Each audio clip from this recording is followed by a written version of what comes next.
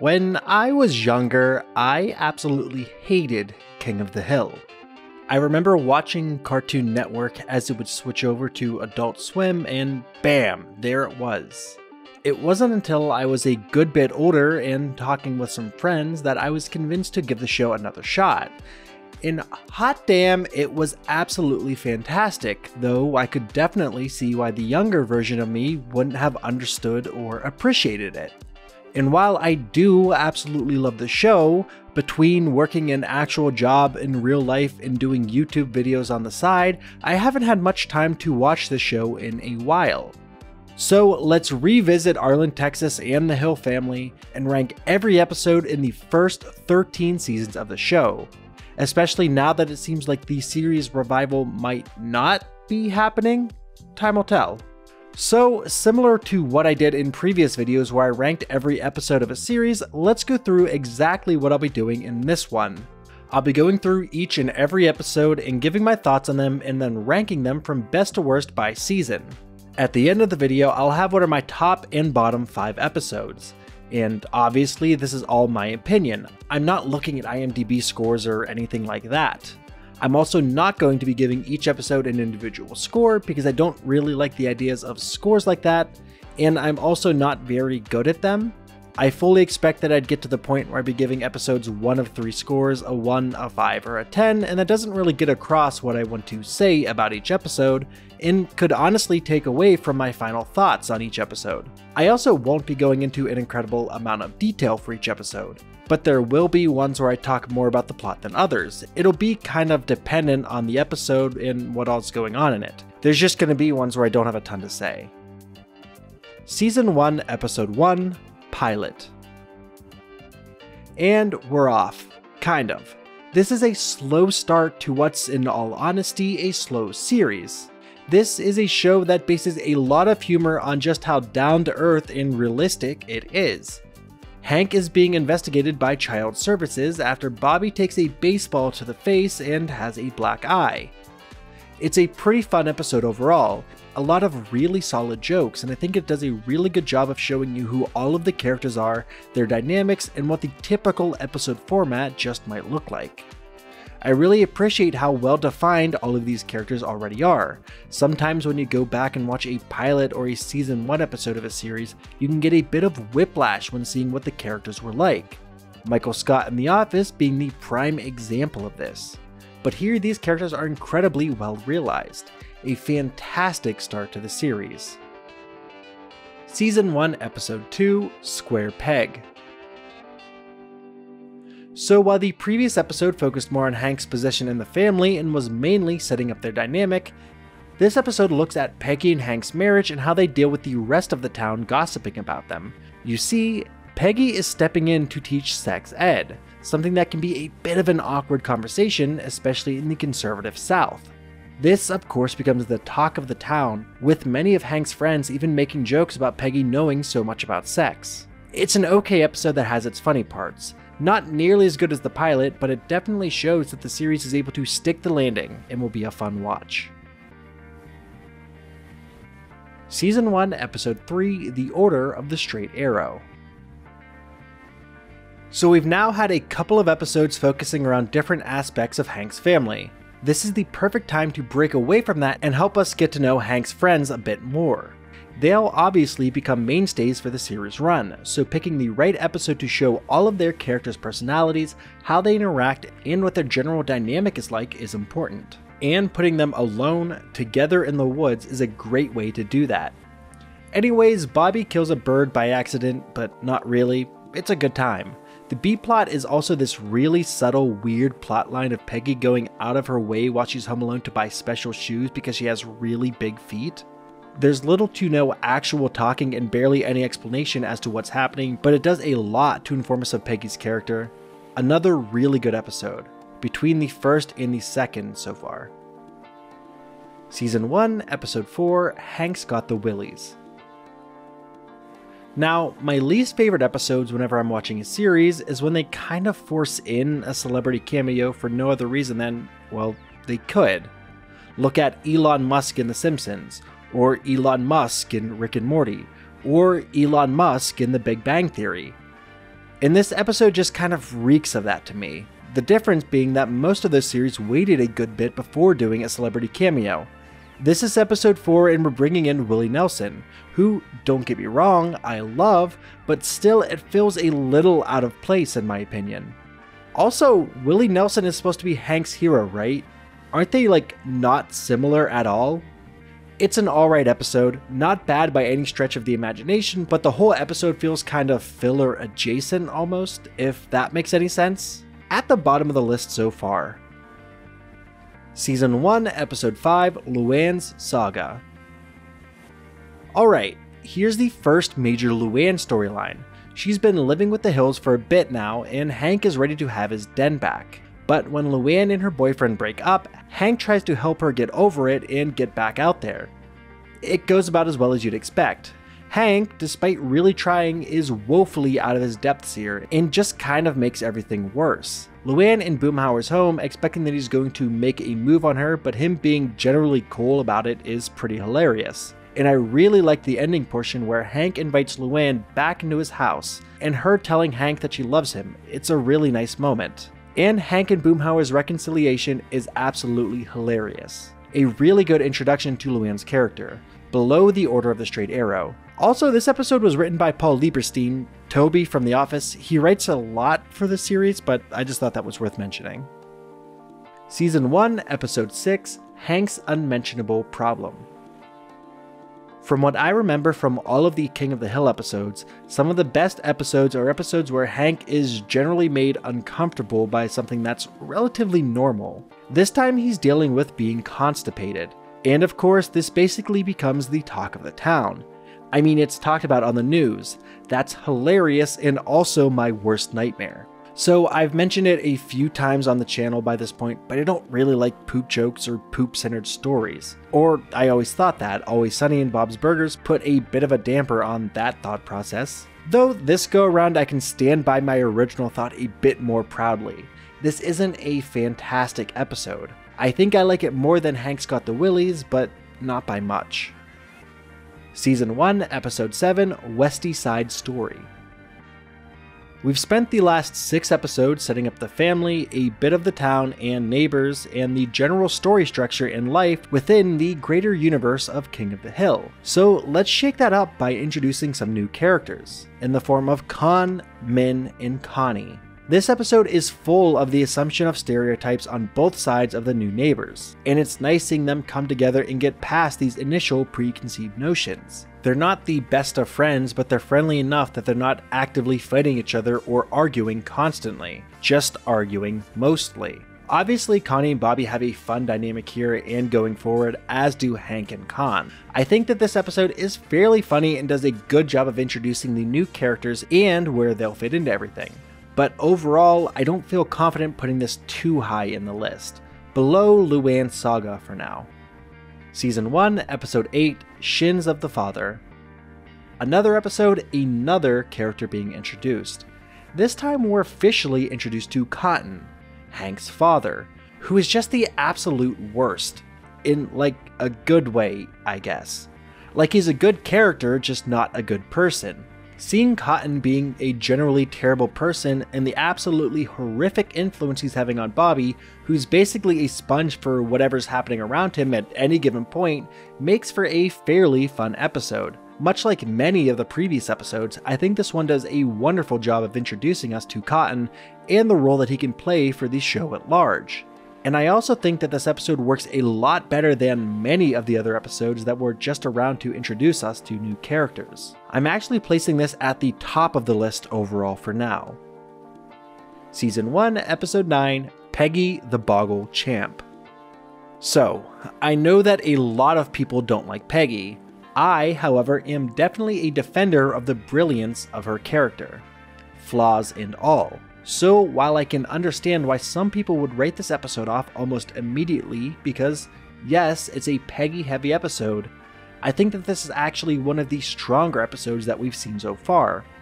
I really like the interactions between Peggy and Hank as Hank realizes that Peggy's always been there for him, so he really should be there for her, even if he thinks she's going to lose. and seeing Peggy actually manage to win the Big Boggle tournament is a nice touch as well, even if she only won because her opponent got cocky. There's also the B plot where Bobby and Luann do a bit of damage to the house and end up having a bunch of people over, trying to compensate and getting the house cleaned. It's pretty funny, honestly. A solid episode between Luann's saga in the Order of the Straight Arrow. Season 1, Episode 10, Keeping Up with Our Joneses. Okay, so this is what I would consider to be the first great episode of the series. At least it's the one that I felt like was the first great one. After Bobby and Joseph are caught trying cigarettes, Hank decides to make Bobby sick of cigarettes by having him smoke an entire carton. This, of course, leads to the entire family, aside from Luann, becoming addicted to cigarettes. Seeing the family go from enjoying cigarettes to going through the pain of trying to kick the habit is both a good moment for the family coming together as well as being pretty funny. There's just not a ton to say about this one. It's a solid episode all around. Best of the season so far. Season 1, Episode 11, King of the Anthill. Parts of this episode feel absolutely surreal. Like if I were to describe to you that part of this episode features Bobby seemingly falling under the spell of an ant queen because of her pheromones, you'd probably think I was insane. But that's a legitimate plot point in this episode. And honestly, I kind of dig it for that. Of all the episodes we've had so far, this is definitely the weirdest one, but I actually really like it for that reason. They're not afraid to get a little weird while staying realistic and fully within the show's bounds. Not to mention that this episode is absolutely hilarious. And we get to see just how far Dale is willing to push things for the first time in the series. Another really good episode. Not as good as the previous, but still solid. Just below the pilot. Season 1, Episode 12, Plastic White Female. This is a weird one in a completely different way than the last. While the last one was charming and fun, this one is, well, kind of uncomfortable. A bit of a tangent. In my Bob's Burgers video, where I ranked and reviewed every episode of that show, there was an episode where Gene develops a crush on a puppet. It's really weird, and I had a lot of problems with that. In this episode of King of the Hill, Bobby is just straight up making out with a dummy head. I don't want to see that. It's creepy and weird, and I don't like it. I don't think the humor in this episode is enough to save it. It's not like bad or anything, I just think it's definitely the weakest of the first season. Season 1 Review. This was a really fun start to the series. The characters, world, and stories already felt incredibly fleshed out. It's not The Office where they need to sit down and re-examine what the series is and change anything. You could honestly take almost any of these episodes, aside from the ones where they're introducing new characters obviously, and place them later in the series and they'd still fit in. The humor is pretty well defined already, but as the series goes, we'll see the characters flanderize a bit, which will actually allow for some different jokes to be made. A great start. On to Season 2.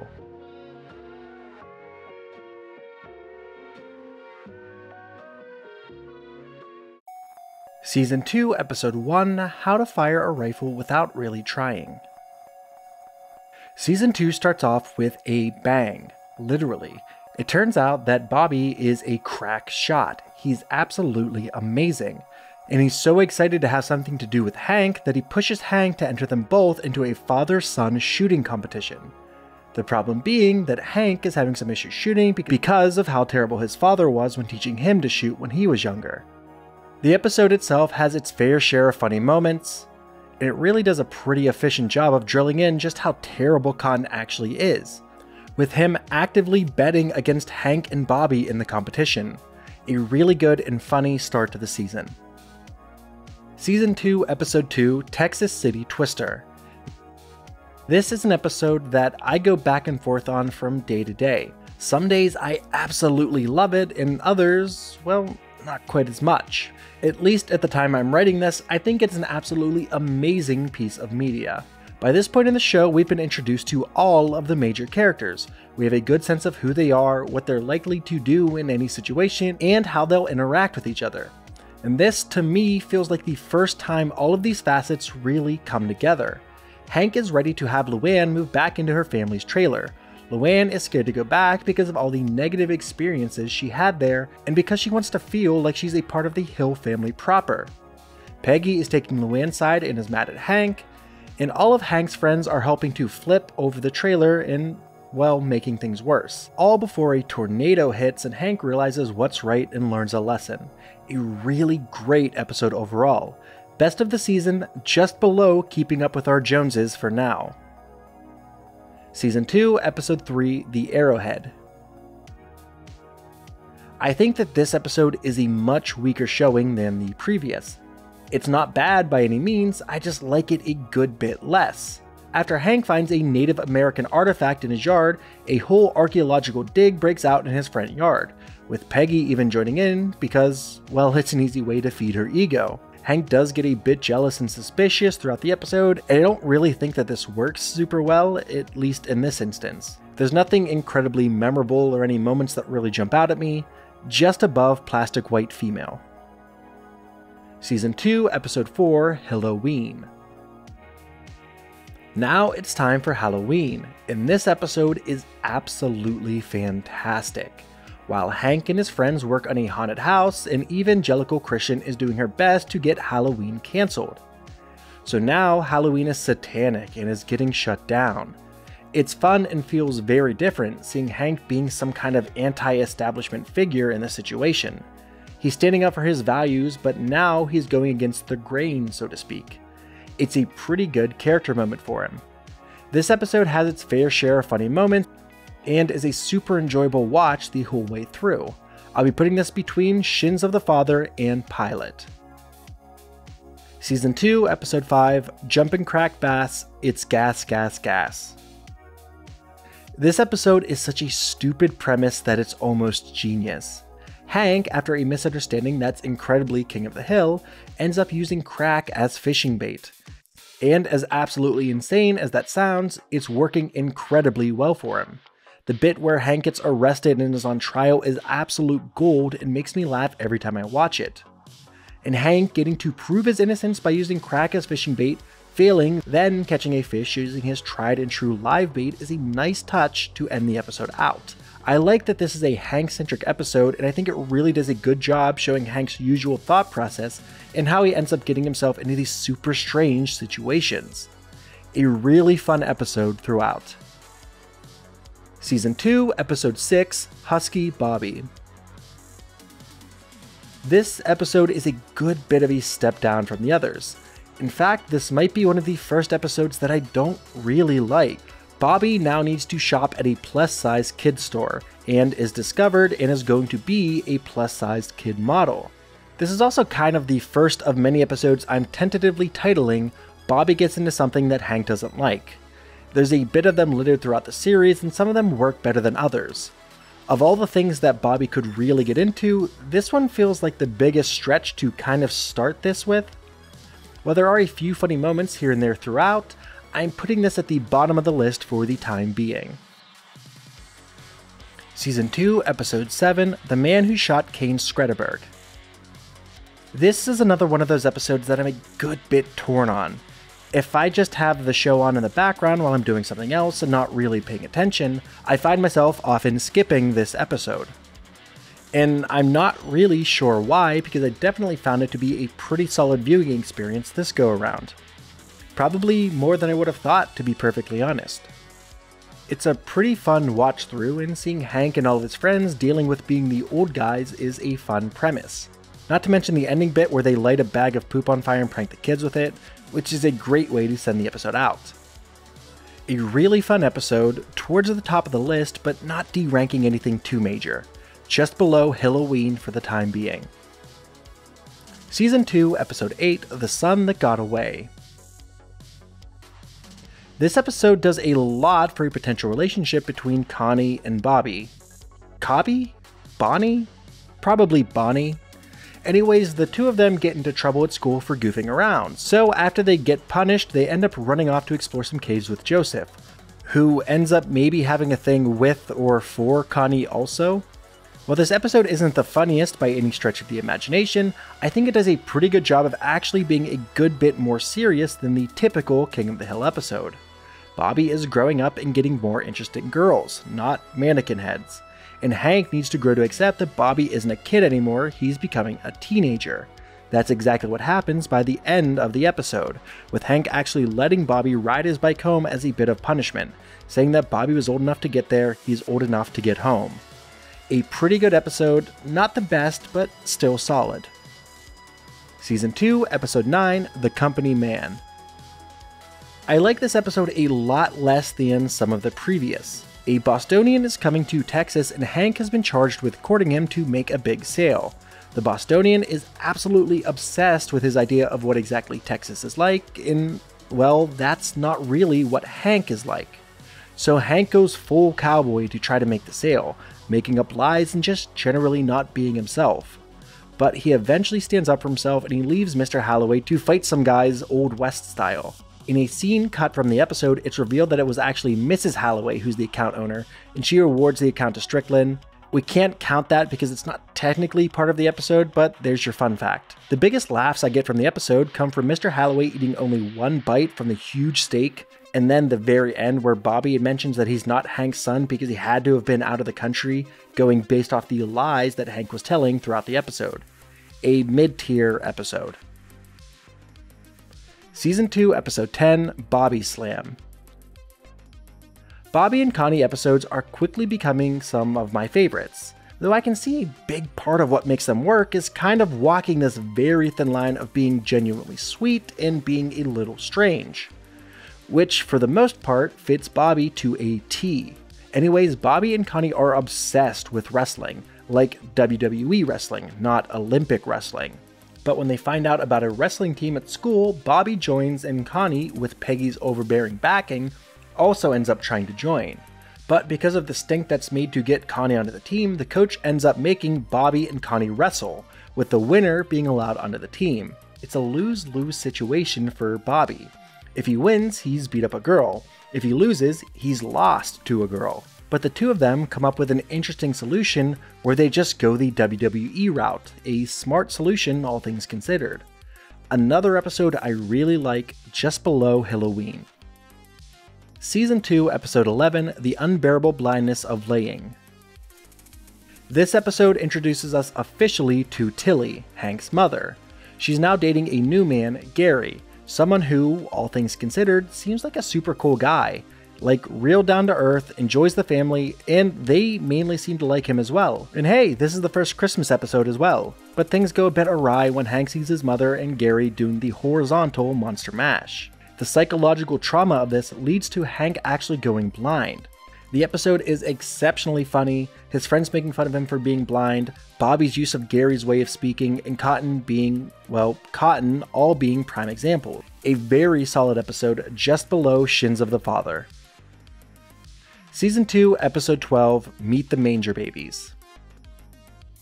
Just from talking to some friends and people who I know who enjoy the show, the Manger Babies themselves are something of a divisive bunch of puppets.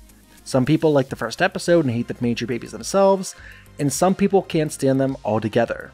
As for me, the part that I can't really stand is that damn nail sticking out. Anyways, I think this episode does a lot for Luann in her relationship with Hank. This episode also has some pretty funny moments. The Reverend, who's absolutely terrified of getting juice spilled on his new carpet, is way funnier to me than it probably should be, as is Troy Aikman just kind of showing up after seeing a flyer for the puppet show. All things considered, I think it's a really solid episode, above Halloween. Season 2, Episode 13, Snow Job. Now it's time to check back in with Hank and how his job's been going. Arlen, Texas is getting a bit of snow. And from the short time I lived in New Mexico, I've seen what the tiniest bit of snow down south can do. It basically shuts everything down. Seeing all of Strickland Propane basically crashing their cars and sliding all over the place as soon as the snow starts to fall is hilarious and more real than it has any right to be. Anyways, Buck makes someone else the interim manager after he has a heart attack, someone who just doesn't understand the intricacies of the propane game like our boy Hank, someone who's in it for the money and not for the sense of community. It just ain't right.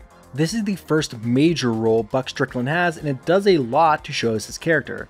He's pretty fun, and while this episode has its moments, I don't feel confident putting it too terribly high on the list, above The Son That Got Away.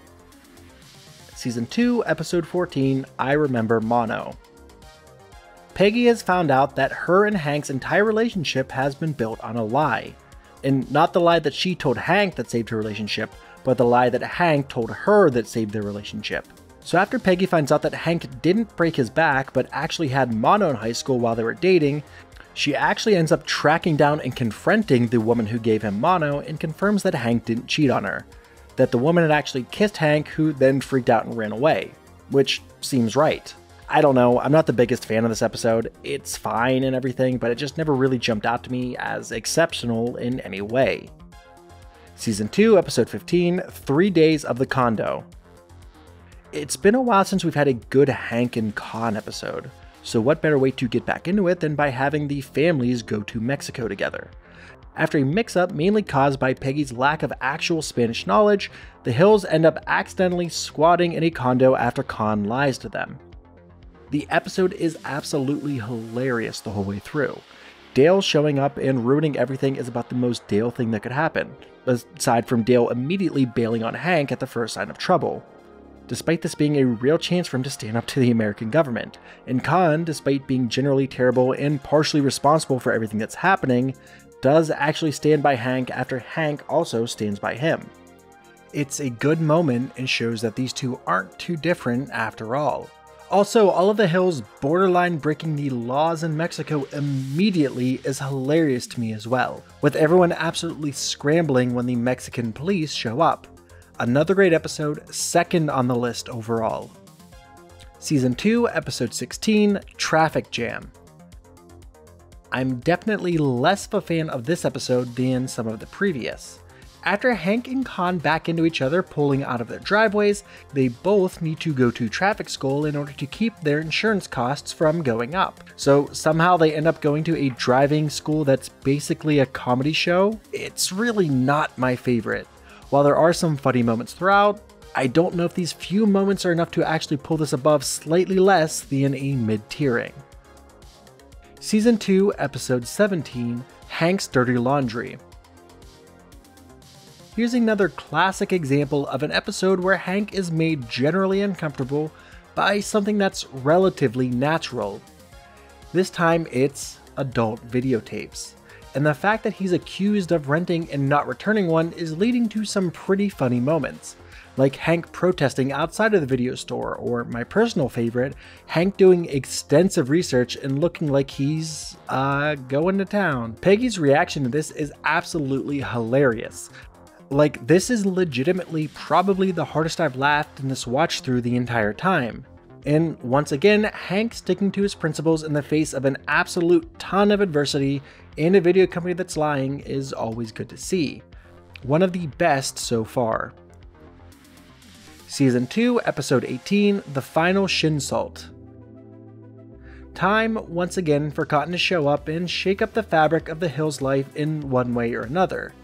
Cotton and Dee Dee have broken up, and Cotton is having trouble driving because, well, he's old and it's incredibly dangerous. Anyways, after Cotton finds out that the American government is returning a prosthetic leg that was taken as a trophy of war to Mexico, Cotton does the only reasonable thing. He and Dale work together to steal that leg for themselves. The episode is pretty funny throughout, and the bit where Cotton sneaks the leg away, replacing it with paper mache, and the Mexican soldier just falls over when he tries to walk on it is funnier than it has any right to be, at least to me. A really funny episode that has Dale and Cotton teaming up to hilarious results. Between Halloween and Meet the Manger Babies for the time being. Season 2, Episode 19, Leanne's Saga. We've heard several times throughout the series that Luann is living with the Hills because her mother is in prison. Well, now she's out and she's apparently clean, and she's also now living with the Hills. This gives us a great bit of insight into how much Luann actually just wants to feel like a family with her mother, and how much she actually wants to get closer to her. This episode is a weird one for me. The foot stuff with Bill is, well, it's just kind of weird. Bill ends up dating Leanne, and when his foot fungus comes back and she's disgusted by his feet, she ends up back on the wagon and abusing Bill. It's incredibly sad seeing Bill treated this way and seeing how much it affects Luann as well. Not my favorite episode, not really that funny, and while it does a good bit for Luann's character, I don't feel comfortable placing this episode too high. Above Hank's unmentionable problem. Season 2, Episode 20, Junkie Business. This episode feels incredibly different than almost any other episode I can think of to this point, in kind of a good way. It feels somehow more grounded than many other episodes of the series, where its entire thing is how grounded everything is. It's an incredibly real depiction of drug addiction. After Hank hires a drug addict because he knows who Troy Aikman is, Hank has to deal with a man who's very obviously dealing with addiction. It's so blatant that even Bobby Hill is both able to see and call this out. And the workaround that Hank comes up with where he quits so that Buck can fire the man who's not really been doing any work and who's been taking advantage of the American with Disabilities Act is pretty smart. While the episode isn't the funniest of the bunch, I do like how it takes an unblinking look at how addiction can affect people, and I think that the story itself is pretty solid. Above Snow Job. Season 2, Episode 21, Life in the Fast Lane, Bobby's Saga. I really liked this episode, actually a lot more than I thought I would on this rewatch. Bobby doesn't understand money or the value of a dollar, so Hank gets Bobby a job at the Arlen Speedway, and that turns out to be absolutely horrible. But Hank doesn't believe Bobby, and Bobby wants so desperately to make his father proud that he continues to work as hard as he can despite his boss being absolutely terrible. His boss gets worse and worse, with this eventually culminating in Bobby being forced to run across an active raceway because his boss wants a soda. I really like the end of this episode where Hank sits down with Bobby and actually apologizes to him and gives him more money because he saw firsthand how Bobby was being abused and taken advantage of at work. It's something you typically wouldn't see in a series like this, and I think it's a really nice touch. Not to mention this episode is consistently funny throughout. Below Hank's dirty laundry for now. Season 2, Episode 22, Peggy's Turtle Song. This is another one I'm kind of torn on. There are parts that are funny and there are parts that kind of drag. The bit where Bobby and Luann are both on Adderall is absolutely hilarious, but I find the Peggy plot, the A plot of the story, to be a bit on the weaker side of things for the season. Peggy has quit her substitute teaching job in order to take care of Bobby full time, despite Bobby being in school the same hours as her every day. This leads to Peggy searching for an outlet of some kind, and she eventually comes to music, specifically guitar. While I think this episode does a lot for Peggy's character, I find myself enjoying the B-plot and thinking of that more and more as I think of the episode. Bobby is absolutely hilarious throughout. An okay episode, mid-tier for sure. Season 2, Episode 23, Propane Boom. This episode is kind of a part 1. Kind of. It ends with a huge cliffhanger where the Megalomart explodes with Hank, Luann, and Buckley all seemingly inside the building. It's a pretty effective end to the season and does make you want to keep watching. If you weren't familiar with the series, it's certainly not insane to think that a few characters could unexpectedly die. But I have seen the series and I know how it continues. That aside, this is a great episode. It's hilarious throughout. Hank loses his job and ends up selling propane at Megalomart, but he ends up working under Buckley, who knows basically nothing about propane and who inadvertently causes the explosion. This episode, to me, is one of those rare ones that exemplifies everything that King of the Hill can do well. Everything's on full display here. The comedy, the storytelling, the characters, everything's firing on all cylinders. A fantastic way to send the season out. 3rd overall so far. Season 2 review. Season 1 was good. Season 2 was great. It really felt like this is where the show really started to take off. Like this is where they really understood what the show was and what the show itself was capable of. And while there were a few episodes littered throughout that I felt weren't terribly strong, I don't think there are any that are really outright bad. At worst, they're just not living up to the incredibly high expectations that the show itself has set. But the end of the season sets up the possibility of a huge shakeup for the show. Let's jump ahead to Season 3 and see just how much the show does or doesn't change. Season 3, Episode 1, Death of a Propane Salesman. This episode picks up right where the previous had left off, a huge explosion at the Megalomart, and while we don't initially know what's happened and if everyone's okay, we do eventually see Hank and Luann emerge from the building remnants. Buckley, however, is not as lucky and has died, which has some pretty major effects on Luann's character for a good bit of the future. This is a major traumatic experience for her for obvious reasons, and it's nice seeing that it's shown in a good bit of seriousness. Hank is also dealing with some serious mental hangups and is unable to be around his one true love, Propane. It's nice seeing him work to get past this, and the episode itself is funny, in what I would consider to be a great follow-up to the cliffhanger that we were faced with in the previous season finale. While it's not the best of the series, it's a very solid episode. Below Halloween. Season 3, Episode 2, and they call it Bobby Love. This episode sits in something of a weird spot for me. There's parts that I think are pretty funny, and I think that this episode is a very important one for Bobby's character. But there are parts that kind of make me a bit uncomfortable, but I guess that's the reason for what we're seeing. Bobby has hit things off with an older girl, a 14-year-old, and they kiss and do like teenager stuff. But Bobby becomes more and more jealous as she dances with other boys and stuff. You know, teenager stuff. A lot of this episode feels very real to me, like it's coming from a very real place. The scene with Bobby on the couch in particular always stuck out to me as an absolutely amazing scene. Not to mention the whole couch subplot is absolutely hilarious throughout. Season 3, Episode 3, Peggy's Headache. John Redcorn hasn't come up a lot in this review so far. Honestly, he just really hasn't had a ton of plot relevance thus far. It's mainly just been, hey, look at this guy who's sneaking around with Nancy, Dale's wife. Isn't it funny that he's always on the lookout for conspiracies, but he's blind to what's happening right in front of him? I mean, his son doesn't even look like him. And of course, the only other person completely oblivious to what's been going on is Peggy, who finds out in this episode. So this one features Peggy wrestling with how to tell Dale, because obviously it would be a good thing to know if your significant other is being unfaithful and if your child isn't yours. I really like that at the end of the episode, Peggy sees just how much Joseph means to Dale and how good their relationship is, and decides that it might actually be better if Dale and Joseph remain unaware, at least for the time being. It's nice and a good character moment for Peggy. Not as good as the previous episode, but another strong contender. Season 3, Episode 4, Pregnant Pause.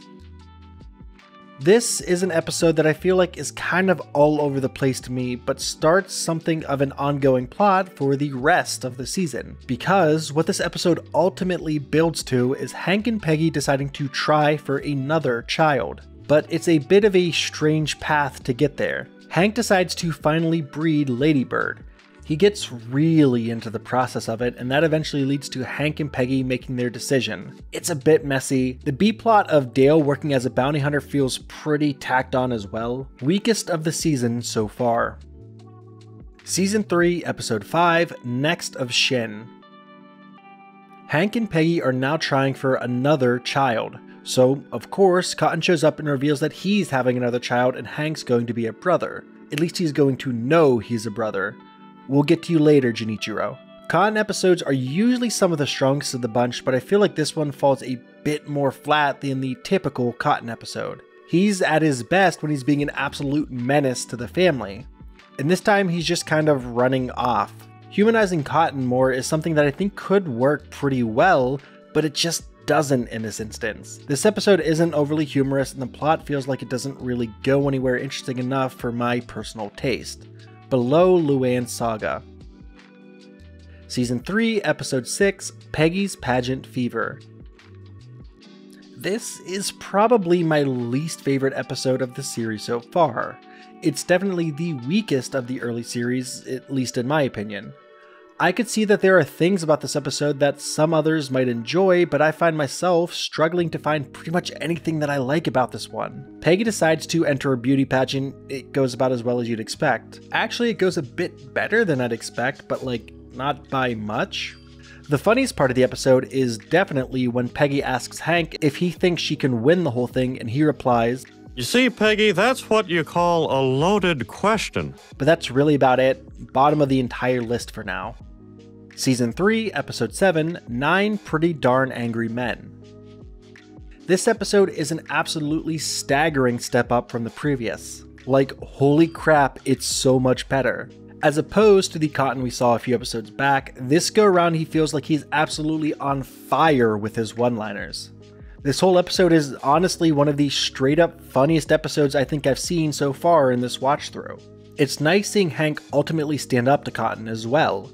Cotton is the kind of character who needs to routinely be put into his place because if left completely untethered, he'll burn everyone and everything down around him. There's not a ton to say about this episode, it's just super fun. Best of the season so far, above Propane Boom. Season 3, Episode 8, Good Hill Hunting. I like this episode a good bit less than the previous, but I think there are some really interesting and fun things littered throughout. I think that when you really look at this episode, it shows a pretty nice parallel between Bobby and Hank. Both, at the end of the day, just want a handshake and approval from their fathers. But the biggest difference is that Hank, unlike Cotton, isn't an absolute monster of a person. He's an empathetic and caring father. So while he's still going about things in his own way, he's always trying his best to find things in common with his son and to bond with him. And I really like that this episode kind of doubles down on that. Also, I grew up in a small town, so the whole obsession with hunting feels incredibly familiar. The episode outside of that is just kind of fine. It's nothing too fantastic, very mid-tier. Season 3, Episode 9, Pretty Pretty Dresses. I really liked this episode, even though I kind of dreaded getting into it on this watch through, and I'm not really sure why. This is one of those episodes that I remember really not liking when I was younger, probably because I didn't really get it. Bill is having something of a psychotic break. We've seen how much his breakup with Lenore has affected him, and he's finally reaching something of a breaking point. He fully becomes Lenore at one point. And Hank shows how good of a friend he can be, by then pretending to be Lenore for Bill so Bill can finally tell her off. He can finally get at least some of that grief off his chest. So while this episode isn't outright the funniest, I think that it handles depression and grief in a pretty powerful manner. And it shows some ways to help people cope. A very good episode that I liked a lot more than I thought I would, just above Halloween. Season 3, Episode 10, A Firefighting We Will Go. This is such a stupidly good episode. We start this episode seeing Hank and his friends all kind of messed up and being interrogated, and we get a flashback to the group all becoming firefighters and infighting, which becomes more and more juvenile as the episode goes on. Eventually we get different stories from each of the friends as to what may have led to the fire at the fire station itself. The whole episode is hilarious. These characters are all so fun in this episode that it's not hard to find at least one moment that's laugh out loud funny. And the B-plot that's mainly in the credits of Peggy working out and lifting Bobby is strangely hilarious. An absolutely fantastic episode, best of the series so far. Season 3, Episode 11, To Spank with Love. It's really hard to follow an episode like A Firefighting We Will Go, and this one does not really do a good job of it. Peggy is a fantastic character, but her episodes are either some of the funniest of the bunch or borderline unbearable. This is definitely closer to the latter. I really have a hard time getting through this episode. Peggy kind of loses it while substituting and spanks a student, and she doesn't just get away with it, she's praised for it. So she gets kind of spank crazy at the school. There's not a ton in this episode that I'm a huge fan of, but it doesn't necessarily do anything bad. It's just kind of there. A real middle of the road kind of episode. Season 3, Episode 12, 3 Coaches and a Bobby. This is another one of those right down the center types of episodes for me. It kind of tackles the idea of Hank's competitiveness being put against Bobby's pure enjoyment of playing. Which I don't really think he has. He doesn't really like sports that much. But they tie the episode together with Bobby realizing he'd rather win than play. Kind of a weird message, but then again, Texas is kind of weird with football. This episode isn't terribly funny aside from like one moment, but that's just like one specific bit I can think of with this episode. Season 3, Episode 13, Deconstructing Henry. I really enjoyed this episode. After using his job and knowledge of some confidential materials to brag to Hank, Khan actually gets fired from his well-paying job. This leads to a whole thing of if Khan, Connie, and Min are going to have to move, as they've apparently done in the past. This isn't the first time Khan has gotten fired because of his abrasive personality and his need to flex on his haters. Is that a thing that the kids still say? I like that even after Khan gets a new job, Min puts her foot down and tells Khan he'll have to deal with a 3-hour commute. Because being here in Arlen is good for them. It's good for Connie. It's a really nice touch and shows how far these characters have come. Also, it's really nice seeing the mutual respect through hatred that Khan and Hank have. Not to mention this episode is fairly funny throughout. An above average episode. Season 3, Episode 14, The Wedding of Bobby Hill. This is such a stupidly fun episode. Maybe some of the most fun I've had this watch through. After a pranking war goes a bit too far, Bobby messes with Luann's birth control and now believes that she's gotten pregnant. Bobby is being tricked into stepping up in a fake wedding ceremony. It's an absolutely hilarious episode from start to finish. And hey, Matthew McConaughey's in this one in a pretty good cameo. That's fun. Not to mention there's this scene. Hey, good looking. Hey! Which makes me laugh basically every time I watch it. There's a lot to like in this one. I think it does about everything well, from its stories to its jokes to its celebrity cameo. One of the best of the series so far. Season 3, Episode 15, Sleight of Hank. While this episode isn't quite as good as the previous, it's still a pretty solid showing. While I think that this episode definitely has its strong points, like Peggy rolling her R when pronouncing Corona, but Hank is like uncharacteristically a jerk through this episode, painting over the clouds in Bobby's room, irrationally freaking out and obsessing over how the magic tricks he saw were done. I guess I like that this kind of shows that Hank is very capable of making mistakes, but there are other episodes that I think do a better job of exemplifying this. Life in the Fast Lane Bobby Saga immediately coming to mind. While I do like portions of this episode, I don't feel comfortable placing it too high or anything like that. Season 3, Episode 16, Jon Vitti presents Return to La Grunta. This is an episode that I feel like I want to like much less than I actually do. For starters, just throwing the writer's name in the episode title makes me laugh more than it really should. It's a dumb joke and something that shouldn't be as funny as it is to me. The story matter for this episode is a very strange mixture of incredibly weird and really dark actually, while still maintaining its typical aloof nature. Hank is assaulted by a dolphin and bribed by the hotel where this happened. The trainer being weirdly jealous of what happened to Hank not happening to him is, well, weird. The whole episode is incredibly weird. There's not a lot of other ways to describe this one, but it's fairly funny throughout, and I think they handle everything that's happening within the episode fairly well, aside from the very end, which I won't get too into. Season 3, Episode 17, Escape from Party Island. I routinely forget about this episode. There's really nothing that jumps out at me. Maybe the one line where Hank starts reading the phone number on the back of a truck, or that Dale is just kind of in the background of this one shot. That's really all I can think of. A fine episode, not terrible, but mainly just forgettable. Between Peggy the Boggle-Champ and Sleight of Hank. Season 3, Episode 18, Love Hurts and So Does Art. Bobby has gout, a king's disease in case you weren't sure. Basically, he's eating like trash and it's starting to have some negative effects on his body. Bobby also kind of gets freaked out when told about kissing and dating Connie after the big dance coming up. Bobby tries to stay kind of a kid by continuing to eat the unhealthy food, prolonging his gout flare-up and missing the dance with Connie. He realizes his mistakes and tries to go to make his way to the dance. It's a really funny episode and does a great job showing that Bobby needs to take steps to mature once again. I really like episodes like this, episodes that exemplify a character's flaws in their unwillingness to grow before they realize that growth is natural and needs to happen. It's an important episode, and I think they do Bobby's character a lot of justice throughout. Not to mention it's just hilarious. Just below Halloween for the time. Season 3, Episode 19, Hank's Cowboy Movie. This episode is just kind of boring to me.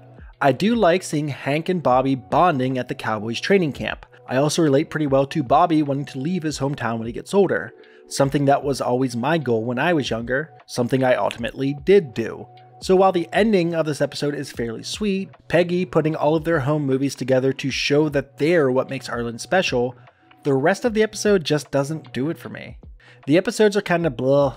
The story doesn't really grip me, and I'm not the biggest fan of seeing all the characters just constantly arguing. And oh god, what's happening there? Charcoal? Burn it down, a low tier episode. Season 3, Episode 20, Dogdale Afternoon. This episode has what might be the line that I most often quote from King of the Hill. I'm coming down. If you're going to shoot me, I want Bobby Hill to take the shot because Bobby will put me down clean. Okay. This is such a stupidly hilarious moment that's the culmination of the whole episode.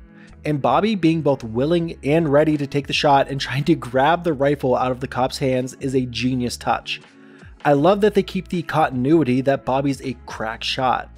This episode is just full of hilarious little moments. Like when they call Dale and you hear the lawnmower engine starting and Bill laughing.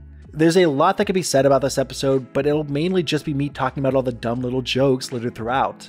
While this probably isn't the strongest episode, I could certainly see this being at the top of the list for a lot of people. Above 9 Pretty Darn Angry Men. Season 3, Episode 21, Revenge of the Lutefisk.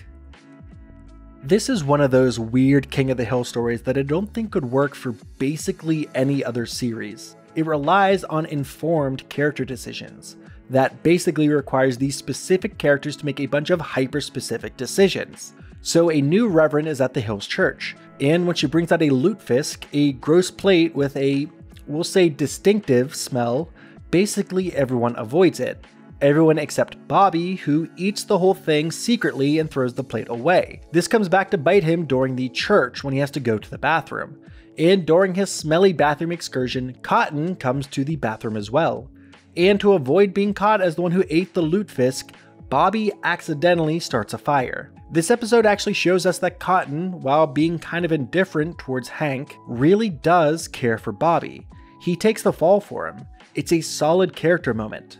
The rest of the episode is fairly funny, and the whole town being against Cotton is also funny. Cotton works great in a villain role, even if he's not the villain this time around. Above Meet the Manger Babies for the time being. Season 3, Episode 22, Death in Texas. This is one of those special Peggy episodes where her ego drives the plot forward in such a stupid way that you can't help but laugh. Peggy got a letter from a death row inmate who's supposedly been positively impacted by her substitute teaching in the past. So Peggy goes to the prison and, surprise surprise, that's a lie, and he ends up tricking Peggy at first and then threatening her to sneak drugs into the prison. It's like a quintessential Peggy's ego takes her to places she has no right to be episode. Peggy only ends up getting away with everything because the inmate is licking the drug container clean. This episode does some stuff well, but other stuff kind of feels contrived. It's fairly funny, but doesn't do much else exceptionally well. A mid-tier episode for me. Season 3, Episode 23, Wings of the Dope. Buckley has died much earlier in the season, at the Megalomart explosion. And throughout the whole season, we've seen Luann kind of struggling to cope with the grief that she's been experiencing. Yeah, Buckley kind of treated her like crap, but she really did love him, and she's really been going through a lot because of what's happened to him. But this is the episode that helps her move forward for the first time. She encounters Buckley's angel and finally gets some closure. And not just that, she's realized, finally, that she's terrible at and not enjoying beauty school. So she's gotten her tuition back and has enrolled in community college. It's a huge episode for Luann's character. And while the episode does have some funny moments sprinkled throughout, it's really these heavier moments that carry this one. A pretty solid episode that helps push some character arcs forward, between Sleight of Hank and Escape from Party Island. Season 3, Episode 24, Take Me Out to the Ball Game. This is another one of those, this is fine episodes. It's a very standard episode of King of the Hill. Hank is dealing with the fact that Peggy is not just good at baseball, she's absolutely carrying the Strickland propane team. So he has to learn to be a supportive husband instead of just putting her down. You know, that story we've seen a few times at this point. It doesn't do much except show that, for all her bragging, Peggy is actually a really solid pitcher. The jokes are okay, nothing fantastic, and not enough to drag this episode out of a mid-tiering. Season 3, Episode 25, As Old as the Hills. Here is the season finale. This brings up a few things from the season, mainly Peggy and Hank's inability to conceive a second child. While Peggy and Hank are celebrating their 20th anniversary, Bobby is left with Cotton and a very pregnant Dee Dee. Eventually, Dee Dee goes into labor while Cotton is out, and Bobby has to drive Dee Dee all the way to Arlen because that's the only hospital he knows. Man, Cotton sucks. Peggy and Hank decide to go skydiving, and after Hank convinces Peggy to jump, her parachute ends up not deploying. She plummets all the way to the ground, and that's how the season ends. Hot dang. 2 seasons in a row they ended on a huge cliffhanger of maybe killing a character. There's some really fun moments littered throughout the episode, and I think this is a fantastic way to send the season off. Season 3 review. This season has some really high highs and some pretty low lows. But hot dang, when it's working, it's working. For the most part, a lot of the episodes are amongst the best. They know the characters, how they work, and how to put them in interesting positions. They do a lot of really solid character growth throughout as well. Luann and Bill both have huge episodes in the season. But unfortunately, knowing that we still have a ton of series left, I know that the growth doesn't necessarily mean a lot. They kind of revert a bit. And I'm not sure how many times they can get away with a uh-oh, who's dead type of season finale. Overall, a very, very solid season of TV. On to Season 4. Season 4, Episode 1, Peggy Hill, The Decline and Fall. So Peggy, obviously, lives. She landed in some soft mud and she's fine. Well, not exactly fine, but she's not dead. She's now in a huge full body cast and she can't really move. Hank is riddled with guilt because he's the one who told Peggy to go forward with the jump, but she doesn't remember. And we're fully introduced to Good Hank, Hank's new younger brother. I feel really bad for Bobby throughout this episode. Cotton basically refuses to be a father again. Dee Dee is dealing with some heavy postpartum depression, and Bobby is basically left to fully care for this child. All this after he was forced to drive Dee Dee like an hour to the hospital. This poor kid. Despite that, I really like this episode. It's not anywhere near the best of the series, but it's a solid start to the season and does a fairly good job of building off of the cliffhanger we were left with from the previous season finale. An above average episode, just above 3 coaches and a Bobby for now. Season 4, Episode 2, Cotton's Plot. So I've mentioned a few times throughout this video so far that Cotton tends to work best as a villain. He's at his best when he's being generally pretty terrible. But this time he's putting his terrible nature to good use. He's basically helping Peggy relearn to walk through pure spite, with this culminating in him having Peggy crawl up a hill so they can literally dance on his future grave. It's hilariously macabre, and a fantastic representation of their dynamic. Peggy also does some digging into Cotton's past war stories, and some stuff really isn't adding up, though that may just be because Cotton's old and his memory really isn't that great anymore. A really fun episode. I liked it a bit more than the previous. Below Peggy's Headache. Season 4, Episode 3, Bills Are Made to Be Broken. This is kind of a weird episode, as the best Bill episodes all tend to be. Bill doesn't have a lot going well in his life, but one thing he does have is the record he set back when he played high school football. That is, until now. The record is broken, perhaps unfairly, after a young player who was injured is allowed to walk a touchdown in to get the record. But then Hank realizes that technically Bill is able to play again because of a technicality. Kind of a stretch, but it's fun seeing Bill in his element. It's a bit jarring seeing him be actually good at something because that's basically the opposite of how we've seen him at pretty much every point in the series so far. While the plot of this feels like it could be super sitcom-y, I really like how it plays out in this scenario. I'd say this isn't the best of the season, but it's definitely another above average episode. Between Bobby Slam and the Man Who Shot Kane Skretterberg. Season 4, Episode 4, Little Horrors of Shop. Peggy absolutely loves her position as a substitute teacher, and it's something that she thinks she's absolutely incredible at. And whether she is or not, it turns out that Hank is an amazing substitute shop teacher. And just when it seems that Hank is going to win the Substitute Teacher of the Year award, an award that Peggy made up for self-validation, Hank ends up getting fired for letting kids walk around with power tools and stuff. I really liked this episode. It's fun seeing the success that Hank could have in another field, specifically teaching in this case. He's so passionate about shop class that it's not surprising that the students end up getting really into it as well. Not to mention that scene where Peggy is accepting the award and then Hank walks onto the stage and the crowd erupts into applause is hilarious. I love how oblivious Peggy is. Best of the season so far, above Texas City Twister for the time. Season 4, Episode 5, Aisle 8A. So Connie is a pretty major character in the series. Not quite to like Hank or Bobby's level, but she's in the series a good bit. And despite how much she's in the series, we don't get a bunch of Connie-focused episodes. We have a lot of episodes where she plays big roles, but not a ton where she's the main focus. That's what makes this one stick out so much. Connie's parents are heading out of town and she's staying with the Hills. But then puberty happens.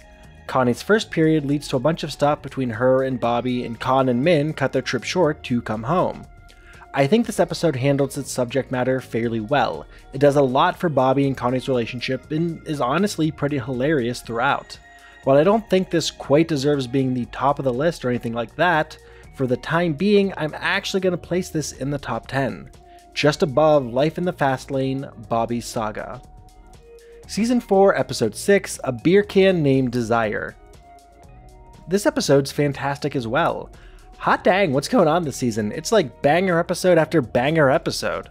Hank wins a chance to either throw a football through a giant beer can for $1 million, or let former Dallas Cowboys quarterback Don Meredith make the throw for $100,000. Despite all of his practicing and legitimate skills, he ends up letting Don Meredith take the throw for the guaranteed $100,000. But Don ends up missing the throw, which Hank ends up making later. It's a pretty easy to digest message about believing in yourself and not being afraid to take chances. On the other end, we see Bill's family, and surprisingly, they're very well off. And as the only remaining possibility to give an heir, there's something of a fight for Bill from some of the other women in the house. The whole episode is hilarious. Bobby in particular is fantastic in this episode. And the influence that Gilbert has on him is so stupidly funny that I can't help but laugh. This is another super strong episode. I'll place this just below Life in the Fast Lane, Bobby's Saga. Season 4, Episode 7, Happy Hanksgiving. The Hills are heading to Montana to spend the holiday with Peggy's family. And once they get to the airport, the weather keeps them stuck in Arlen. And then basically everything goes wrong. We're basically just watching them at the airport as things get worse and worse. I'm pretty well on record saying I don't typically like episodes like this, where we basically just see the main cast suffering, and like all of these side characters suffering right alongside them. There are parts of this episode that are funny, and I do like the end where everyone sort of comes together to enjoy Hank's turkey. But all in all, I'm not the biggest fan of this episode. It's not a bad episode, and I could absolutely see somebody else enjoying it a lot more than I did. But I'll be putting this at the lowest rank of the season so far, above Take Me Out to the Ballgame. Season 4, Episode 8, Not in My Back Hoe. This episode is probably the biggest dip in quality we've seen so far this season. Hank meets someone who's exactly like him, and the two hit it off about as well as Hank in a strange doppelganger version of himself could. The bit where they talk about getting recall notices for their cars, what would have been like 7 years prior at the time, is way funnier than it should be, but ultimately I think this episode is kind of middling. I don't think it does anything too revolutionary in terms of the series, aside from maybe introduce a new friend for Hank. But due to a relatively minor scheduling conflict, they kind of just stopped talking or hanging out at all. Between Peggy the Boggle Champ and Escape from Party Island. Season 4, Episode 9, to kill a ladybird. Bobby has befriended and basically adopted a wild raccoon.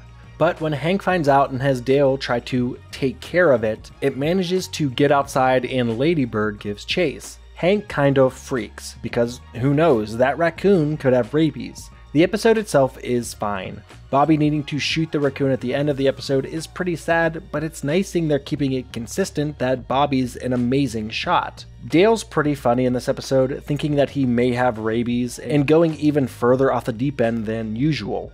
His line about stealing all of Hank's blood to not just cure himself but gain Hank's knowledge of propane and propane accessories is hilarious. Overall though, I think it's a mid-tier episode. Not the worst of the season by any stretch, but definitely nowhere near the top. Below How to Fire a Rifle Without Really Trying for the time. Season 4, Episode 10, Helenium.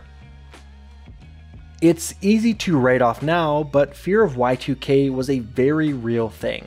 In this episode, it's not just Dale, but also Hank, who's living with a growing fear of the impending technocalypse. It's a pretty funny concept seeing Hank and Dale both kind of dealing with these fears and delusions together instead of separately. Like, that's not something we've seen too often in the series, and it's a fun idea. Dale's huge tub of Mountain Dew and the spill of said dew is absolutely hilarious and also incredibly in character for him, as is his plan to create a hamster gerbil hybrid for consumption after the fall of society. Either way, I think this episode is a fairly strong one, but doesn't quite crack the top of the series. Above Death of a Propane Salesman for now.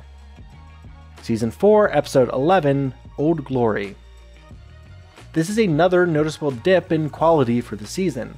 A lot of the plot points feel disjointed, and like they had some ideas for a plot and weren't really sure how to get from point A to point B a lot of the time. And then Bobby and Peggy get out of their mess by just making it seem unpatriotic to turn them in. It's a really unsatisfying conclusion to the episode. Bill absolutely screaming at Ton is a hilarious moment, but I don't think that alone is enough to pull this one any higher.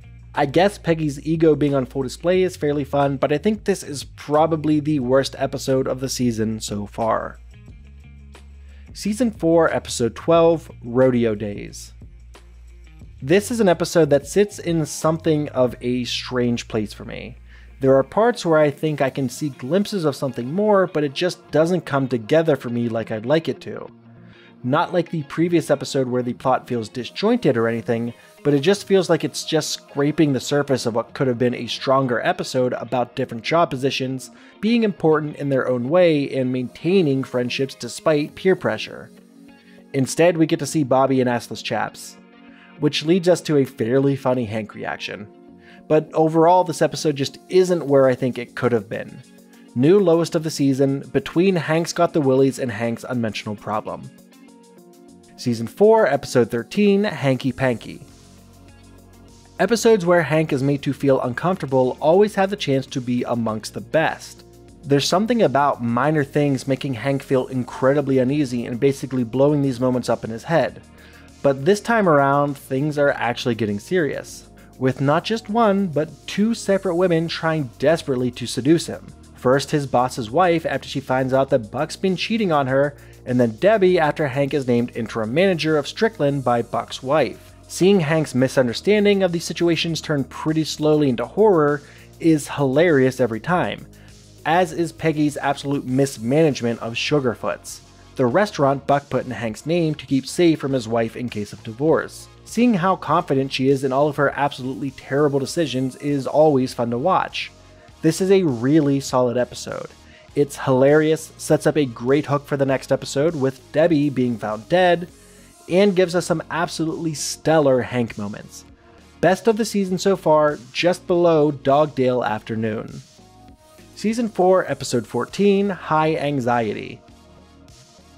Here is the direct follow-up to the previous episode. Debbie has been found shot and killed in the dumpster outside of Sugarfoots, and all of the evidence seems to be pointing towards Hank being the killer. He's left evidence both inside and outside of Debbie's apartment. But here's the thing, he's not really refuting the evidence because he accidentally smoked some pot. And he's so embarrassed by that he's about to let himself and then eventually Debbie's roommate go down for a murder that they both know they didn't commit. While it's fairly funny seeing Hank kind of freaking out and maybe going to prison for murder, and seeing Buck try to frame him for said murder, I feel like the ending is kind of a cop-out. Like, it turns out that Debbie accidentally shot herself while trying to get back into the dumpster with food from the gas station. I get that, like, they don't want to take out any major characters or anything, but it still feels like they could have gone somewhere more substantial.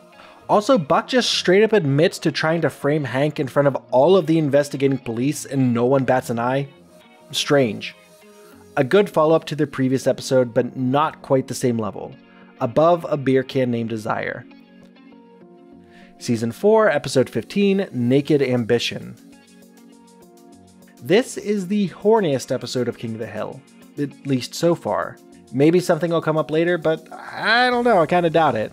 Bobby accidentally sees Luann naked, and this really awakens something inside Joseph, who's rapidly approaching puberty much faster than Bobby and is now obsessed with Luann. He's honestly really creepy in this episode, which I guess isn't terribly far off from how creepy boys around that age can be. I don't know, the plotline doesn't do much for me. It eventually turns into more of a Bobby and Connie subplot, and I think it's kind of nice how understanding for once Hank is.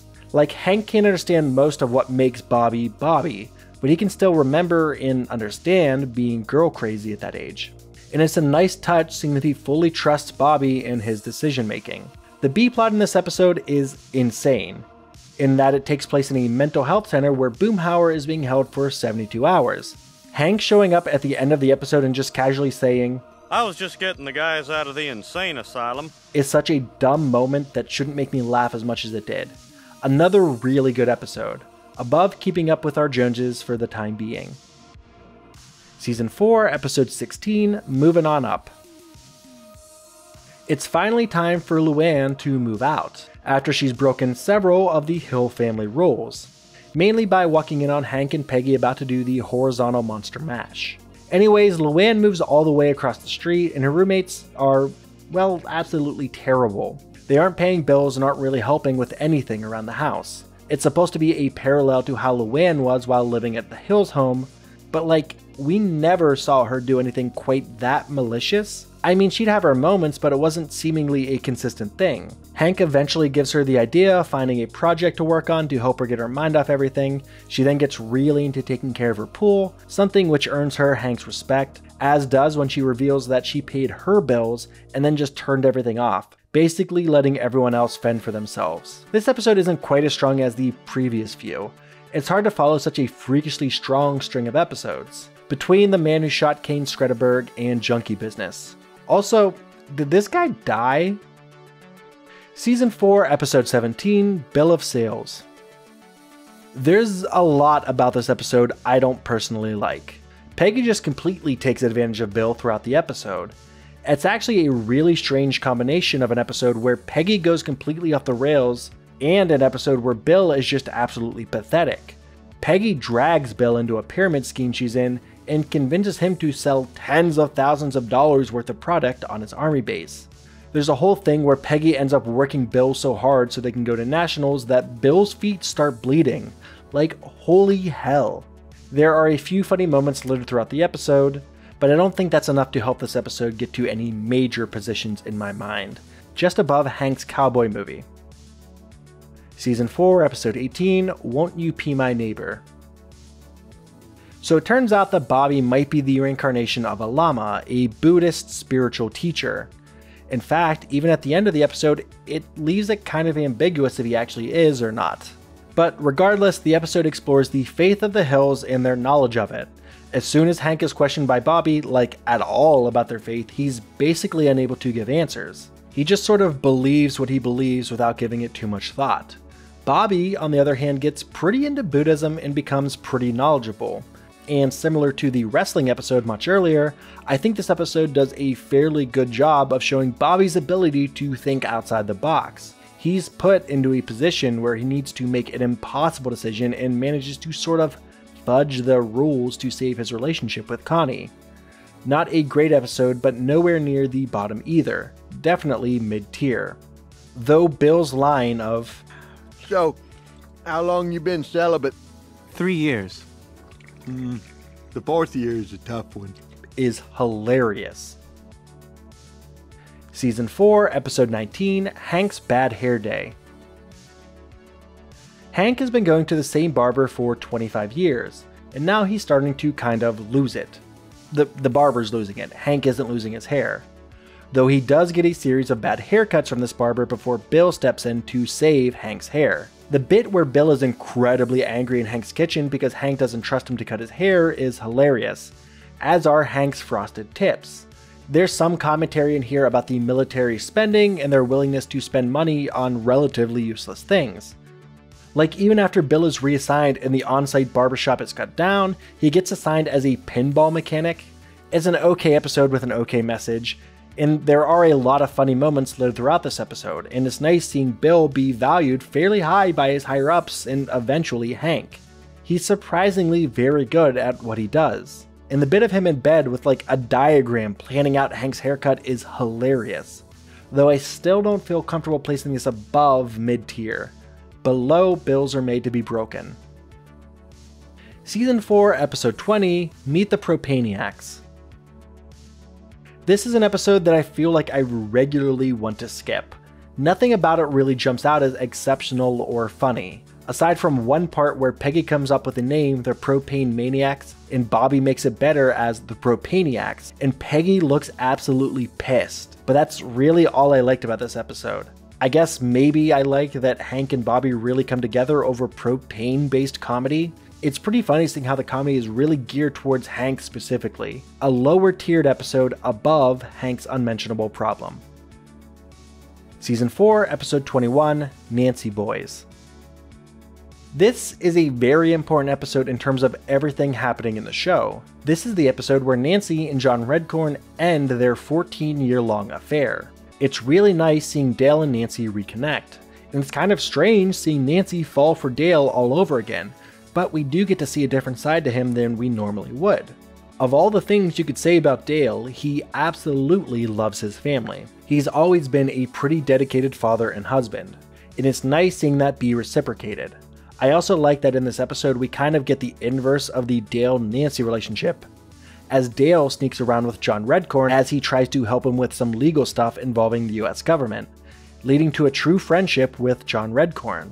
This episode is fairly funny as well. The line, "Oh my God, we forgot his birthday," when Peggy finds out that Nancy and Dale had sex is hilarious. I like that this episode pushes this storyline forward, or possibly brings it to an end, I guess. And I like that the series isn't afraid to try things like this. While this isn't the best episode of the series, or even the season, I think it's a very strong episode in its own right. Just below Naked Ambition. Season 4, Episode 22, Flush with Power. The Hill family is dealing with low-flow toilets during a water shortage, and one flush definitely isn't enough. In fact, with as much flushing as they've been doing, they're probably using more water than they otherwise would be. Hank ends up getting onto the board to remove the law that's making these low-flow toilets the, law. There's a whole thing that ends in Hank discovering something of a conspiracy. It turns out that the guy who owns the company that makes the toilets is also running the committee. It's a whole thing that's only resolved through the power of filibuster. As Hank's reading Peggy's musings, which she conveniently has 2 years of in her purse and are all generally terrible, the committee members end up having to go to the bathroom, and they all see how terrible the toilets are. It's pretty in line with King of the Hill for Hank to be able to solve his problems through procedures and tedium. It's a fine episode, but it never really jumped out to me as anything special. I'd say it's a bit above average. Season 4, Episode 23, Transnational Amusements presents Peggy's Magic Sex Feet. In this episode, Peggy does porn. Foot porn. Great. And while she's unsure of what's happening right off the bat, she does end up knowingly going back and filming more foot stuff. I don't like this episode. I'm not really into feet. And honestly, I wouldn't be surprised if this episode itself got this whole video demonetized. We'll have to wait and see, I guess. I find myself not finding a lot to like about this episode.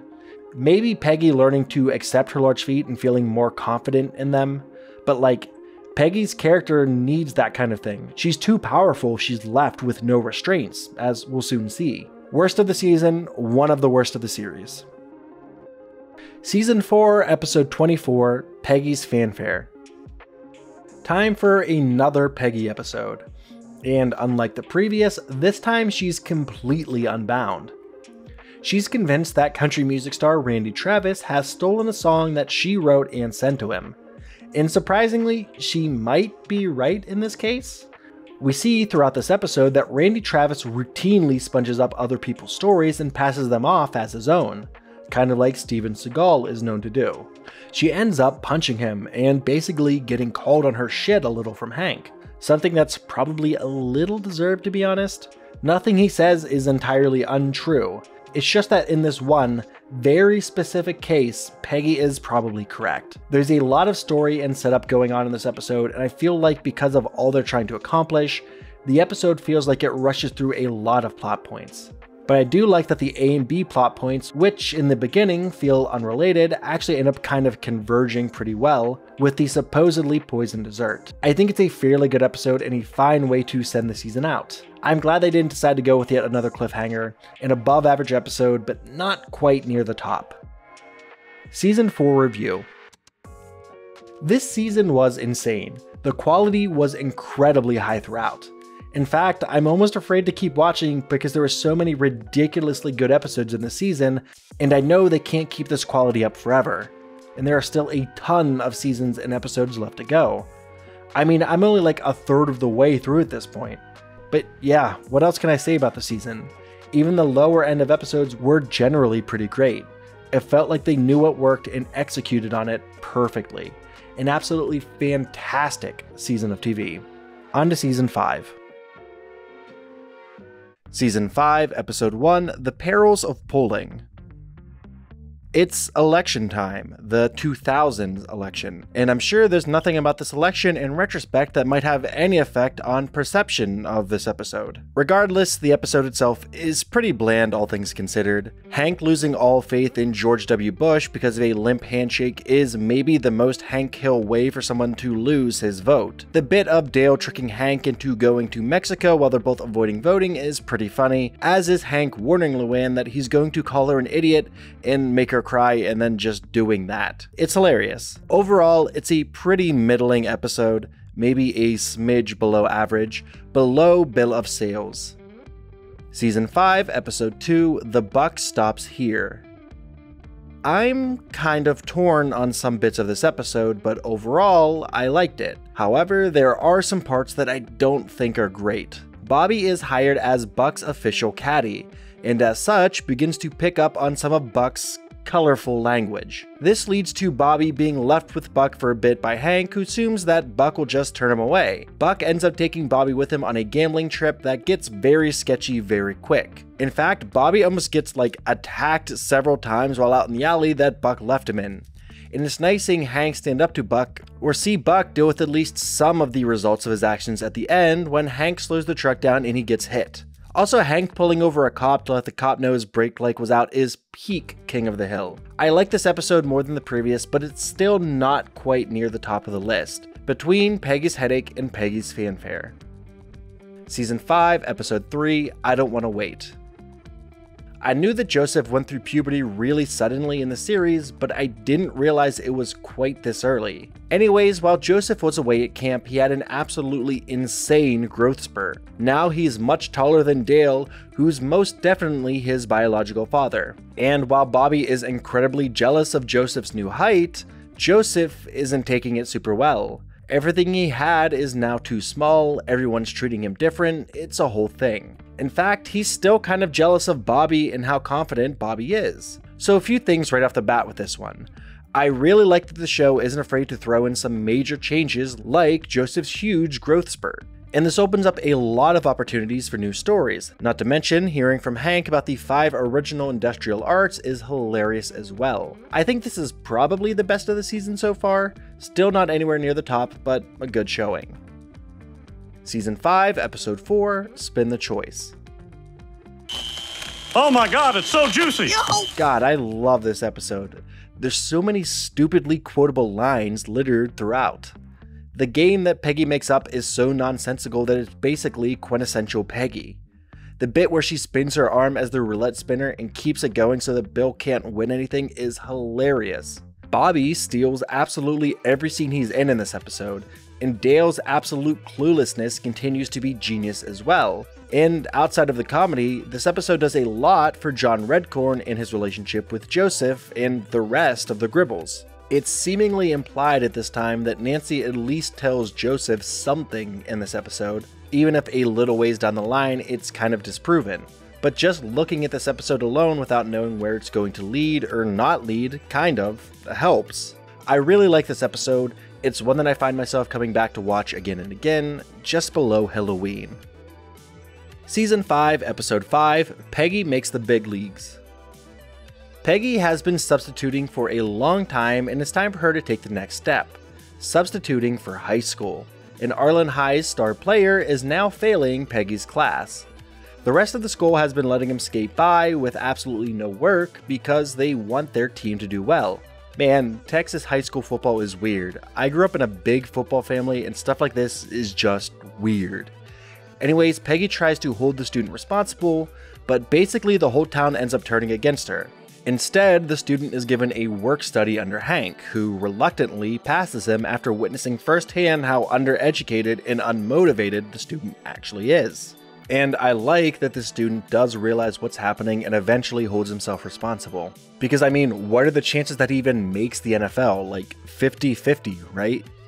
But while there are portions of this episode I like, there are parts where I feel like it kind of drags a bit. Definitely not as good as the previous few episodes, but still a fairly solid showing. Mid-tier at best. Season 5, Episode 6, When Cotton Comes Marching Home. This episode feels a lot darker than a lot of the previous. I mean, it almost ends with Cotton unaliving himself. That's pretty dark. Anyways, Cotton doesn't have any money and he won't allow his wife to work. So they're basically living at the VFW with their baby, Good Hank. Cotton refuses to take money from his other son, Hank, initially, and gets a demeaning job at a restaurant. And when Cotton is being forced to miss the Veterans Day parade and sees his recently repossessed Cadillac in the parade, he snaps. He goes on a huge rampage before asking Dale for a single bullet.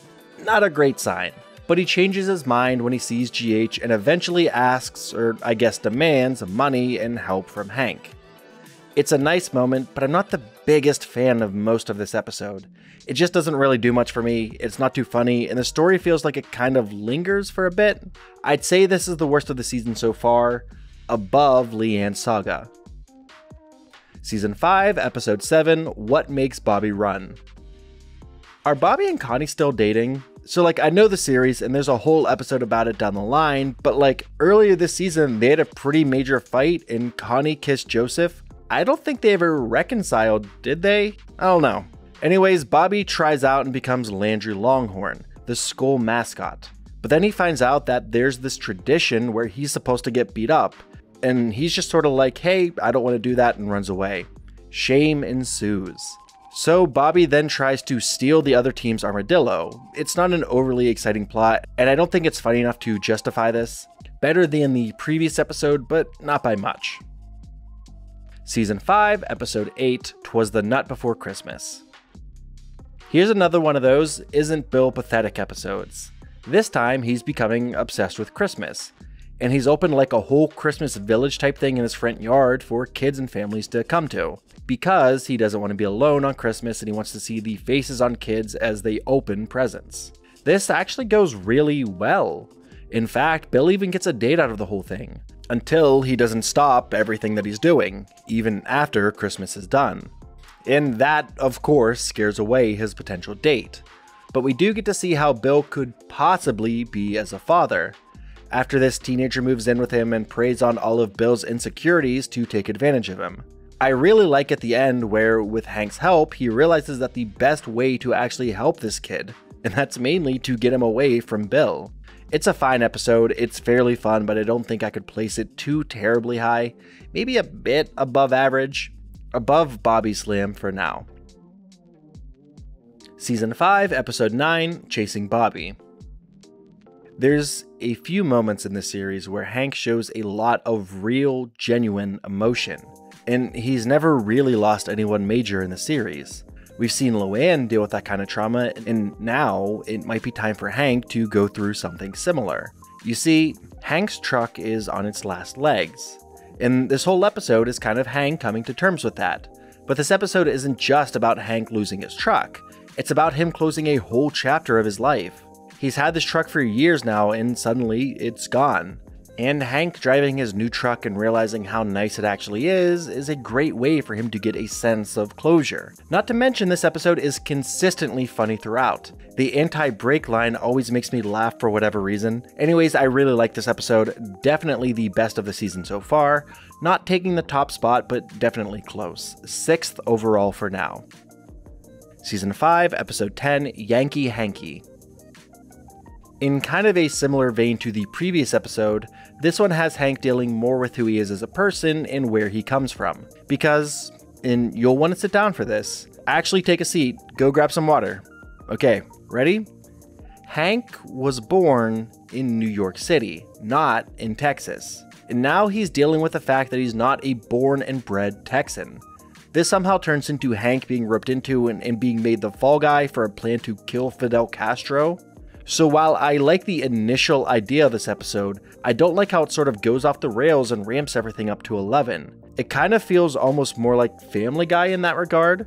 Like it starts with something simple and goes wild from there. And I think King of the Hill typically works best when it's keeping things grounded.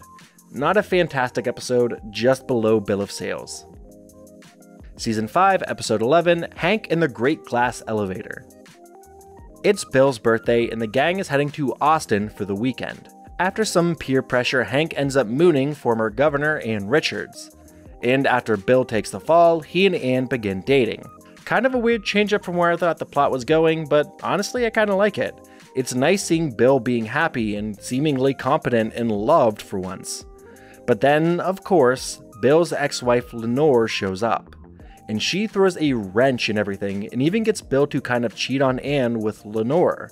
It's sad seeing Bill throw away what could have been something great for him and could have helped him move past Lenore, but it just kind of cements how absolutely terrible Lenore actually is. And I like that at the end of the episode, Bill does sort of get back at her for the first time in his life by mooning her out of Ann Richards' car. The B-plot is hilarious.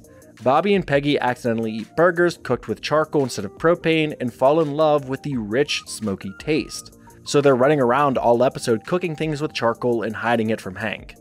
It's hilarious when he finds a single piece of charcoal in the house. An absolutely fantastic episode, towards the top of the list, above aisle 8A. Season 5, Episode 12, Now Who's the Dummy? Bobby gets really into ventriloquism, and his dummy, it turns out, is something of a jock. So Bobby does the only thing he can think of. He gets really into sports so that he can keep making jokes that make his dad laugh. Hank somehow gets really attached to the dummy and doesn't seem to realize that it's actually his son making these jokes. Or maybe he's afraid of losing the dummy, his one connection with his son. It's kind of hard to tell. But Hank ends up creating a dummy that's basically just Bobby and gives it to him. I don't know, I'm not the biggest fan of this episode, but it does have one of the most unhinged lines I've ever heard. Hey, Peggy, you know that hair we always find in the drain? You don't just throw that out, do you? Wait a minute, Bill! He has bags of hair at his house. Lower tiered episode between Pregnant Pause and Square Peg. Season 5, Episode 13, Ho Yeah. There's a new woman who started working at Strickland Propane. And after some general kindness from the Hill family, Hank becomes something of a pimp, because Tammy is actually a lady of the night. This episode is absolutely hilarious. Hank walking around in his pimp hat, using Cotton's Cadillac, and being effortlessly more cool than I can ever hope to be is such a hilarious part of the episode. As is Peggy's huge makeover, and when she goes to the library with Tammy and comes across her students. Eventually, Tammy's old pimp shows up and has kind of a showdown with Hank, who actually stands up for Tammy. I like that this episode isn't afraid to show sex workers as people. It really does a lot to humanize Tammy and shows that she was in a fairly manipulative situation with Alabaster. Not to mention, the episode is just legitimately hilarious. The bit at the end about Hank tricking Propane all over town gets me absolutely every time I hear it. New best episode of the series. Season 5, Episode 14, The Exterminator. After having an adverse reaction to the vast amount of poisons he uses in his day-to-day life as an exterminator, Dale is forced into getting a more conventional job. But Dale's abrasive personality and willingness to do dirty work has him quickly rise through the ranks as the go-to guy who fires everyone who needs to be fired. But this ends up bleeding into Dale's personal life as his personality begins to change. I really like a lot about this episode. Dale episodes always have the chance to be insanely fun. He's such a bizarre character that seeing him put into what would be a normal situation for most people leads to these strange results. It leads to thousands of bugs being released by accident in an office building. And it leads to Dale getting promoted because he's so divorced from caring about what people think about him or dealing with what people don't want to that he's actively able and willing to fire people on a dime. Plus the line where Hank counts all the outlets in Dale's office is peak King of the Hill. Another really solid episode, just outside the top 10 for now. Season 5, Episode 15, Luann Virgin 2.0. Here's a new contestant for the horniest episode of King of the Hill. Luann is being rebaptized so that she can be a born-again virgin. Hank then sets her up with another virgin from this church-type group thing, and he and Luann quickly decide that they're going to get married so they can do the horizontal monster mash, which is really leading to a whole different problem. But a big part of this story comes from finding out that Peggy was actually with one other guy before Hank and actually lied to him about it. It leads to a bit of a rift in their marriage and leads to Hank kind of pushing Luann to get married. This episode is a definitive step down from the previous few. It has a few moments I like the guys coming to hit on Luann during her baptism, but I really can't get behind the main story on this one. Mid to lower mid-tiered, below Peggy the Boggle Champ. Season 5, Episode 16, Hank's Choice. Bobby has developed an allergy to Ladybird, so Hank decides to build Ladybird an incredibly nice doghouse. But when she refuses to go inside it, Bobby ends up moving in. A fairly strange plotline even for a show that can be as creative with its stories as King of the Hill. Bobby ends up getting his allergies under control with allergy medication, but is lying to his parents because he wants to continue living in the doghouse, with Hank even eventually making the incredibly hard decision to give Ladybird to Bill so that Bobby can move back inside. I don't really like this episode too much. Bobby comes across as more selfish than normal throughout this one, like he knows how much Ladybird means to Hank, but still pretends to be allergic, which puts Hank into an absolutely devastating position.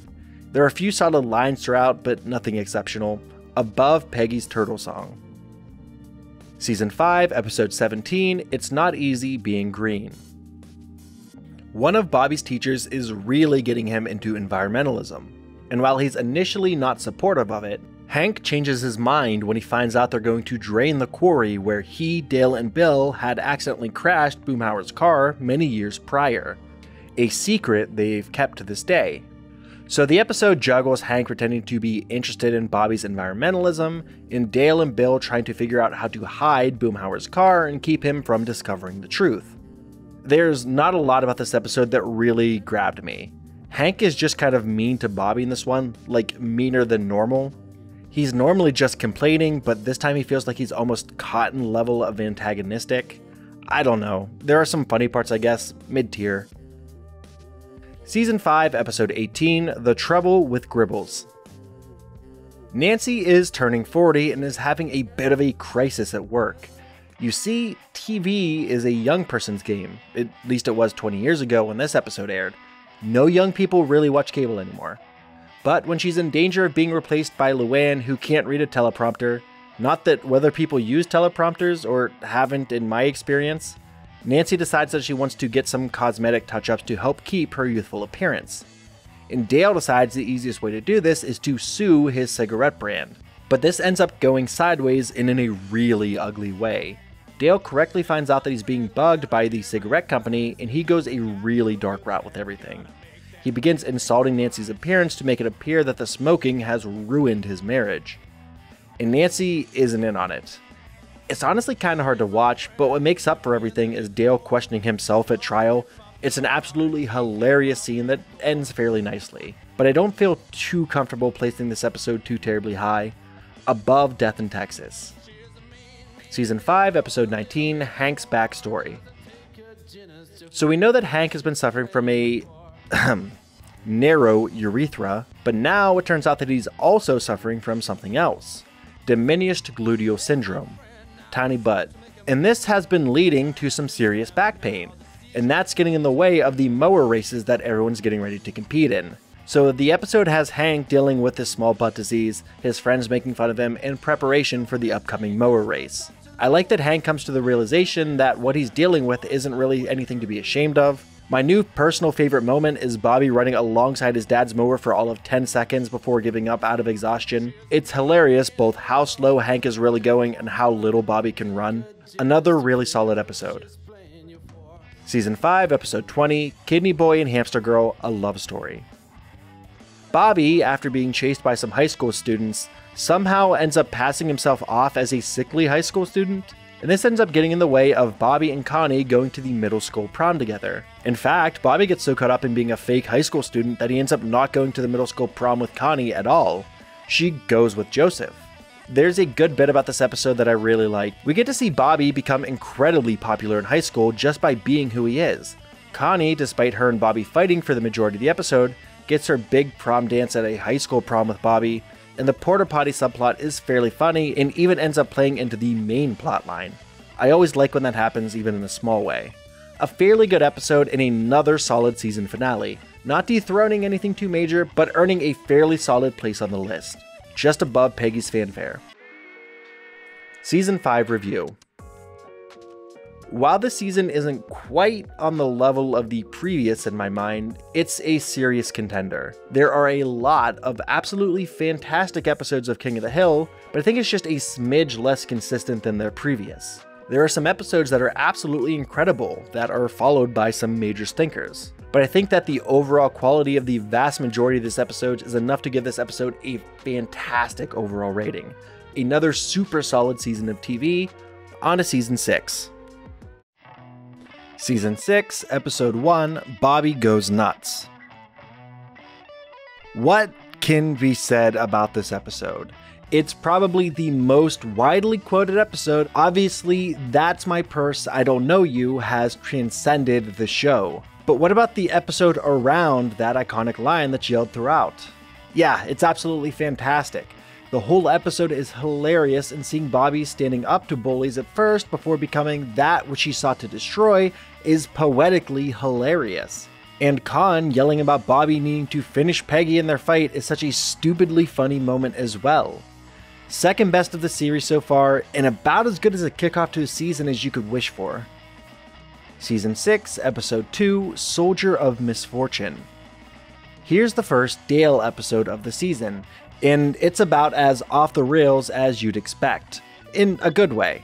Dale has somehow been the president of the gun club for years, and that's in jeopardy now after an accidental misfire and a rival gun aficionado, Mad Dog, decides to run against him. It turns into a whole thing, and Mad Dog is an absolute psychopath. Dale ends up saving the day by kind of leaning into his lies that he tells, with a pretty smart idea of calling a ton of flower deliveries in, and that ending up looking like Dale's calling the CIA to take care of everything. And the bit where Hank is trying to use Boomhauer's cell phone, and it looks like he's going to town on him when Mad Dog walks back in, is a hilarious moment.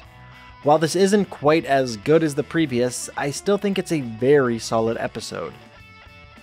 Season 6, Episode 3, Lupe's Revenge. This is an episode that I think of fairly regularly. It's another one of those that might not be as widely loved as I love it. It's just such a good Peggy episode and a perfect representation of everything about her character that works. So Peggy steps in once again as a substitute Spanish teacher, but this time the class is actually heading to Mexico. And while I haven't really mentioned it because it hasn't been super plot relevant yet, despite her insistence of being fluent, her Spanish is, well, calling it a train wreck feels like underselling how terrible it is. And while she's in Mexico, she accidentally kidnaps a girl and takes her back with them to Texas, despite the girl repeatedly saying that she's not in the class in Spanish. It's a perfect, hilarious representation of why I love Peggy. And the fact that it's actually Peggy's garbage Spanish that saves the day is just the icing on top. Second best episode of the season, above Life in the Fast Lane, Bobby Saga. Season 6, Episode 4, The Father, the Son, and JC. Okay, this season has started incredibly strong, but I think this episode is a huge step down. Hank is helping build some homes for humanity. And after Buck promotes Hank to manager, Hank accidentally exclaims his love for Buck, resulting in both humiliation for him, a demotion, and Cotton's jealousy. A very unholy trinity. And the rest of the episode turns into Cotton taking a whole house hostage, and Bobby manages to come across former President Jimmy Carter, who's able to sort of solve the problem at hand. Kind of. They mainly just agree that if there was nothing to gain and nothing in the world were to change, that they wouldn't obliterate each other. I'm not the biggest fan of this episode. The emotional through lines don't quite hit like I'd want or expect them to, and there aren't enough jokes to keep me interested. Worst of the season so far, a lower tiered episode between Westy Side Story and What Makes Bobby Run. Season 6, Episode 5, Father of the Bribe. Remember last season when I was talking about being kind of surprised that Bobby and Connie were still dating? Well, this episode takes a look at that and says, okay, we're done with that story. After Connie lies about being broken up with by Bobby, after Bobby gets a bribe from Con and says she's depressed, Con and Min decide to actually back the relationship for the good of Connie. This leads to Bobby and Connie realizing that they actually work much better as friends than as a couple, which is actually a pretty adult way of viewing things. Like, it's super mature, especially when Bobby is half the deciding party here. But I think this is the best way for the relationship to end. It allows them to still have a relatively fun dynamic going forward and opens the door for new types of stories to be told that we haven't had a chance to tell since season 3 when they started dating. And I think the writing and understanding of the characters has only gotten stronger since then. And while I don't think this episode is anything exceptional itself, I do like the possibilities it opens up for the series down the line. Season 6, Episode 6, I'm with Cupid. Well, they're taking advantage of the new status quo between Bobby and Connie right away, and oh no, they're not sticking the landing. Bobby has been hanging around with Bill, and that's enough to drag anyone who's gone through a breakup or been alone for like 15 minutes down into the darkest depths of despair. And doubly so for someone as impressionable as Bobby. Honestly, this episode just makes Bobby as pathetic as we've seen Bill throughout the series, and I don't really enjoy it. With as mature and mutual as their breakup was, it feels weird to me that they go this route instead. Like, this episode just exudes cringe in every frame in the worst way possible. I have no desire to watch this episode again after watching it towards the bottom of the list.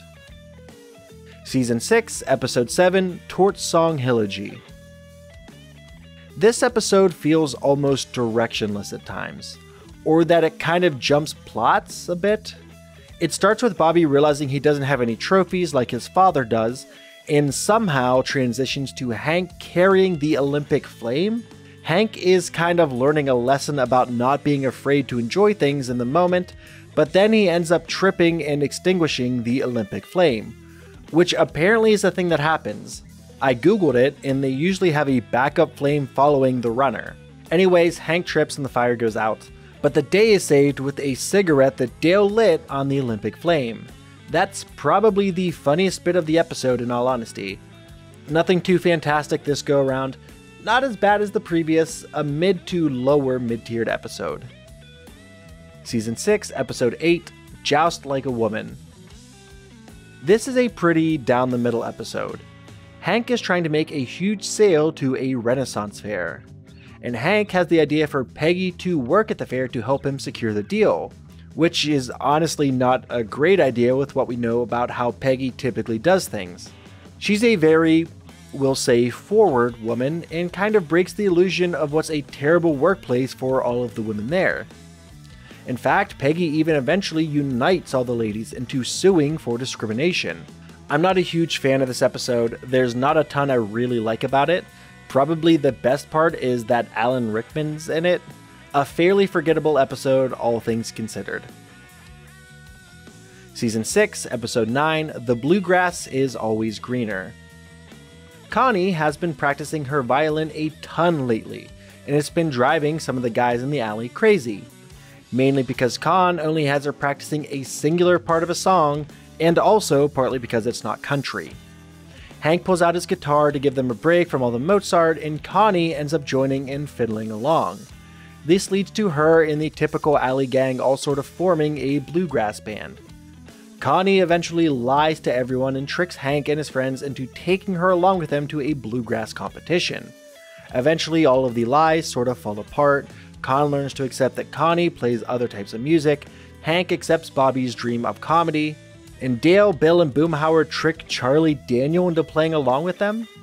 It's a fairly good episode, not quite near the top, but definitely an upper mid-tier episode, below Cotton's plot. Season 6, Episode 10, The Substitute Spanish Prisoner. Peggy's actual intelligence is something that's been up for something of a debate. In this episode, she's unable to explain the process of how to do some math to students, and this leads to her taking an IQ test, which qualifies her as a genius. And she ends up joining a genius society that's definitely not a scam. I mean, they even offer to sell her a PhD. And she only has to spend her and Hank's retirement fund on it. Wow! Yeah, the whole thing's a scam and Peggy falls for it hook, line, and sinker, so she spends the rest of the episode trying to scam her money back, and it surprisingly works actually. It doesn't do anything exceptional in terms of Peggy's character, but it's a perfectly fine episode, above Luann's saga. Season 6, Episode 11, Unfortunate Son. Here is a Cotton episode. The VFW is rapidly losing members because all the World War II vets are slowly dying, and Cotton and the rest of the World War II vets are being incredibly dismissive of Vietnam vets. So Hank decides to try to bring both of these groups together. It's obviously supposed to show the way that the Vietnam vets were treated versus how the World War II vets were treated. Or really any other vet, they really aren't subtle about it. The episode itself isn't too fantastic. While I have to give them props for trying to tackle something with a bit more substance than a lot of King of the Hill episodes, I don't think this episode does anything too spectacular. Lower tier, below Next of Shin. Season 6, Episode 12, Are You There, God? It's Me, Margaret Hill.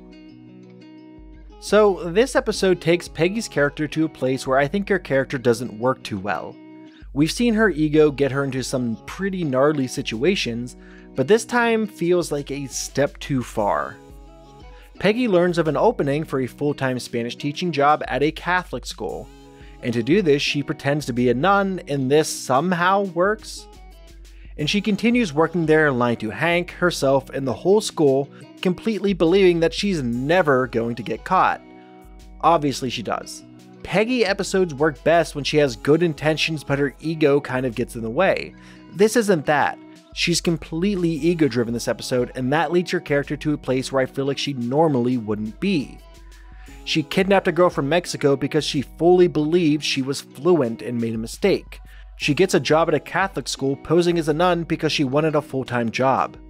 I hope this isn't the start of a decline for Peggy's character, but we'll have to wait and see. Lower tier. Season 6, Episode 13, Tanking It to the Streets.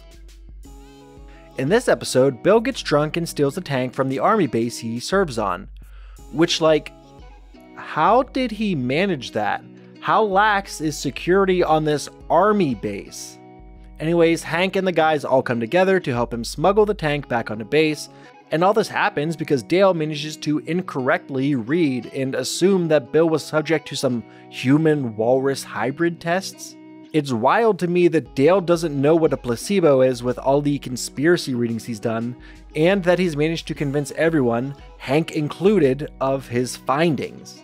It's a very strange King of the Hill plotline.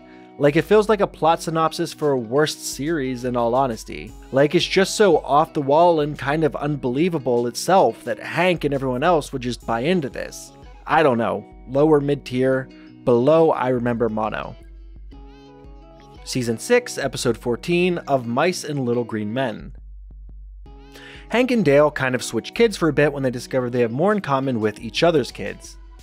Dale teaches Bobby to act better, and Hank does sports. It's pretty meh. But more importantly in this episode, Dale comes to the conclusion that Joseph isn't his biological son. You see, he realizes that his actual father must be an alien. So Joseph ends up running off to Marfa, where aliens are thought to congregate. The funniest line of the episode is definitely the line where Dale reveals that John Redcorn taught Joseph to ride a bike, who then taught Dale. The ufologists are fairly fun, but there's nothing outright exceptional in this episode. One of those right down the middle episodes, between Father of the Bribe and Take Me Out to the Ballgame. Season 6, Episode 15, A Man Without a Country Club.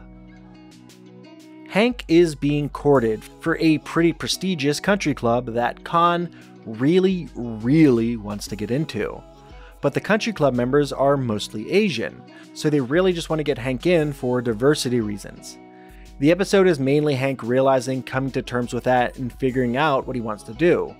The episode is there to sort of give Hank a lens with which he can view what Con deals with every day, feeling like an outsider. And again, they're not very subtle about it. Like, they just straight up say it. I do like the end where they just make their own country club type deal in the alley and invite Con to join. He's come a long way, and it shows just how accepting the group can actually be and how much they actually do care for their neighbors. It's a pretty solid episode. Season 6, Episode 16, Beer and Loathing.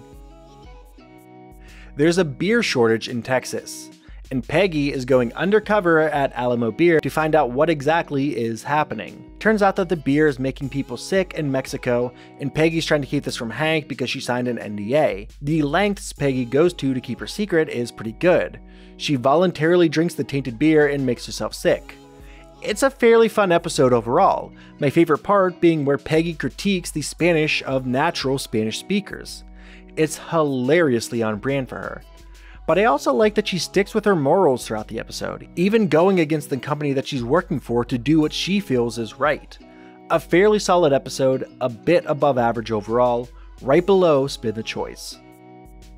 Season 6, Episode 17, Fun with Jane and Jane.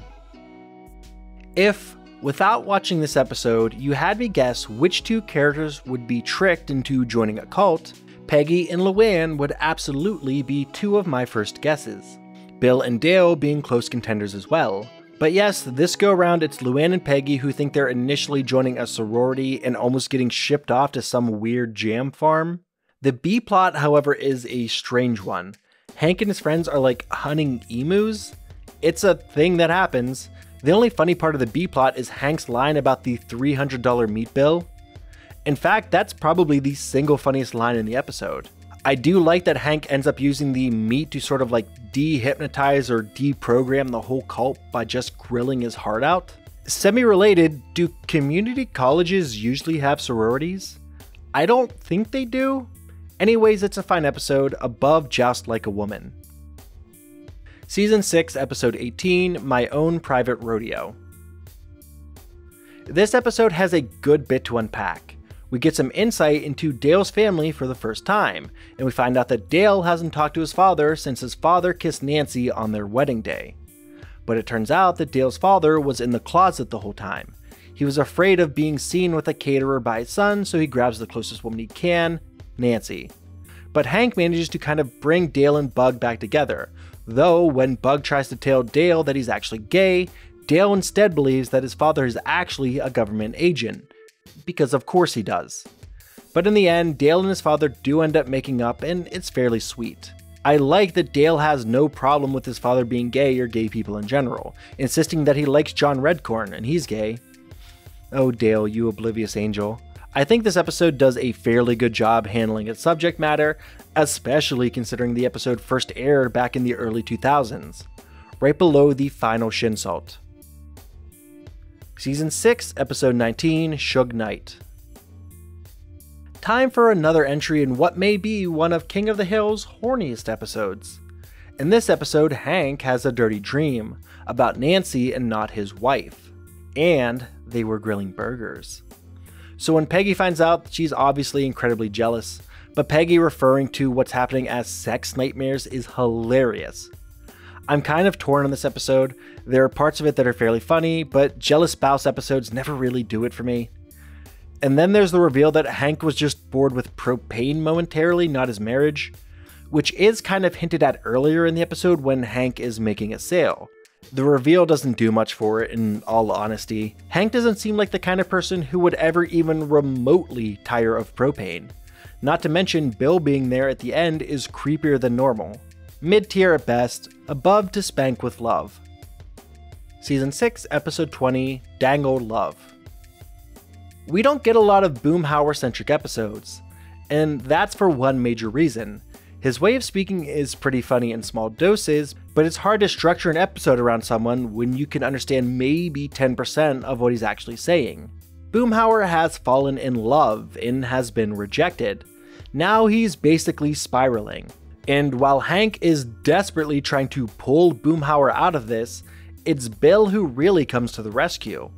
He's the only one who really understands where Boomhauer's at emotionally and says basically everything right to help pull him out of this. As much as it's a Boomhauer episode, we get maybe one of the best Bill moments I can think of off the top of my head.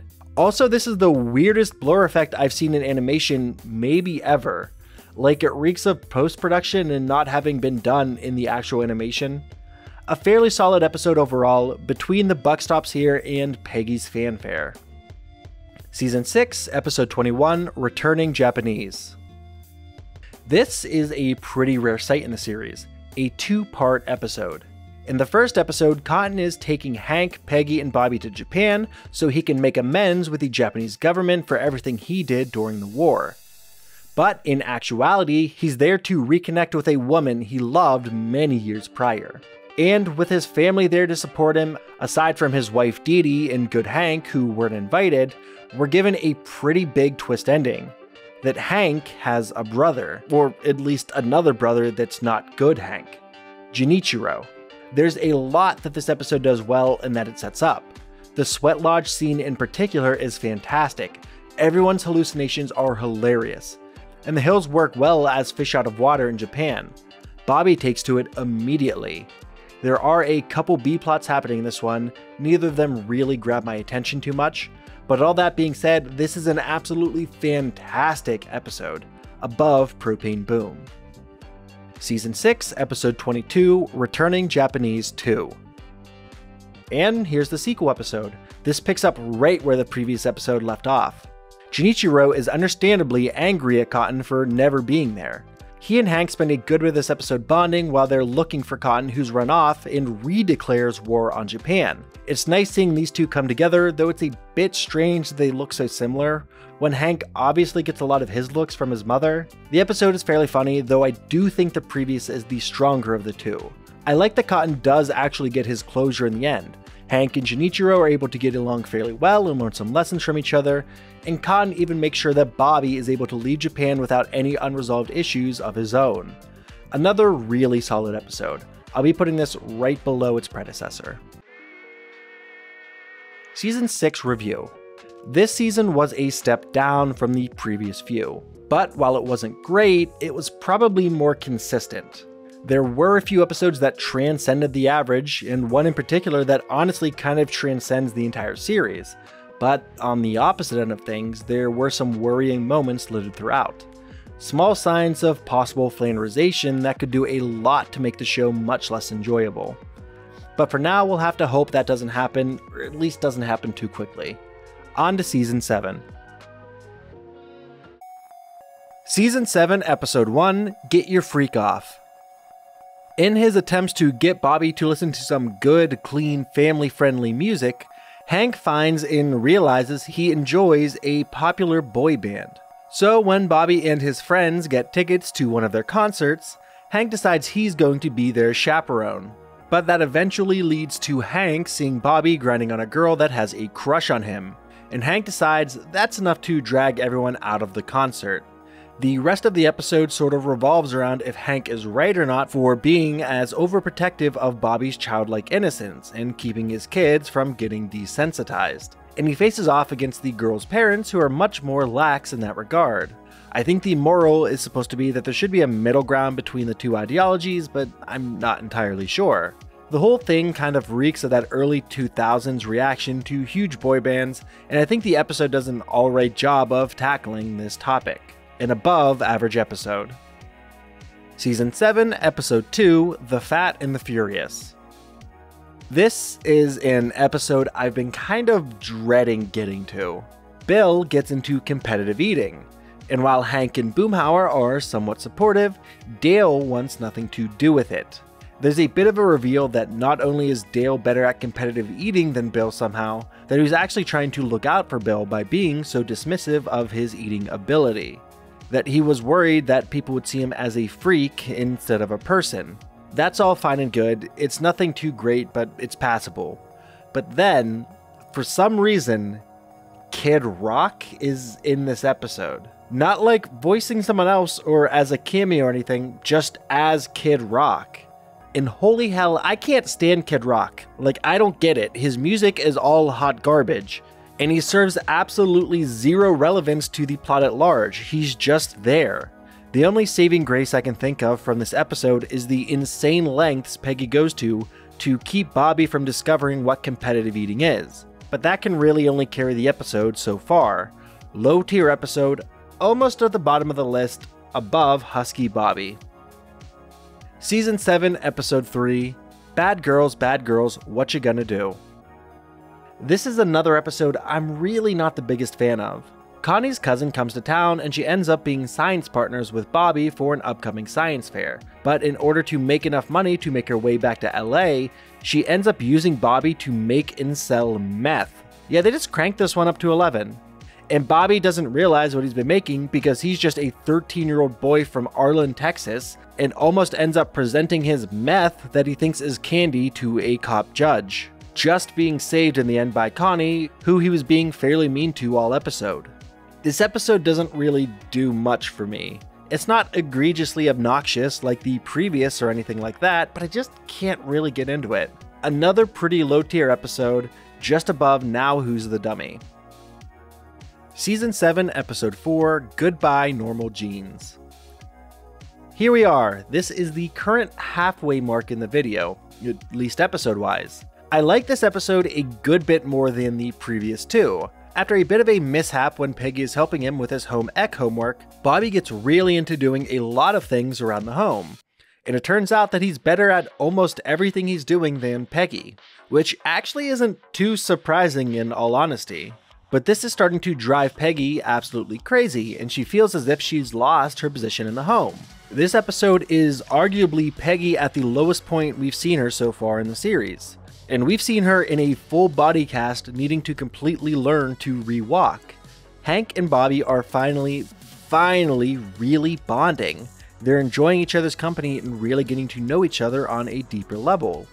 And that has to stop here because of Peggy's incredible insecurities. There's a lot of times where I think Peggy's character works incredibly well, but I don't think this is one of them. All that being said, the episode itself is pretty hilarious. And I think the comedy throughout this one still helps pull it up to a mid-tiering. Season 7, Episode 5, Dances with Dogs. Bobby has begun dancing with Ladybird, something that Ladybird apparently absolutely loves. But when Hank finds out, he decides, of course, that it needs to end, until he starts dancing with Ladybird and realizes that the extra bit of exercise is actually making her much more healthy and active. So then Hank decides to enter a dog dancing contest with Ladybird. Bobby enters with Con's dog, and Bill enters with a vicious dog that just wants to murder him to death. To the point that even when it's asleep, that's what the dog's dreaming of. The funniest parts of this episode are probably the announcers at the actual dog dancing competition. I feel like the writers or someone realized the episode was kind of dragging and wrote in some weird off-the-wall announcers as a way to punch up what would have otherwise been a pretty boring affair. A good episode, best of the season so far.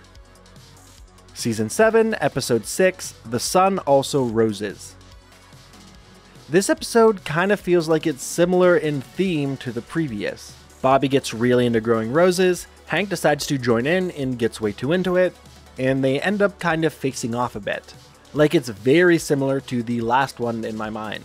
There are, of course, a few moments of hilarity littered throughout, like Hank and Bobby spending a lot of time in a head shop and buying what's obviously just pot growing lights and everything and growing the roses in Bobby's closet.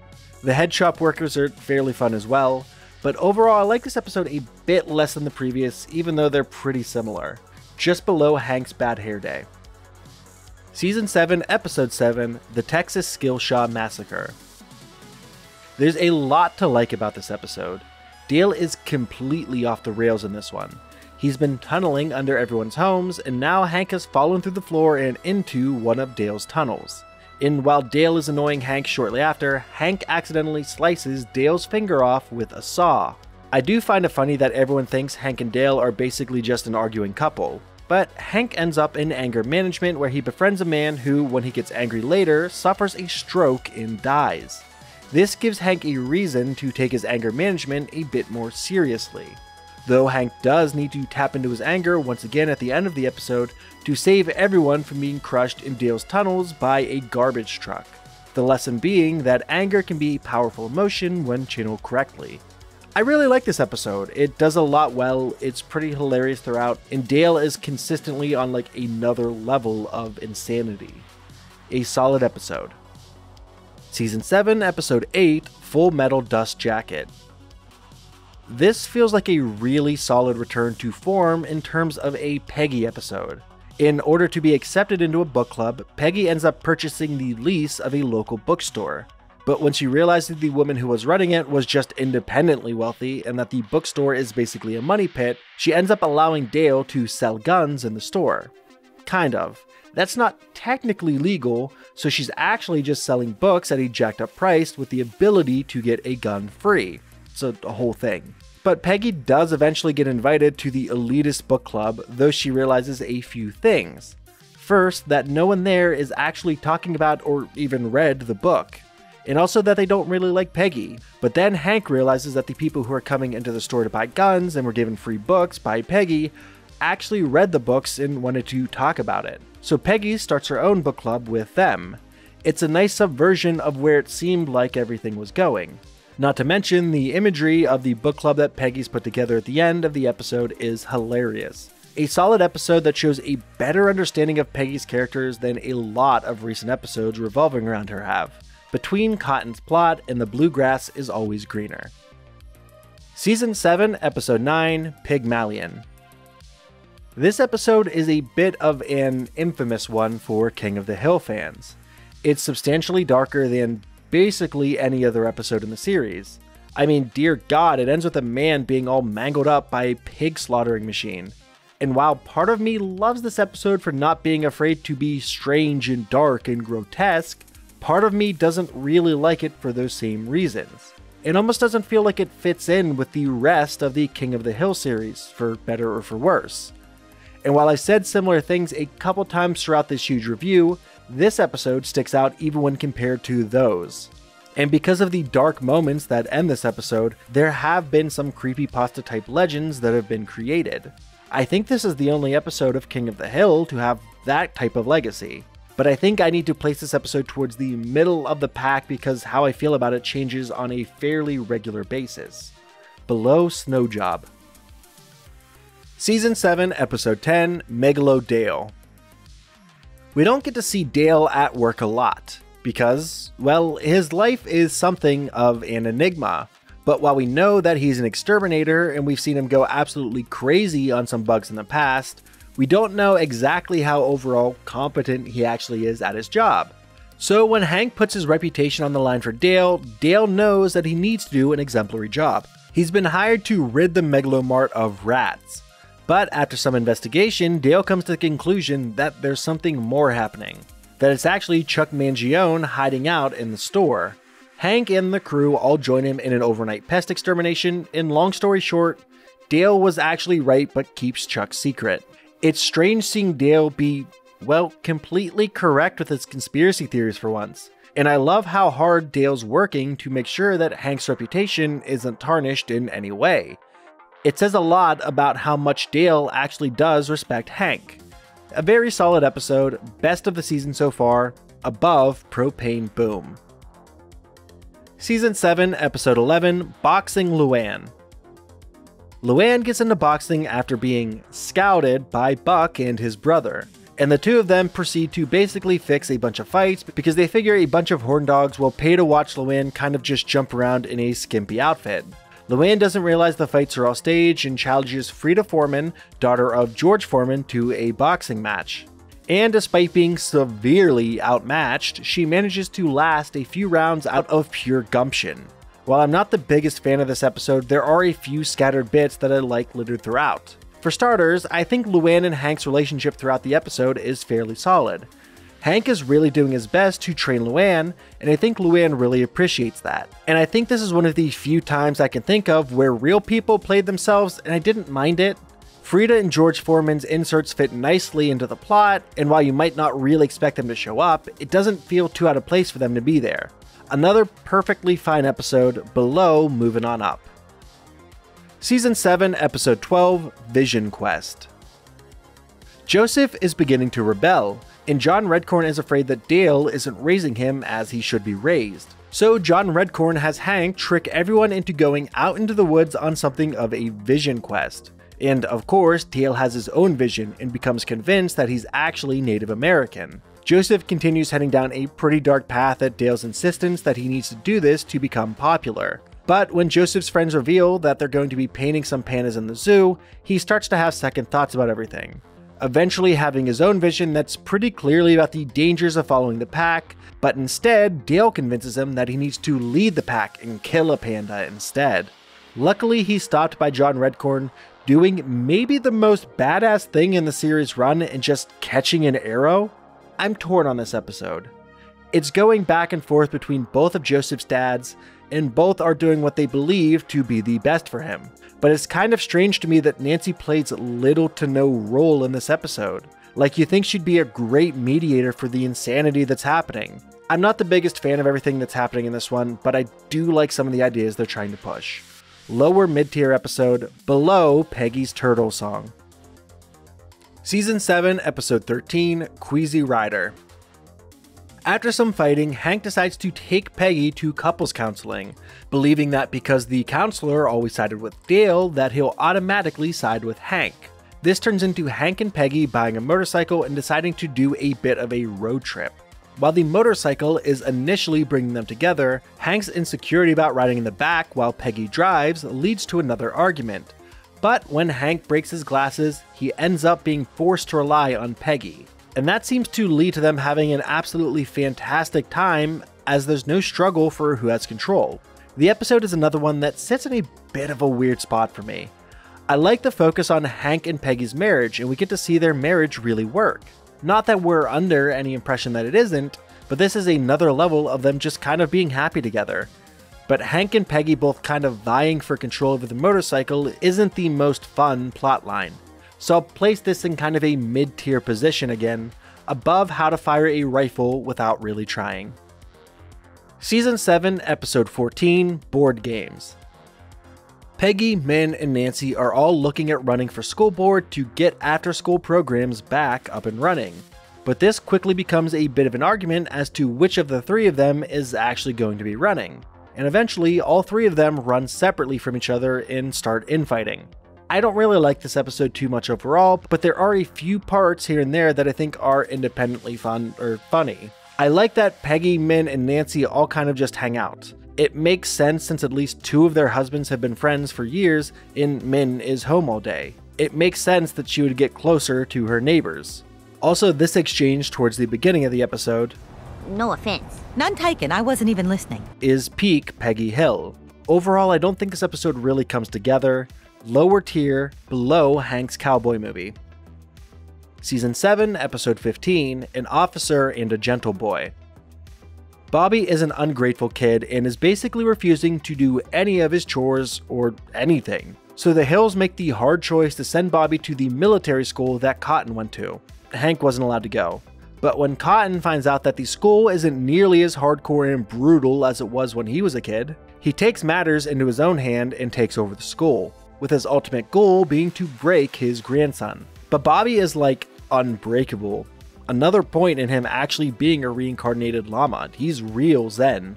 Even spending more time in the hole than Cotton did and coming out still mentally strong. And what's strange is that, knowing Cotton as we know him, he's putting Bobby into this terrible situation because he wants Bobby to become stronger mentally. But that's not really who Bobby is. Bobby has insane mental fortitude, and that ends up getting him the respect of both Cotton and Hank at the end of the episode. A fine episode overall, maybe a smidge below average. Below Peggy Hill, The Decline and Fall. Season 7, Episode 16, The Miseducation of Bobby Hill. Bobby gets a job at Strickland Propane and begins to take after Joe Jack, and the two of them start using fancy sales talk to sell propane, instead of Hank's strategy of educating and helping the customer make the right decision for them. So initially, Bobby and Joe Jack make tons of sales, but almost all of their customers come back fairly angry, and they end up losing all of their sales. But Hank steps in to save the day, taking the spot once again of best salesman. This episode's a solid one.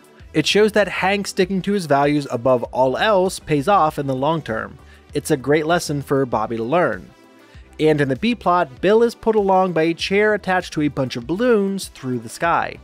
It's insane, and while it's funny, I'm glad this was relegated to a smaller B-plot and not given too much time, because I don't think it would work in that regard. Below, the sun also roses. Season 7, Episode 17, The Good Buck. Saying that Buck Strickland is a bit of a wild card is like saying that water makes you wet.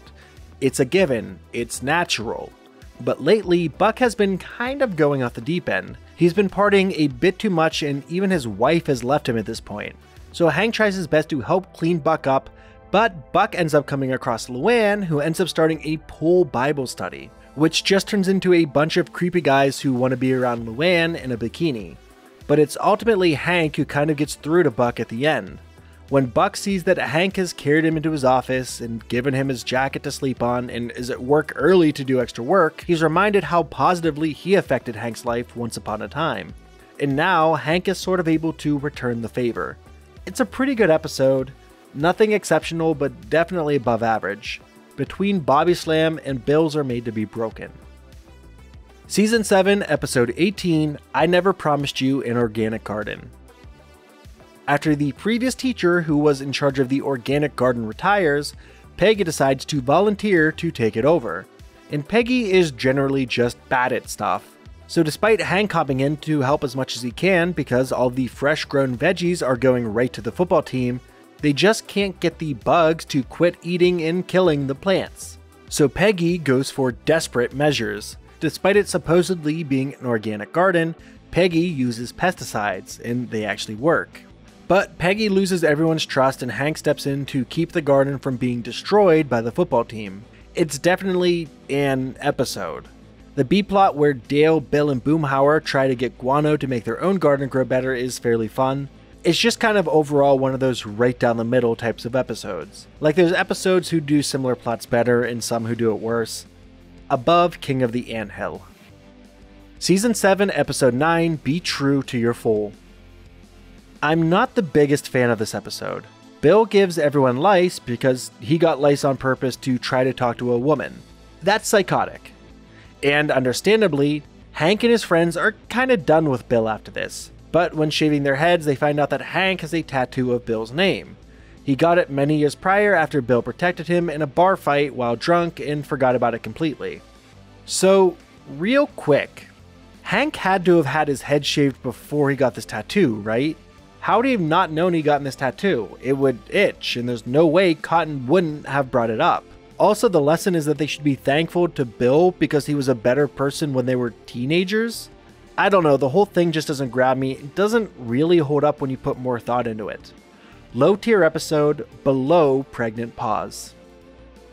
Season 7, Episode 20, Racist Dog. Another one I'm kind of torn on.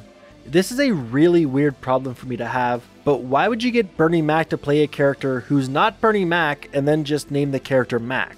I understand that's a really weird problem to have this episode, but I feel like I needed to say it. Anyways, Lady Bird bites a repairman and the assumption is that the dog is racist and then that Hank's racist, but it just turns out that Lady Bird doesn't like repairmen. It's kind of boring, it doesn't really jump out at me. Lower tiered. Season 7, Episode 21, Night and Deity. This episode kind of turns the Nancy and Dale relationship on its head. Nancy cheated on Dale for over a decade, to the point that it's incredibly obvious that Joseph isn't Dale's son. But for the first time, maybe ever, someone else is hitting on Dale, and Nancy is growing increasingly concerned. But during an overnight extermination, when this other woman is trying to get with Dale, Dale shows his moral backbone.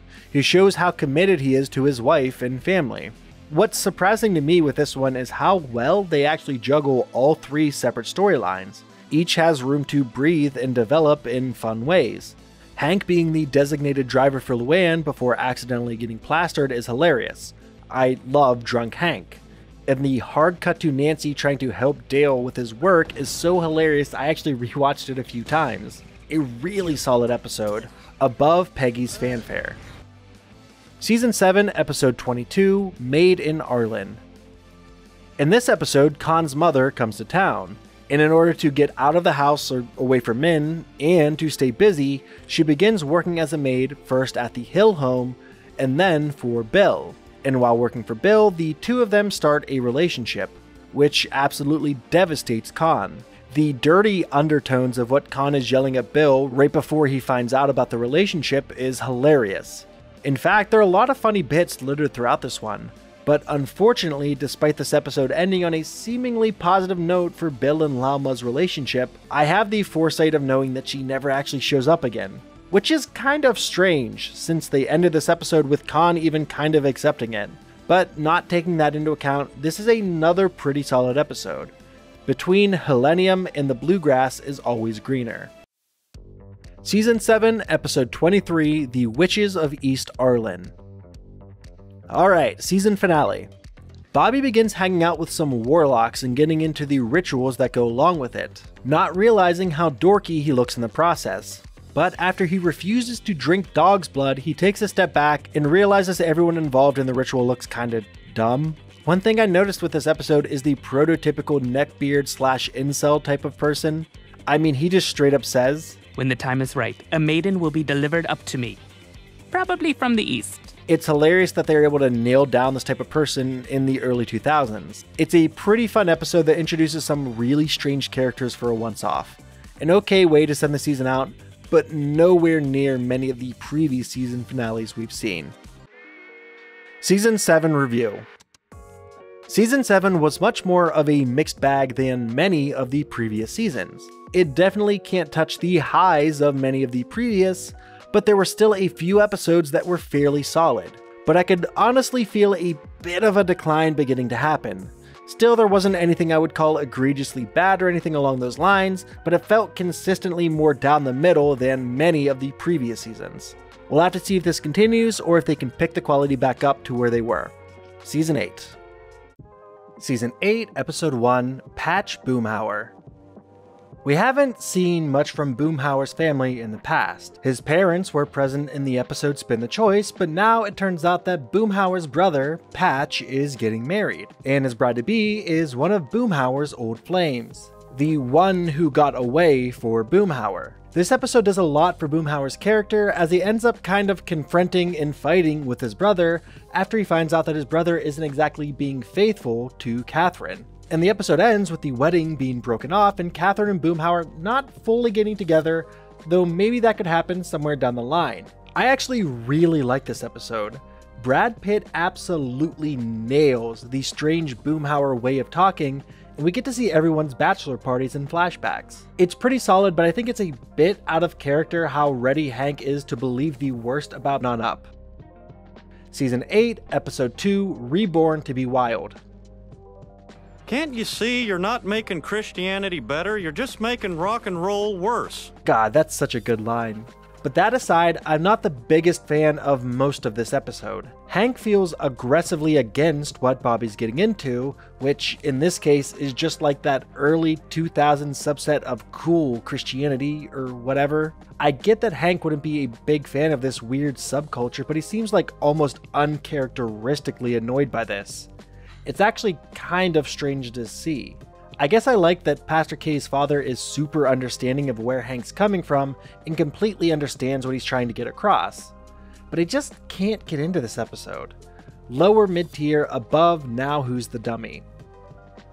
Season 8, Episode 3, New Cowboy on the Block.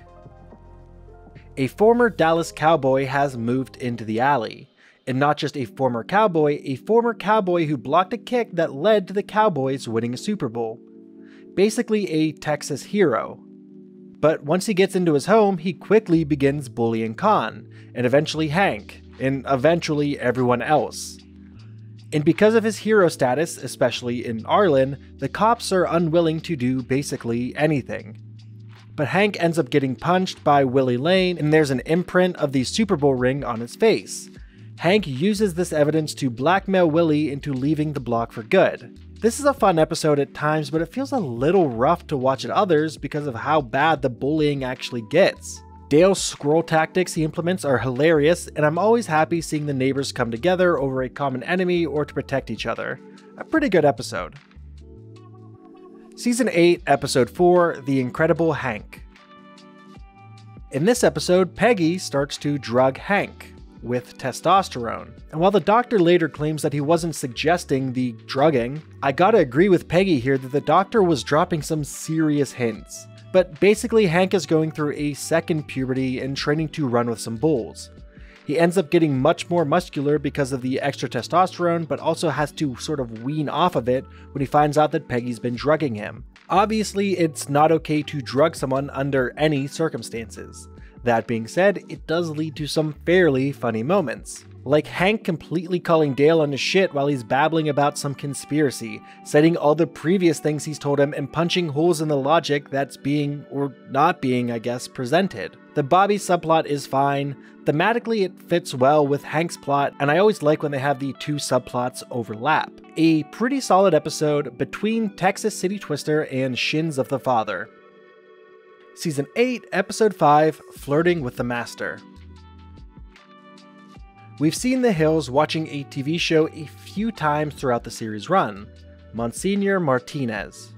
And when Peggy, Nancy, and Min find out that the actor is going to be in Arlen, they decide to go and meet him, and Peggy has the idea to have him come to her Spanish class, eventually lying about a sick and dying child, which she then has Bobby pretend to be. After he agrees to and comes to the class, the actor who plays Monsignor Martinez asks Peggy to come to Mexico to help tutor his children. While in Mexico, she begins to believe that the actor is flirting with her, which she finds out he isn't. His wife isn't dead like Peggy believed, she was just visiting family. The whole episode is Peggy dealing with not feeling loved enough in her relationship with Hank. Hank is routinely too shy or awkward to be straightforward with Peggy or display any type of public displays of affection. But the thing is, I think there are other episodes that kind of handled similar themes better. I really don't like this episode.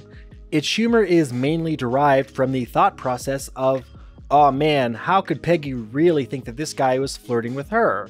And I think that something like that would work much better as maybe a smaller B-plot. The whole thing just sort of feels mean-spirited in a way that King of the Hill typically isn't. A lower-tiered episode just above Hank's unmentionable problem. Season 8, Episode 6, After the Mold Rush. This episode is a super frustrating one to watch, and I suppose that's by design. We're supposed to be as frustrated as Hank, and hot dang, it's hard not to be. I really have a hard time going back to rewatch this episode.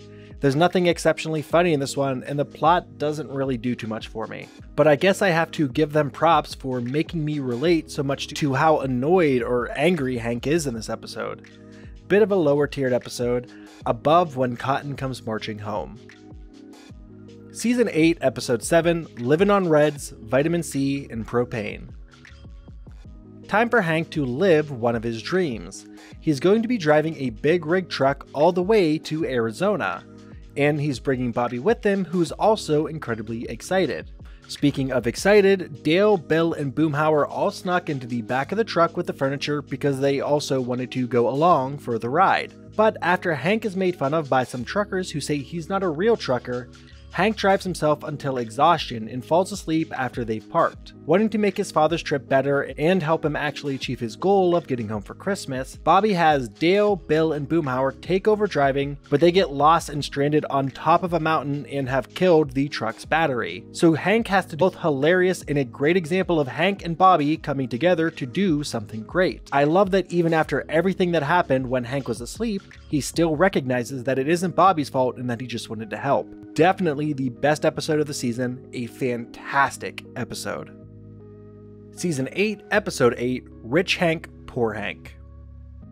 After completely misunderstanding how much money Hank actually makes, Bobby now believes that he and his family are rich, so he steals a credit card from his father and goes on a huge spending spree before Hank finds out and sits Bobby down to show him the family finances. Hank tries to return everything Bobby bought, but is stuck with a jet ski, and although he finds a buyer for it, Hank also learns a lesson from Bobby that sometimes it's worth splurging. This is a pretty good episode, and I like that not only does Bobby learn a lesson from Hank, but that Hank actually learns something as well. And while Bobby messed up in a huge way, he and Hank are still able to find something to enjoy together. An above average episode for sure.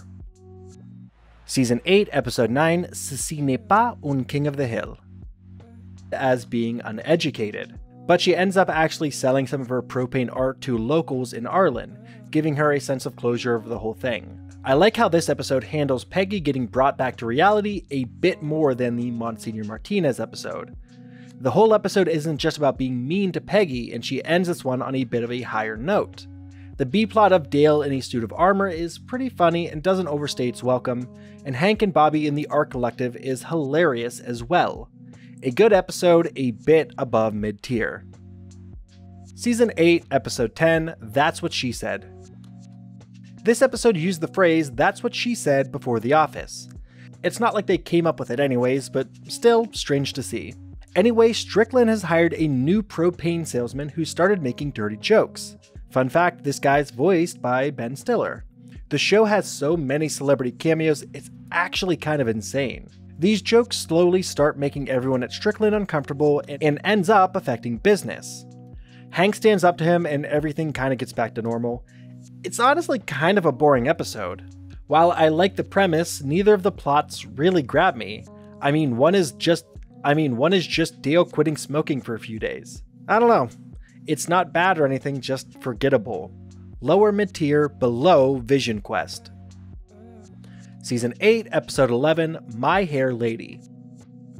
So you remember a few seasons back when Luann discovered that while she enjoyed styling hair, that she wasn't good at it, and basically failed out of stylist school, and then she had a huge revelation and character moment where she decided she wanted to start community college? Well, all of a sudden she's quitting college, she's immediately passed her hair licensure thing, and she's ready to start as a stylist.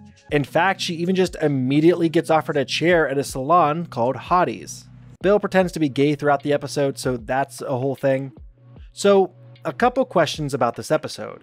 First, wasn't there a whole episode where Jack kind of lost it and Hank realized he couldn't go there anymore?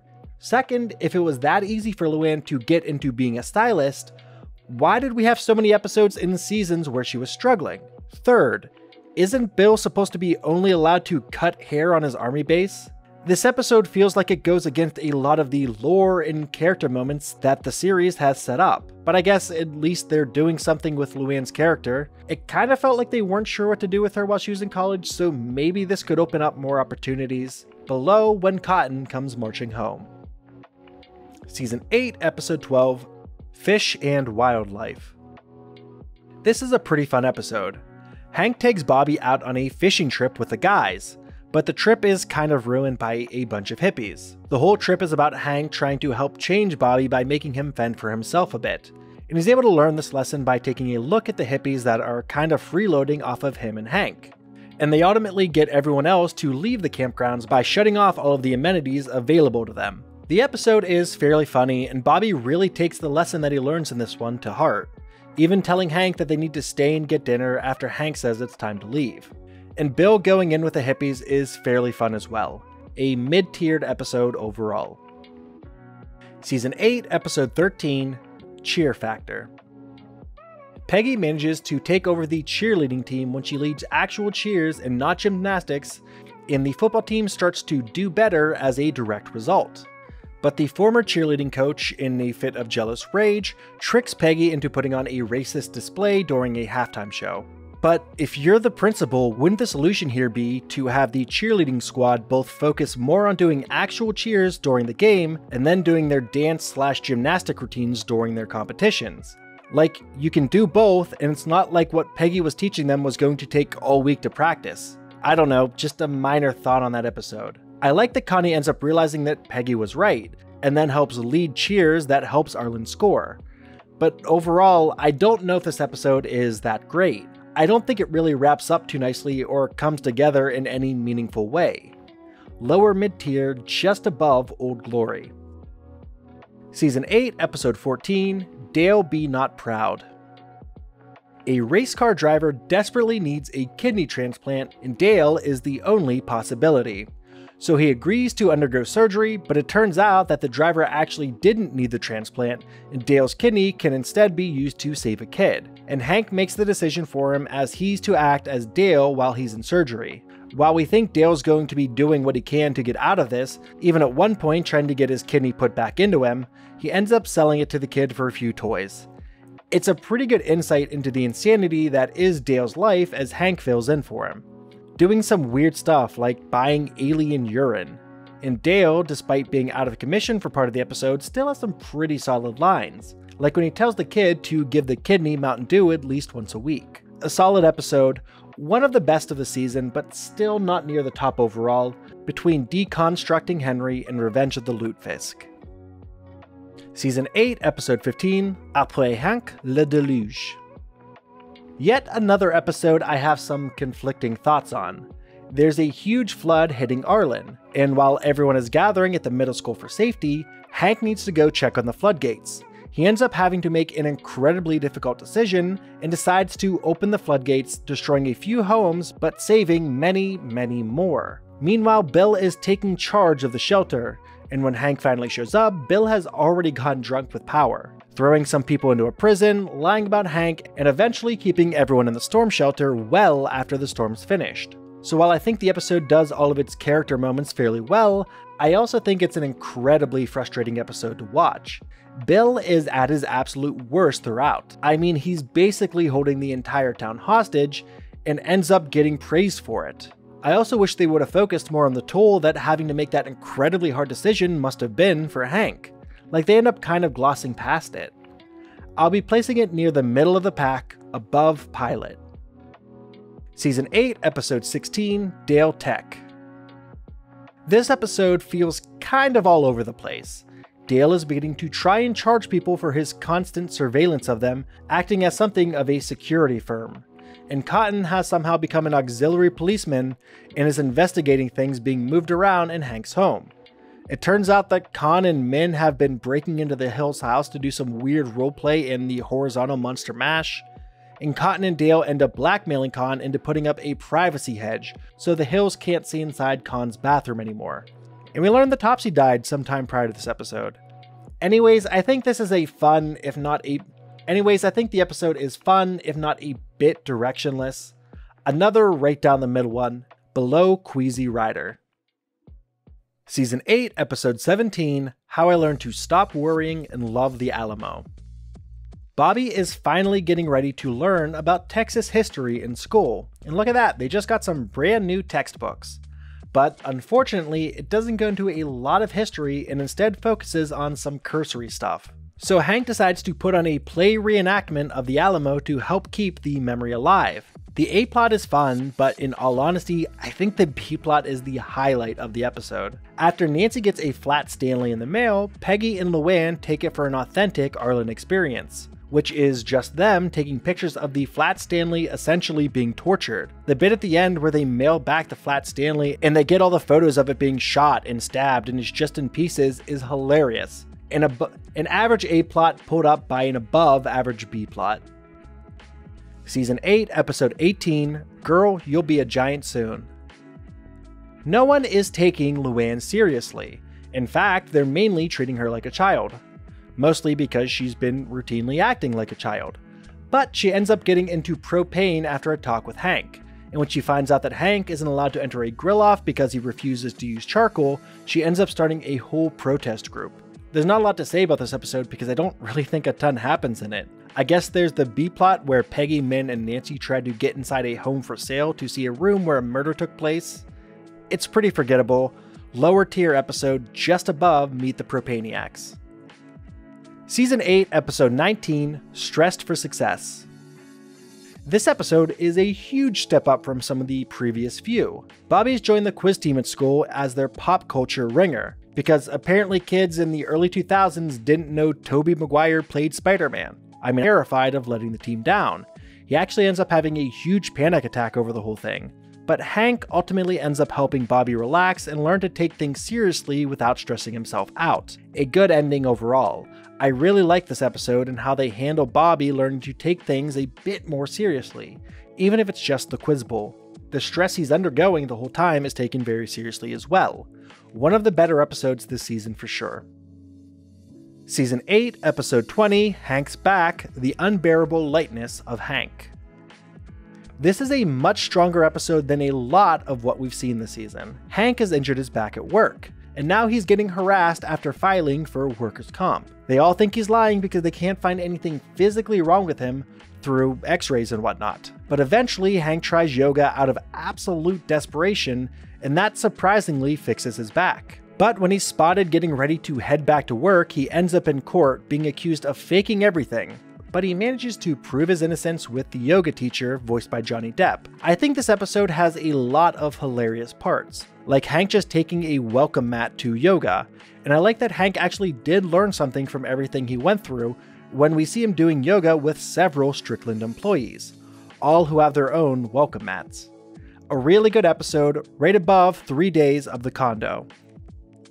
Season 8, Episode 21, The Redneck on Rainy Street.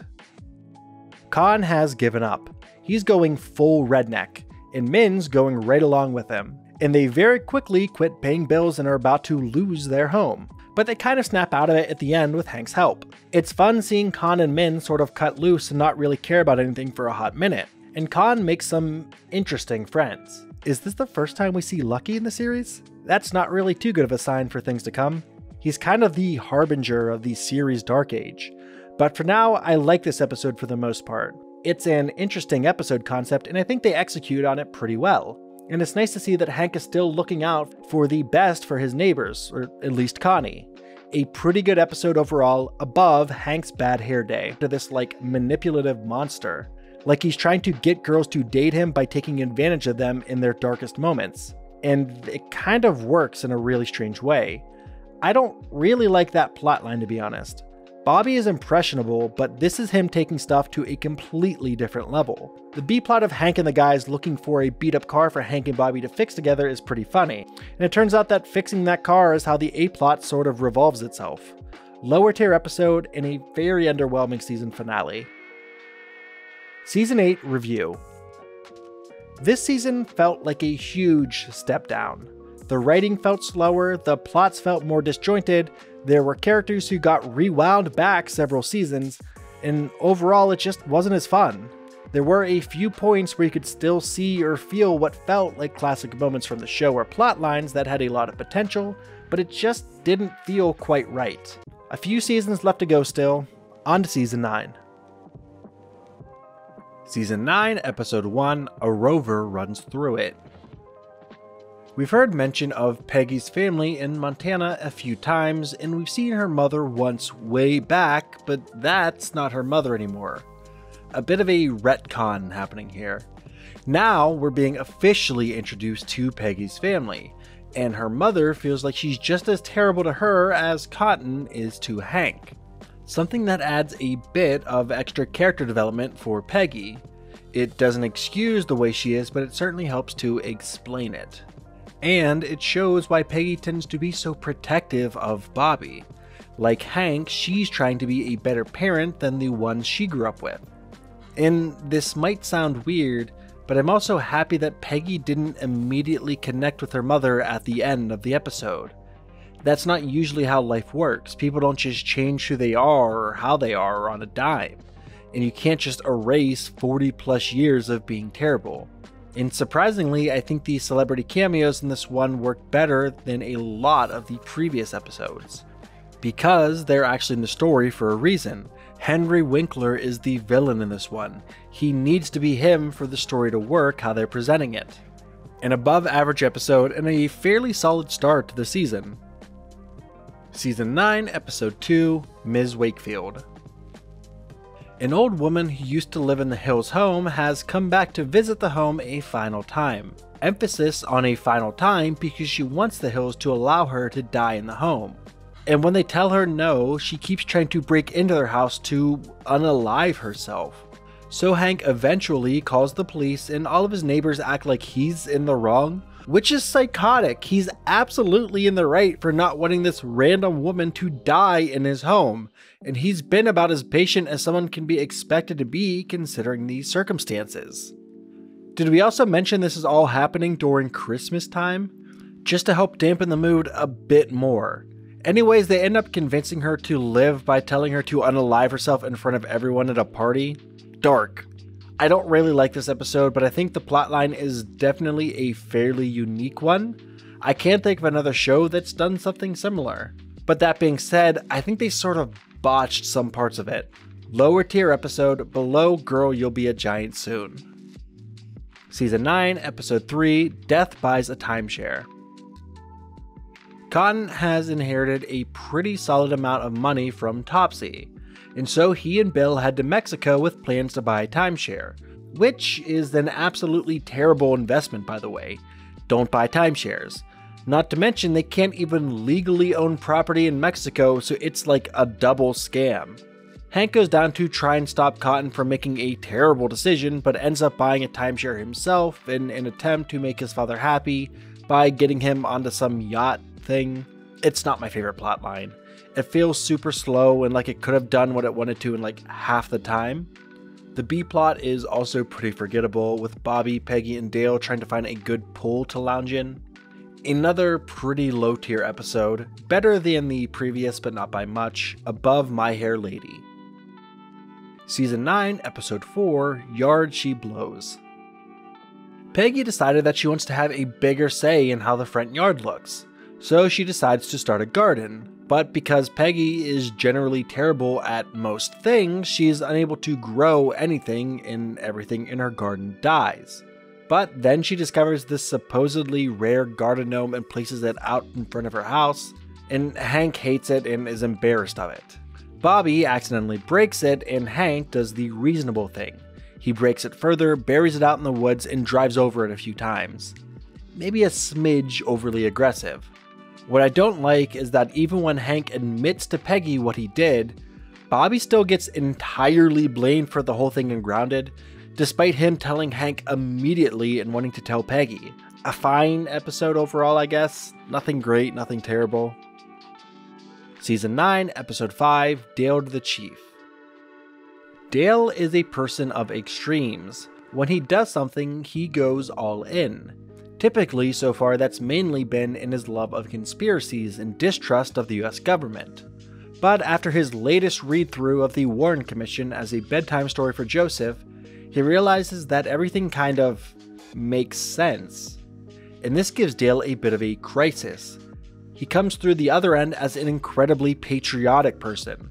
And while he's doing this, Hank is facing off and getting annoyed by the government while trying to get his license changed. It's funny seeing these two kind of switch positions, but Dale, as per usual, takes things too far and ends up calling Homeland Security on Hank, claiming he's a terrorist. A really funny episode that subverts its characters in a really creative and funny way. Probably the best of the season so far, below The Good Buck. Season 9, Episode 6, The Patriot Act. I'm not a huge fan of this episode, or at least the A-plot. After Hank sees Bill taking care of a dog that's actually another active military member's dog, Hank decides to sign up for the same program so that he can help out someone in the military as well. And while Bill gets a dog that makes his life infinitely better, Hank gets saddled with a cat. And while this story idea of the Hills having to deal with a cat is a fairly funny one on the surface, we also see Hank being taken for more and more money by a veterinarian who just wants to make more and more money. It ends up like fully impacting the Hills family vacation because they spend so much money on this cat. While this plot kind of drags in my mind, I find the B plot where the dog keeps making Bill's life much better to be a funnier plot line overall. A fairly lower tier episode, definitely not as low as Ms. Wakefield, but still low on the list. Coincidentally, right below Racist Dog. Season 9, Episode 7, Enrique Syllable Differences. This is an episode that I feel like I never want to watch again. Of all the background characters at Strickland Propane, It's kind of surprising to me they gave Enrique an episode instead of like Joe Jack, who's played slightly larger roles throughout the series. But here we are.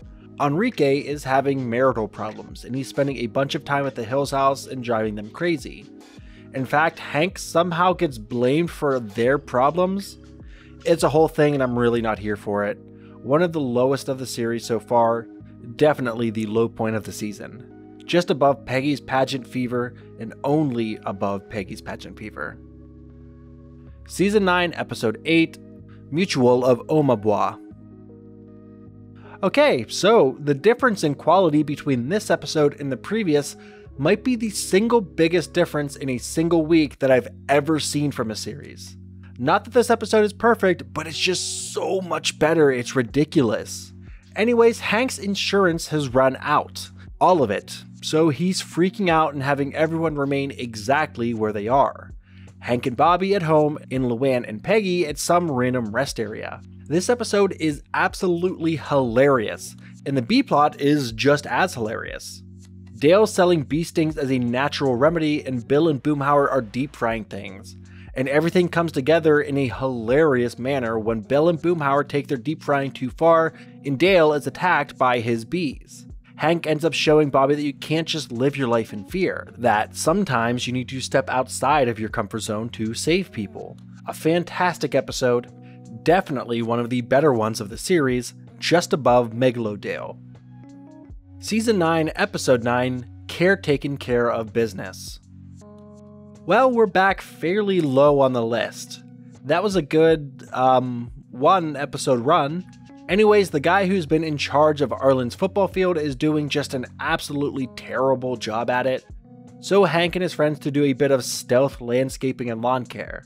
They actually end up doing some really weird things that like influence the outcomes of games, which almost sounds like something that Hank would be fully against. Like, I feel like he'd want Arlen to win or lose based on their own merit, and not because of some weaponized landscaping. Anyways, the guy whose job they've secretly been doing gets super cocky, and that's the whole thing. In the B-plot, Luann and Lucky begin dating in this episode. I've seen a lot of online discourse over the years about Lucky, but what I ultimately think is that Lucky himself isn't necessarily a bad character, but rather that he unfortunately coincides with a bit of a downward trend of episode quality and some negative tropes that we see the show start to rely on. A bit below mid-tiering. Season 9, Episode 10, Arlen City Bomber. So, Tom Petty voices Lucky in the series, and in this episode they just have him straight up say, running down a dream. I don't have a follow-up, I just wanted you to know that if you didn't. Luann is struggling with money, despite us having like a whole episode where she's the one responsible person in a rental house. Anyways, Peggy decides to help her, and the two of them end up joining a roller derby team.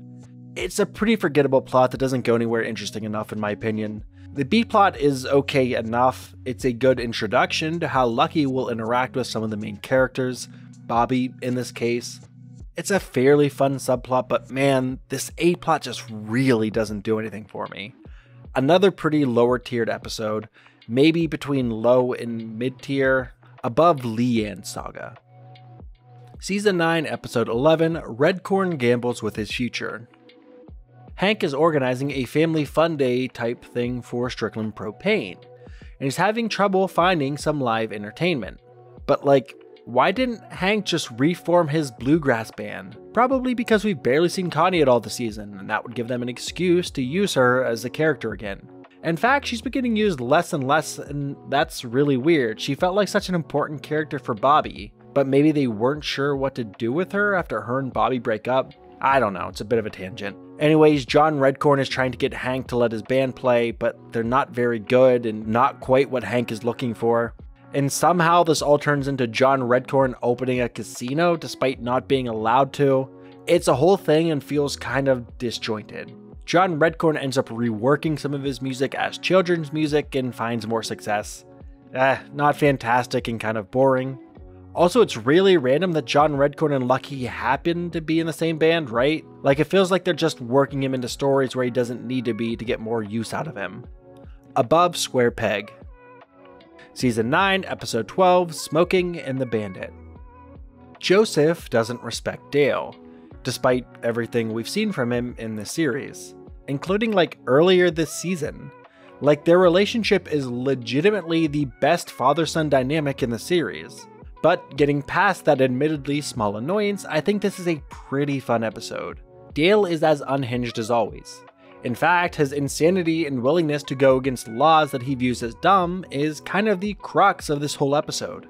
Dale becomes something of an outlaw known as the Smoking Bandit after he lights a cigarette in a restaurant despite not being allowed to. It's a pretty fun plot, and seeing Dale try to impress his son as he's basically hunting himself, and Hank realizing what's happening and helping is a nice touch and feels pretty in character. This episode is really funny, and it's always nice seeing the lengths that Dale will go for Joseph.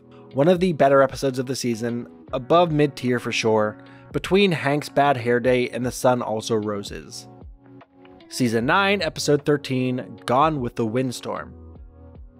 Nancy is being replaced as the weather person at her news station by someone who actually understands meteorology, which, fair.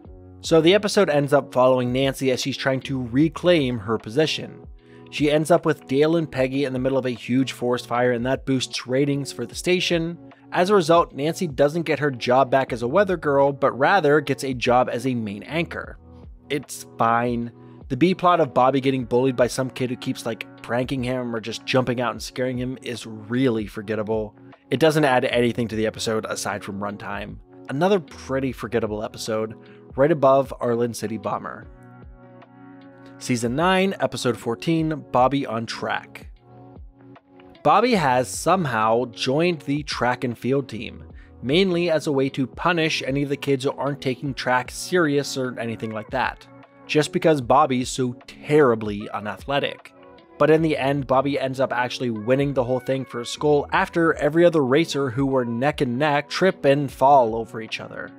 Which is a nice ending to the episode and shows the power of being able to stick through things. It's a fairly fun episode that I don't find myself really wanting to go back and watch at any point, which is a shame because it's really not a bad episode. Quite the contrary actually. Definitely an above average episode for the series, above Father of the Bribe.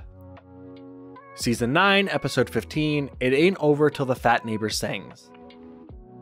Another maybe strange minor gripe, but in this episode there are like 4 other army barbers. There was a whole episode earlier about how important Bill was as a barber on the army base, and this episode just kind of ignores that earlier episode. Anyways, Bill joins a men's choir and ends up using all of his sick and vacation days for that, and when he finally has to go to work, he just doesn't, so he could get into some serious stuff because, again, he works for the US Army. It's nice seeing Hank go above and beyond to help Bill. We've seen that done many times in the series, but when it's done well, it's done well. And once again, Bill's worth as a barber for the army is displayed. The B-plot of Peggy and Bobby getting really into a game of Pong is fairly fun and doesn't really detract from anything in the episode. A solid episode overall. Season 9 Review. This is maybe the first season that I really didn't like as a whole. There were a few portions here and there where it felt more like the show that we saw a few seasons back, but things are, well, starting to get ugly.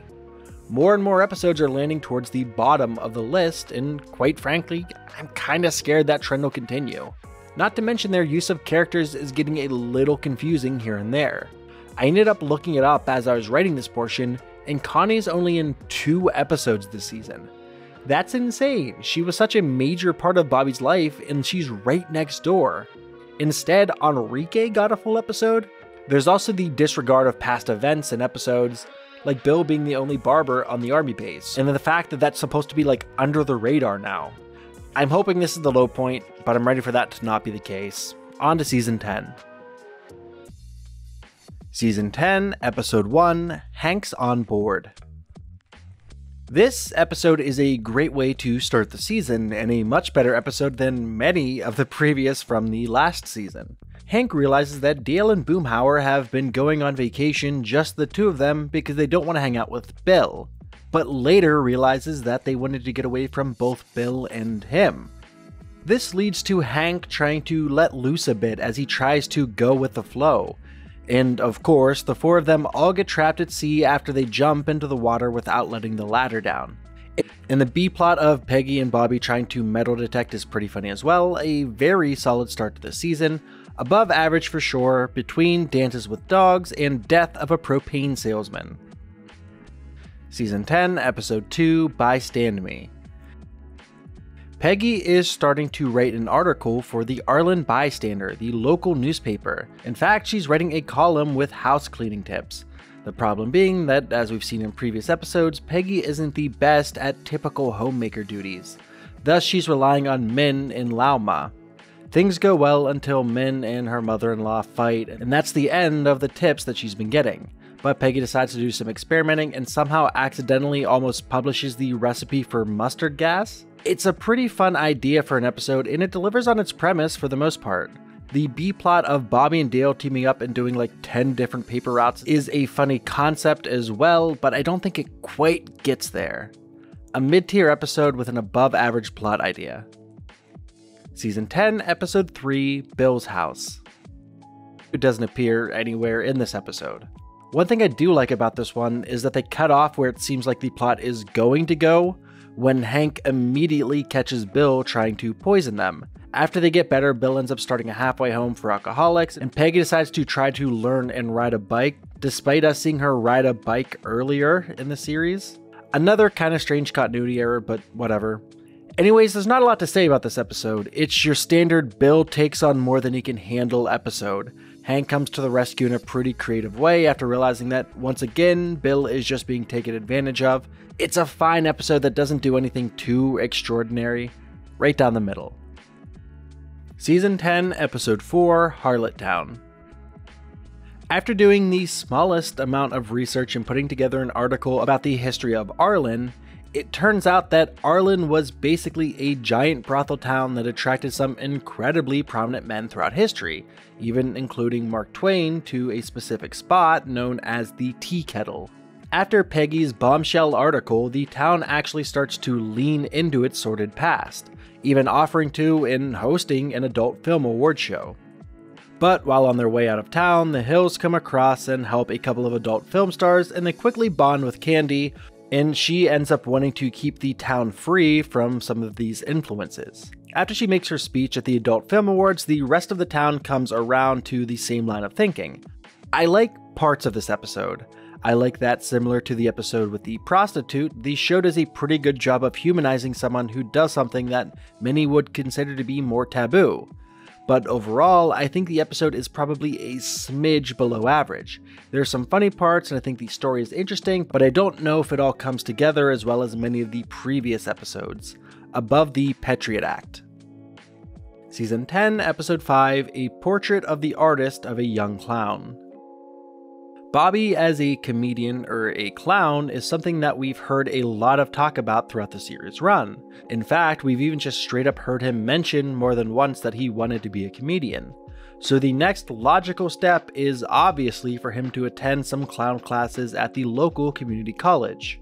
Though this is partly just because Hank wants him to get his joking out of his system while he's not in the house.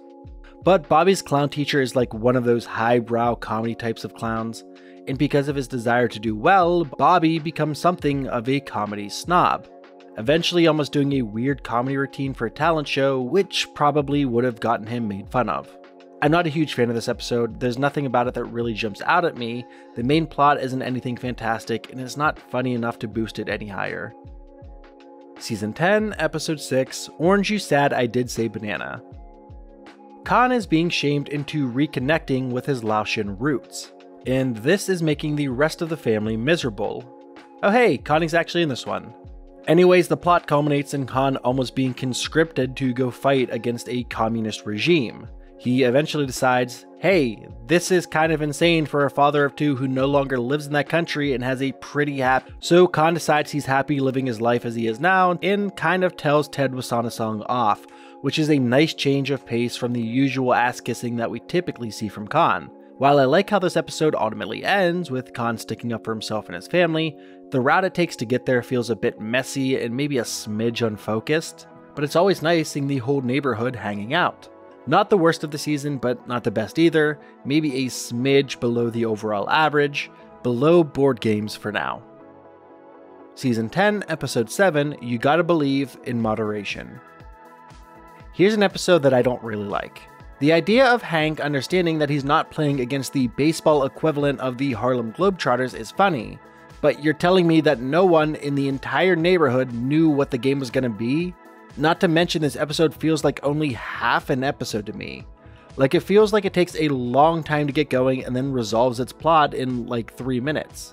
It's just such a bizarrely paced episode in a series that usually takes things much slower and lets jokes burn at their own rate. There's not really a lot of moments in this episode that, to me, feel like they're able to save this one. A lower tiered episode for sure. Season 10, Episode 8, Business is Picking Up. This is kind of a fun episode. And wait, is that Johnny Knoxville? Huh. Anyways, Hank is paired up with Joseph for a good bit of this episode, and Bobby has found a new role model during a job shadow type thing.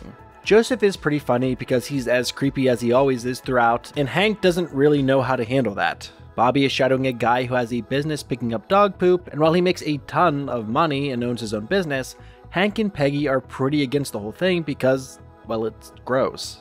I'm not sure if Hank from an earlier season would have had the same problem with everything as current Hank does. While Hank is the same character on the surface, he's grown and become more nuanced about a lot of things. I'm not sure. The episode is also pretty hilarious, and Peter Sterling, the man who's becoming something of a mentor for Bobby, is a genuinely nice guy throughout the entire episode. There's no turn or anything from him. He just cares for Bobby and wants the best for both him and his father, between how to fire a rifle without really trying and to kill a ladybird. Season 10, Episode 9, The Year of Washing Dangerously. I'm not the biggest fan of this episode. Khan is over his job. He and Min have watched an infomercial about making more money, and they decide they need a turnkey operation. A business they can buy, not really worry about the business at all, and turn a profit. Khan decides on a car wash and, through simply being Khan, basically drives a bunch of the business away. I'm not the biggest fan of this plot, but I think the B plot of Peggy and Bobby trying to figure out why Nancy is dodging her calls is the much better plotline in this episode. It's genuinely pretty funny, and I think they could have maybe given it a smidge more focus, though that also, to be fair, could have driven the joke into the ground. Who knows? A pretty low tier episode overall, not the worst of the season, but not too good. Season 10, Episode 10, Hank Fixes Everything. This episode does one of my least favorite things that a show can do, and it's something I've actually mentioned a few times throughout this video because King of the Hill has done it quite a few times. Random celebrity cameos for really no reason whatsoever. I guess in this instance they at least have some plot relevance, but like they probably could have done without the gratuitous celebrity cameos.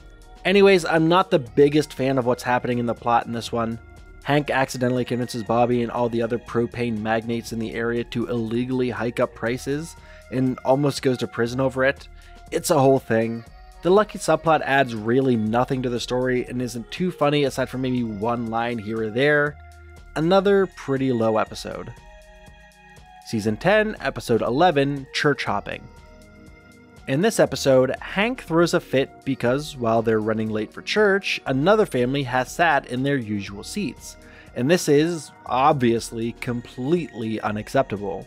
So the Hills decide to try a few different churches before ultimately landing on the new mega church in Arlen.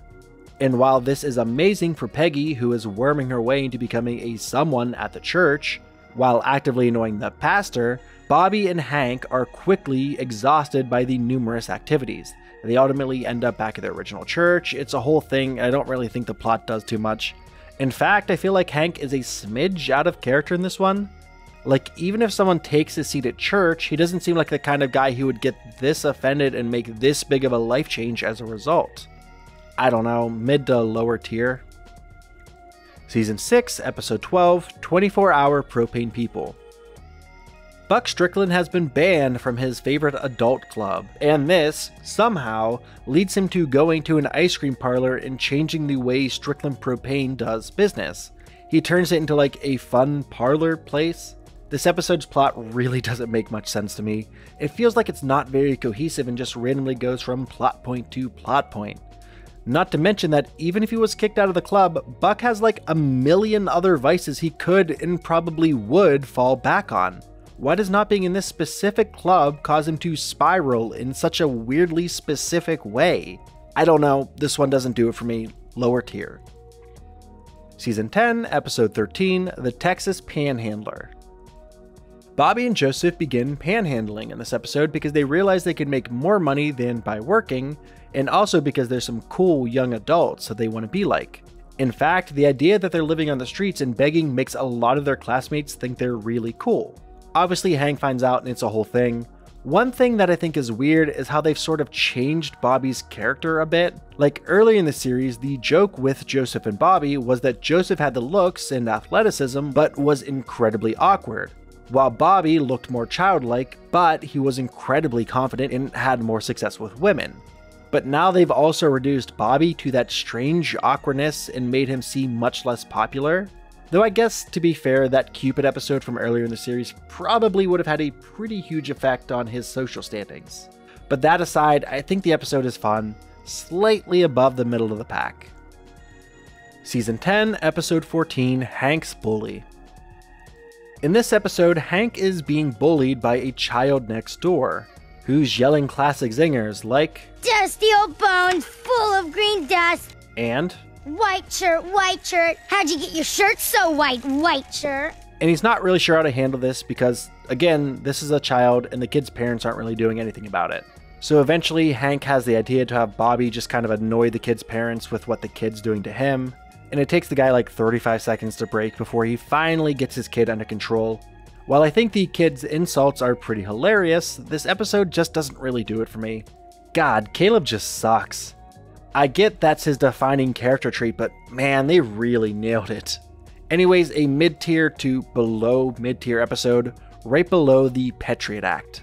Okay, so Peggy has done a lot of terrible stuff throughout the series run, either by accident or because she's a terrible person a lot of the time. But I genuinely think this might be the worst thing she's ever done entirely on purpose. Lucky wants to propose to Luann, but he doesn't think he'll be good enough unless he gets his GED. So he begins studying with Peggy, who then decides that Lucky isn't good enough for Luann and goes out of her way to teach him everything wrong so that he fails. An absolutely terrible moment for her. The rest of the episode is kind of meh. Lucky's ambiguous code that's been mentioned kind of all over the season isn't my favorite character bit that we've seen. I'd say this is just a bit above the lower tier episodes. Season 10 Review. Okay, I know I've said this quite a few times by this point, but this season was another pretty drastic decline in the series overall. Or at least I had a similar thought about the previous season. But this season was undoubtedly worse than any of the other seasons I've seen so far. While of course there are a few episodes here and there that feel like they're much stronger and more consistent with the quality of the series that we've seen previously, it really feels to me like the series just kind of hit a wall this season. There were a lot of episodes I really didn't want to watch, and it took me longer to get through this season than it did through Season 3. Despite Season 3 having 10 more episodes, it was just that much harder to get through. But we're nearing the end, just a couple. Season 11, Episode 1, The Peggy Horror Picture Show. I'm gonna be honest with you. I was a little nervous going into this episode, but all things considered, I think this episode handles its subject matter in a way that doesn't feel like an animated series airing in the early aughts. In fact, I actually really like this episode. I like that King of the Hill has something of a habit of portraying people who, at the time, would have either been made the butt of the joke or demonized in some fashion, and actually making them some of the nicest, most realized character expectations. Such as Carolyn's mother, who can be best described as aggressively supportive. While this isn't the best episode of the series, I think it's a pretty big step up from many of the episodes from last season that we've seen. Season 11, Episode 2, Sir Punt. And now we're back to the quality I expect from a series that's rapidly approaching its end. Lucky decides to just give Bobby a huge snake, and that then just ends up in the sewer, and Hank ends up taking the blame for all of this across Arlen. Dale ends up joining the exterminators that are hired to catch the snake, but they're really taking their time because they like all the newly found money and the fame they're getting as the new snake hunting force. It's a pretty forgettable episode. There really aren't many solid jokes. Hank is like being ganged up on by the whole town for some reason, even though again, it's not really his fault, and the plot itself feels pretty convoluted at best. Definitely a lower tiered episode below Leanne's Saga. Season 11, Episode 3, Blood and Sauce.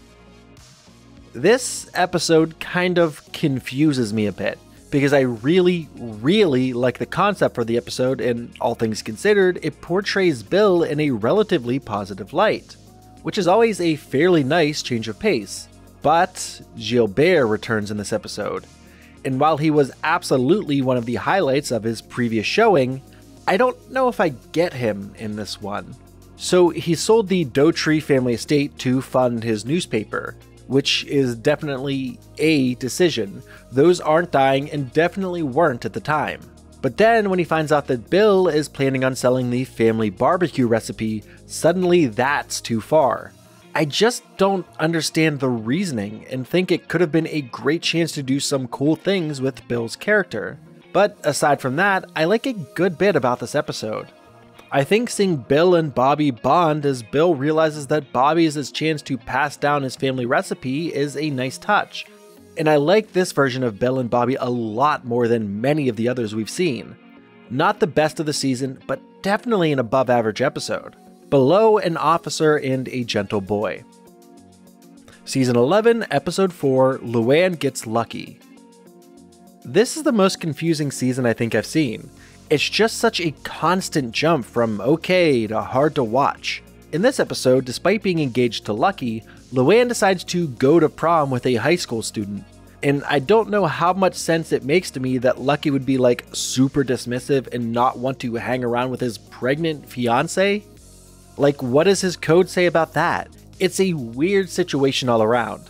Another low tier episode of Days. Season 11, Episode 5, Hank Gets Dusted. So apparently Hank's cousin is Dusty Hill, bassist for legendary band ZZ Top, because of course he is. This just kind of reeks of a ton of the late series problems I've been talking about. Throwing in a celebrity who's playing themselves just sort of because. A lack of any real plot going on, and some okay jokes littered throughout. Anyways, Cotton is leaving his car to Dusty instead of Hank, and that's causing Dusty to come to town. And apparently Dusty, having been Hank's cousin, is like this huge secret or something, I don't know. There's a few solid jokes throughout, and the visual of Bobby being spun by Dusty is fairly funny, and the takes on reality TV are fairly spot on. But I just can't get behind this episode. Not the worst we've seen, but definitely below average. Between Reborn to Be Wild and Now Who's the Dummy. Season 11, Episode 6, Glenn Peggy, Glenn Ross. So Peggy has been working at the Arlen newspaper for a few seasons now, and she wrote a super negative article on one of the newspaper's biggest advertisers, so she's been fired. And now she's transitioning over to real estate, and Connie's with her because they aren't sure what to do with Connie's character anymore. There's a B-plot about Hank getting these super nice golf clubs that were definitely used in a murder, but like they're really nice golf clubs, so. I'm not a big fan of this. Peggy as a real estate agent feels like a fairly hollow attempt at finding a new way to put her character in new situations, but I don't really like any of the new real estate characters they introduce.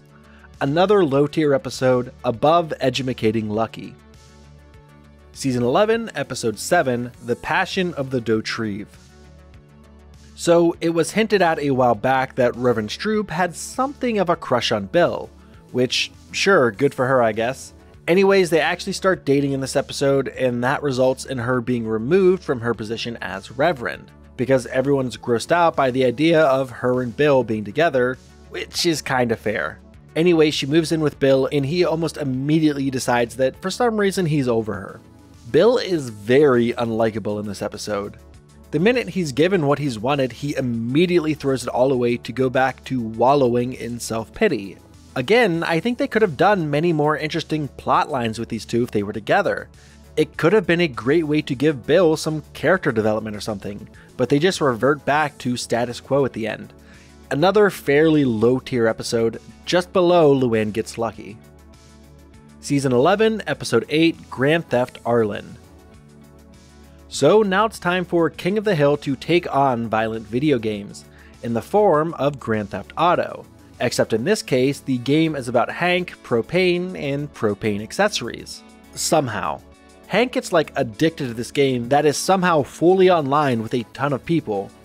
And Hank actually does get the full GTA Online experience after Peggy is given hacks and mods to make her unkillable. Hank is dealing with something of an unhealthy addiction to this video game, and I think it does a lot well, not to mention it's pretty funny. Definitely a much stronger episode than basically anything else we've seen this season. Season 11, Episode 9, Peggy's Gone to Pots. If I had a nickel for every time we've gotten an episode where Peggy gets in way over her head with an MLM, I'd have 2 nickels. Which isn't a lot, but the rest of that joke. Anyways, now she's into these like houseware things and she's using them to try to sell a bigger home in a richer part of Arlen. In the B-plot, Rusty Shackelford, the fake identity that Dale's been using for years, turns out to not be dead, he just like moved away? And he's having a ton of trouble because Dale has basically been using his name on everything for years. I think that's the better of the 2 plots, and there may have been more to explore there.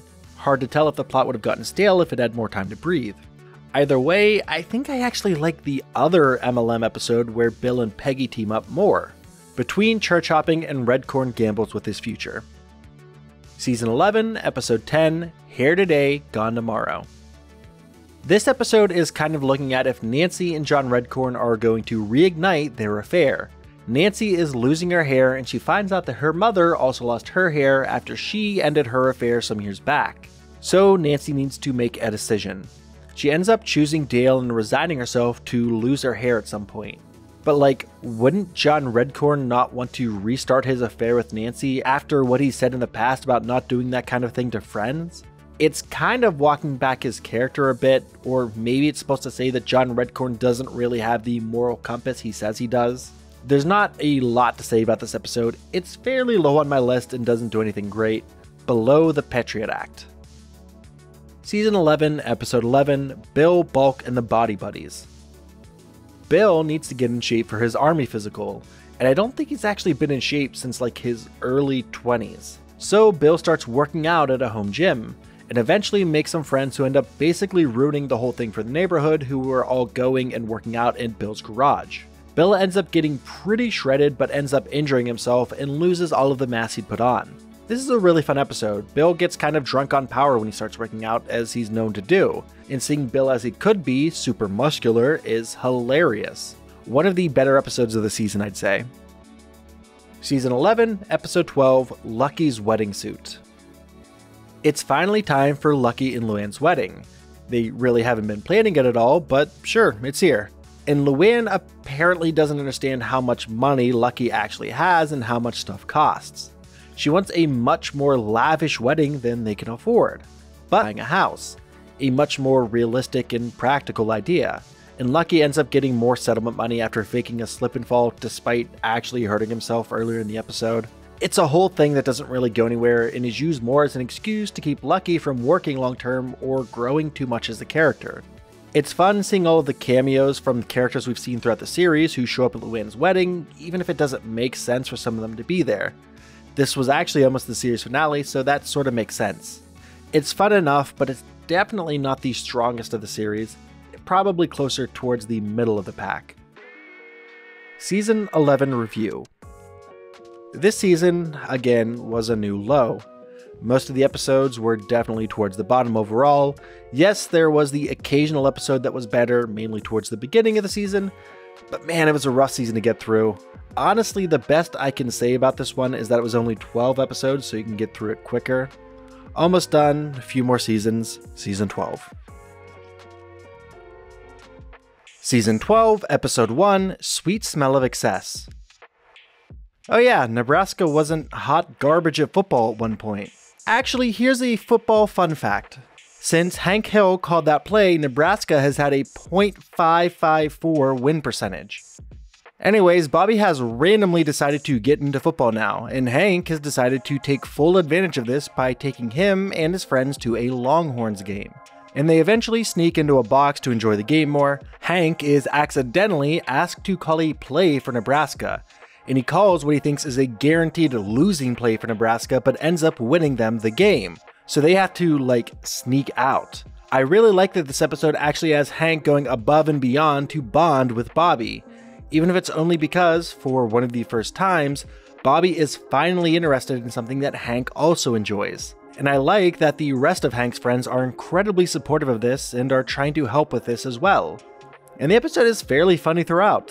Peggy, being an aggressively supportive football fan, is hilarious. A very solid start to the season, just above Dale Tech for the time. Season 12, Episode 2, Bobby Ray. This is another one of those episodes that kind of undoes a lot of early series Bobby by leaning into the fact that now he's apparently much less confident with girls. And now he's starting to lead this protest against soda machines in the school just to talk to a girl. And somehow he ends up leading a whole walkout that's in danger of turning into a full-scale riot. I don't really like this episode. There's not a lot in it that works for me. The plot feels contrived and like they're changing the characters for the plot and not making the plot make sense for the characters. And the characters they're using and introducing for the plot in this one are just straight up unlikable. Like Olivia sucks. And that doesn't make her character fun like Peggy, it just makes her annoying. Huge drop in quality from the previous, one of the worst we've seen so far. Season 12, Episode 3, The Powder Puff Boys. I'm torn on this one. While I think it's an interesting idea to sort of turn the tables of where Hank and Bobby stand on something, this whole episode is sort of a worse version of an earlier episode. Like, it's not the first cheerleading episode they've done, and it's definitely nowhere near as good as that. And I don't even think that's that good of an episode. It's definitely strange to me how hard Hank is actively pushing Bobby into his role as a cheerleader, and to be completely honest, I think it's a bit jarring how all of a sudden Bobby changes his mind halfway through the episode. Not much about this episode sticks out to me as good or enjoyable, but it's not offensively hard to watch like some of the other episodes we've talked about. Still though, pretty low on the list. Season 12, Episode 4, Four-Wave Intersection. I think that while the execution in parts of this episode leaves a good bit to be desired, I think that it's overall a fairly interesting concept for an episode, both the A and B plots. In the A plot, Bobby, Joseph, and Connie are getting bullied at a local water park after Hank bought them season passes. Eventually, they bring in Boomhauer to deal with the bullies because he was apparently a pretty solid surfer in his younger days. But Boomhauer has been dealing with the fact that he's not as young as he used to be. So it sort of turns the episode into Boomhauer dealing with his lost youth while trying to help the kids however he can. And I think that works fairly well. In the B plot, Bill's car broke down during a heat wave and he started accidentally waving to cars driving past and is apparently making their day better. After he gets talked about briefly on the radio, he just decides to keep doing what he's doing so that he can get a sense of validation and hopefully make other people's days a bit better. Definitely a step up from the last few episodes, above To Kill a Ladybird. Season 12, Episode 5, Death Picks Cotton. Something that I praised the early series for a lot was their willingness to try new things, make major changes, and just sort of see what happens. That really hasn't happened for a while unless we're counting introducing Lucky, and I most certainly am not. But here, for the first time in a long time, we're getting a major change in the series. It's time for Cotton to die. And he dies in the most Cotton way possible, after having a flashback at a hibachi restaurant. The rest of the episode is basically our cast of characters trying to come to terms with what's happening. And Hank never really gets the closure he wants with his father. But Peggy decides to lie to him, which is probably for the best. I think it really helps Hank. Bobby, however, is subject to yet more character assassination throughout this one. He's 13, and his parents decide that he can't emotionally handle his grandfather dying. So he's forced to hang out with Lucky and Luann, who treat him very confusingly as they aren't yet sure how to parent. It's a whole thing that drags this episode down a bit, in my opinion. But I think that overall, this is probably the strongest episode of the season so far. Season 12, Episode 6, Raise the Stakes. This is actually a pretty solid streak of episodes. Anyways, after realizing that the steaks he usually buys from the Megalomart are subpar, Hank finds his way into shopping at a local co-op. In fact, he finds that all the food they have for sale there is delicious. It's fun seeing Hank navigate this unfamiliar environment, and I like that he's actually not against them in any way. Like, they're all on the same side. In other episodes, they or he would be something of an antagonist. I like that they're all on the same side, and that Hank's rigidity and general know-how actually brings a lot to the co-op and makes everything better, before they get bought out by Megalomart and things go back to being generally terrible. I liked this episode a good bit. It's funny, it's a side of Hank we don't usually see, and I find myself really enjoying this one on rewatches. Between the pilot and Peggy Hill, The Decline and Fall. I really don't like this one. I find myself finding very few positive things to say about it, and not really wanting to go back and watch it. I guess the line about the Dutch is funny, but that's about it. It's really sad that Bobby-centric episodes are becoming some of my least favorites as the series continues. He was such an interesting and fun character early on, but it feels like they've sort of lost the thread with him somewhere, and now his episodes are really hit or miss. This episode feels about as paint by numbers as it could be, like you can immediately tell where everything is going once the episode gets moving. I don't know, very low tier, not quite at the bottom, but certainly close. Season 12, Episode 8, The Men Who Knew Too Much. Min and Khan are still trying to get into the Nine Rivers Country Club, and now their latest scheme involves Min being an absolutely amazing shot and joining their skeet shooting team. She ends up joining Dale's gun club to practice and finds that she actually feels really welcome and becomes friends with everyone there. That's actually kind of how the episode ends, with her choosing them over the Nine Rivers Club. I actually really like that. Khan is generally more spiteful of his neighbors, but Min regularly hangs out with Peggy and Nancy. She's the whole reason they haven't left. It's always nice seeing her enjoy and be a part of the community, and we don't have a lot of episodes where she's a major character, let alone the main character. While it's nowhere near the top, I like that this episode wasn't afraid to try some different stuff. Towards the middle of the pack, maybe just a smidge below that. Season 12, Episode 9, Dreamweaver. Here's another episode where Dale has to maybe get a more conventional job instead of owning his own failing business. This isn't the first time we've seen this type of episode, but this time he's getting into basket weaving instead. I don't know, it just feels random for the sake of being random. However, Hank being a much better basket weaver than Dale is both fairly funny and also makes perfect sense. But I just can't get into this one. It reeks of what they've done with Dale in these later seasons, just making him a random character who does random things because random is funny, obviously. The B-plot has Peggy, Bobby, Boomhauer, Bill, and Khan together, so I guess there's that. That's an interesting grouping. Lower tier, below Now Who's the Dummy and Church Hopping. Season 12, Episode 10, Doggone Crazy. Lady Bird is getting older, and now, all of a sudden, she's getting absolutely freaked by thunderstorms. So she has to go through this special training after she bites Hank while being agitated in order to not be put on a dangerous animal list or worse. I don't really like a lot about this one. I get that the trainer's supposed to be not fantastic at his job or anything like that, but he comes across as unlikable or not really fun. I guess Luann asking the older woman if she wants to reincarnate as her baby is funny, but that's maybe the only part I can really think of that stand out to me. Season 12, Episode 11, Trans-Fascism. Trans fats have been banned in Arlen, and that's causing quite the stir. It's in basically all the foods that everyone loves, so they, of course, resort to crime. Or at least Buck has. He's opened a mobile barbecue truck and is selling illegal trans fatty foods. There's some competition and it turns into a whole crime-like syndicate, with Nancy even trying to get solid evidence of what's happening. It's a fun concept for an episode, and I think it executes on it fairly well. But it just doesn't quite feel like classic King of the Hill to me, if that makes sense, as some of the better ones. For now, I'll be placing this a bit below the middle of the pack, above Death in Texas. Season 12, Episode 12, Untitled Blake McCormick Project.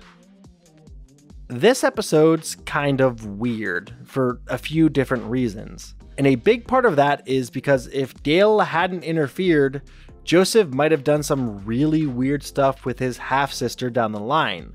Not to mention we get to see John Redcorn at basically his worst in the series.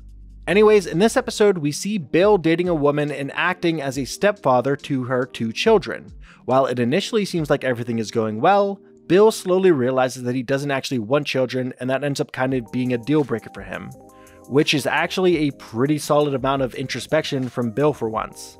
And he ends up not even having to break up with Charlene as she leaves him for John Redcorn, never to be seen in the series again.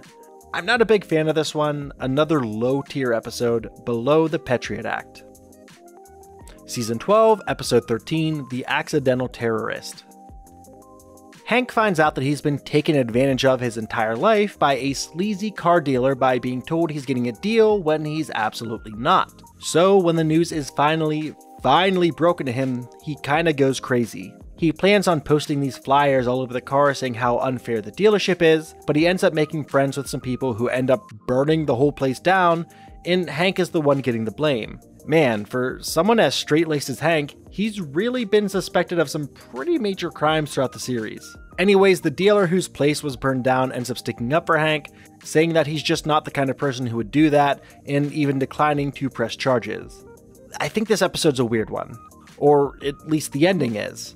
Hank just immediately goes back to how he was beforehand, like he basically does nothing with this new knowledge of being taken advantage of. In fact, it's the store owners who change because they're now afraid of if they give Hank a bad deal, he'll burn their store down to the ground and get away with it. A fine episode with a somewhat strange ending, towards the middle of the pack below Vision Quest. Season 12, Episode 14, Lady in Gentrification. Here's another pretty heavy Enrique episode, but this one focuses more on his daughter and their home. Hank is going to be giving a speech at Enrique's daughter's quinceañera, and Peggy has begun selling homes in the neighborhood to some hipsters. This starts a pretty hefty gentrification process, and because Enrique doesn't own his home, he's in danger of being forced to move because rent is being hiked up. I think it's an interesting look at gentrification and how that can negatively affect some people, especially those renting homes in an area being gentrified. And I like how serious Hank takes his role in the quinceañera. He's actively getting to know and making his best effort with Enrique's daughter. But overall, I think the episode isn't quite as great as the sum of its parts, like everything just doesn't quite come together. Definitely a lower mid-tier episode, below Hank's bully. Season 12, Episode 15, Behind Closed Doors. This is one of those fun examples of the B-plot just being straight up more fun than the A-plot. But I think there's really no way they could make the B-plot anywhere near an A-plot. In the A-plot, Peggy's trying to bring her family closer together after being called out by a family guru type person. Is guru the right word? I'm not sure what else to call him. Anyway, she gets the family cell phones and wants to do a Christmas photo shoot, of course. But of course, it doesn't go well. The B-plot has Dale with a keyboard doing theme music for everything happening in the alley. It's hilarious. Especially when Hank hears music from inside and just goes, "Ugh, good, Boomhauer's home." Such a dumb joke that makes me laugh harder than it probably should. But I really don't like the A-plot. It's Peggy at her worst and not in a fun way. It's not fun because she's being ignorant, it's hard to watch because she's being terrible. She isn't the villain by accident or because of her own hubris, she's just sort of annoying in this one. Another fairly low tier episode. Season 12, Episode 16, Pour Some Sugar on Khan. Min's father has come to town, and he's not exactly the biggest fan of Khan. So in order to get away from him, Khan ends up getting really into karaoke. A couple things I like off the bat. This episode does a great job of showing just how close Khan's immediate family actually is. They're all incredibly supportive and proud of him when he starts doing well in karaoke. And I'm glad we're exploring Min's family a bit. We've heard about her father a few times throughout the series, and it's definitely interesting to see him finally show up. But these two are probably some of the only parts of the episode that I liked or really found interesting.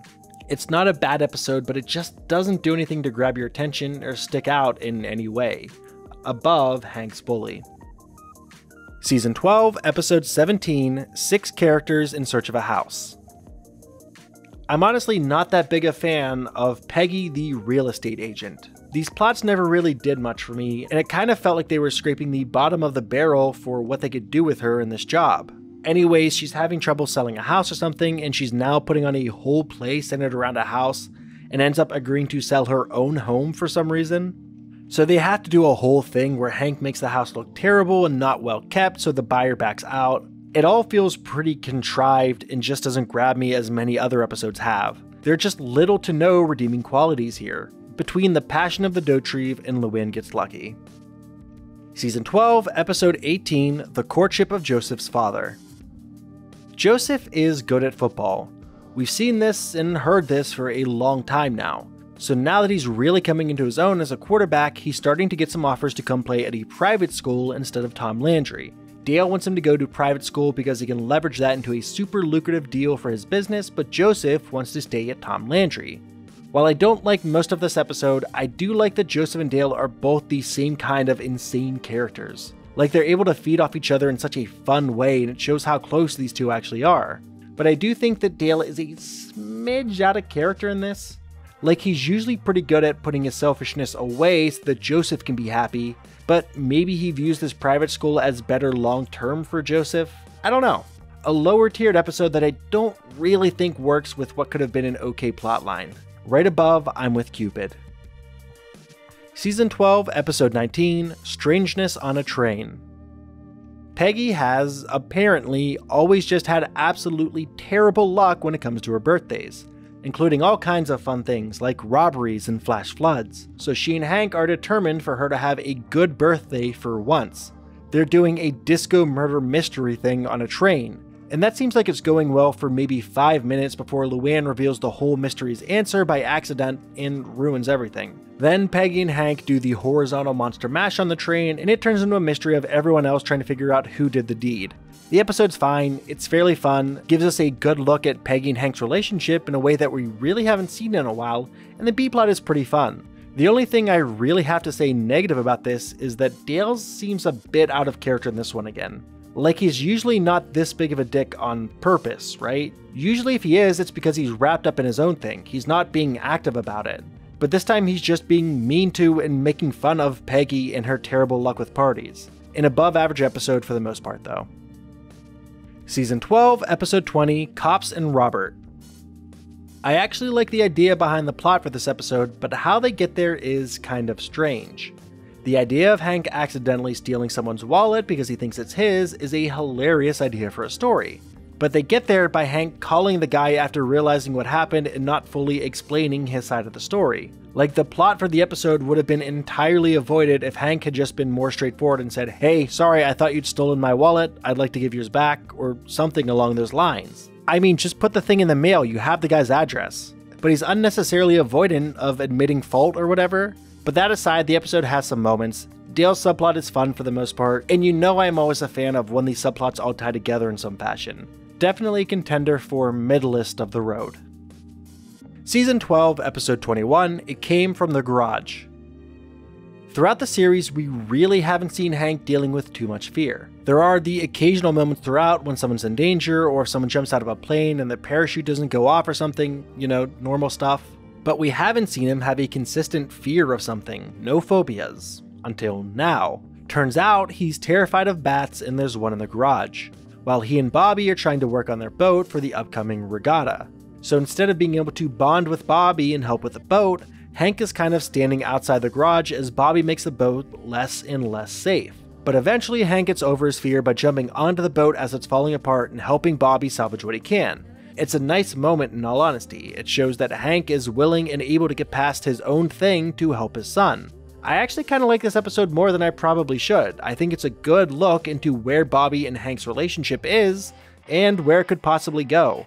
And I like that Hank, for all his masculine bravado, has an incredibly common fear. Also towards the middle of the pack, below Escape from Party Island. Season 12, Episode 22, Life, a Loser's Manual. A long time back in the series, we were introduced to Luann's mother, and we've heard about her father for a good bit now, but now it's finally time for us to meet him. And hey, Johnny Knoxville's back to voice a second character. We don't usually see that from a lot of celebrity cameos. Anyway, Luann's father is actually terrible. He hasn't been working on an oil rig, he's been in prison. After he refuses to change his ways, he almost gets Lucky sent to prison for something he did. Though this knowledge does make Luann's early life considerably more sad when you think about what kind of parents she grew up with, it makes what Hank and Peggy did for her all the greater in my mind. They really saved her in a lot of ways, and it's kind of a miracle that Luann is as innocent as she is. But overall, I'm not that big a fan of this episode. And did they make Lucky dumber than usual in this one? Like he's talking about how important it is that Luann has her father around, but then he's willing to go to prison? I get that's kind of the joke, but Lucky isn't usually that stupid. I don't know. Lower tier. Season 12 review. Okay, so this might sound weird to say because I was fairly negative throughout the season, but I think I actually like this more than Season 11 overall. I genuinely think that if Season 11 was the same length, it would have been a worse quality. Maybe not, but who knows. This still really wasn't a good season. They're rapidly running out of ideas and are routinely bending the characters to plots instead of writing plots that work with what the characters would do. I like that we're still bringing in new characters that we've heard a lot about but haven't seen, like Min's father or Luann's father, even if some of those episodes didn't quite stick the landing. But with all that being said, we're almost at the end. One more season to go. Season 13, Episode 1, Diabetic Shock. Bill has been eating worse than normal, and that's culminating in him beginning to enter the first stages of diabetes. In this one, really bad doctor ends up telling him to just give up hope and prepare to lose his legs. Huh. Anyways, Bill is now in a wheelchair and everyone around him believes he's already lost use of his legs. He starts playing rugby with other wheelchair-bound people and actually loses some weight and starts getting in shape. This results in him standing up from the chair and finding out he's no longer diabetic. He then goes and beats up the doctor, which is fair. He wasn't a very good doctor. I actually like this episode. I think it's an interesting Bill episode and it's kind of a nice counterpoint to the other episode where he starts working out too much. It's pretty funny and does a lot for Bill's character, I think. Not to mention Hank is a great friend throughout this one and Thunder is a solid character. A solid start to the season, above average I'd say, right above Peggy's Turtle Song. Season 13, Episode 2, Earthy Girls Are Easy. Well, I like this episode a lot less than the previous. This is like the third environmentalist episode we've gotten in the series. This time, Strickland is having a story written about their illegal dumping, so they're deciding to go green-ish. Buck finds out about buying carbon offsets and buys a bunch off Dale, and Buck ends up buying a bunch of trees from Bobby and Joseph, which Dale is supposed to plant into a huge forest. Dale, of course, doesn't do that, and there's supposed to be a whole concert taking place in the forest. This episode's kind of all over the place. Like, I get that its plot is supposed to be about how companies get around being green by using carbon offsets, and how they're easy to take advantage of, but it just doesn't do a great job of this in my opinion. It's just all around a step down from the previous, below Hank's unmentionable problem. Season 13, Episode 3, Square-Footed Monster. Bill's neighbor died and her house is up for sale, so Ted Wasanasong buys the house, demolishes it, and is building a McMansion, basically a large, cheaply built house. This house is obviously disrupting the neighborhood, it casts a huge shadow, makes the rest of the homes look terrible in comparison, and basically blocks any view from Bill's window. And since the home is so cheaply built, it actually starts falling apart during a pretty big storm. This is actually incredibly dangerous for Bill's house, which is right beside it. So the neighborhood decides that the safe thing to do is to go inside and tear the house down on their own. There's a bit of a legal battle afterward, but the neighborhood ends up winning, and Ted sells the lot to the city, who builds a power substation, which the neighborhood then builds a faux house around to make it look nicer. I like this episode more than the previous actually. I think it's a nice episode showing everyone coming together and how much they really want the best for the alley. But all things considered, I think this is still a bit lower on the list. Not necessarily towards the bottom, but definitely below the average. The story just isn't strong enough and there aren't enough solid bits to make up for it. Though we do get this sweet shot above Redcorn gambles with his future. Season 13, Episode 4, Lost in MySpace. Remember when MySpace was a thing? If you're too young, imagine worst Facebook. If you're too young for that, imagine TikTok but with no videos and fighting to be listed as a top friend. Anyway, Strickland Propane has decided to get on MySpace to help drive business. And Donna is in charge of all of this. Hank doesn't really care about MySpace and Donna doesn't like that. In fact, she tries to have her MySpace friend show up and jump Hank. That's a bit unhinged. She gets fired, then rehired, and it turns out that she was just bored with being an accountant. Which is fine, but like, don't get your coworker jumped. I'm not a huge fan of this episode, to be honest.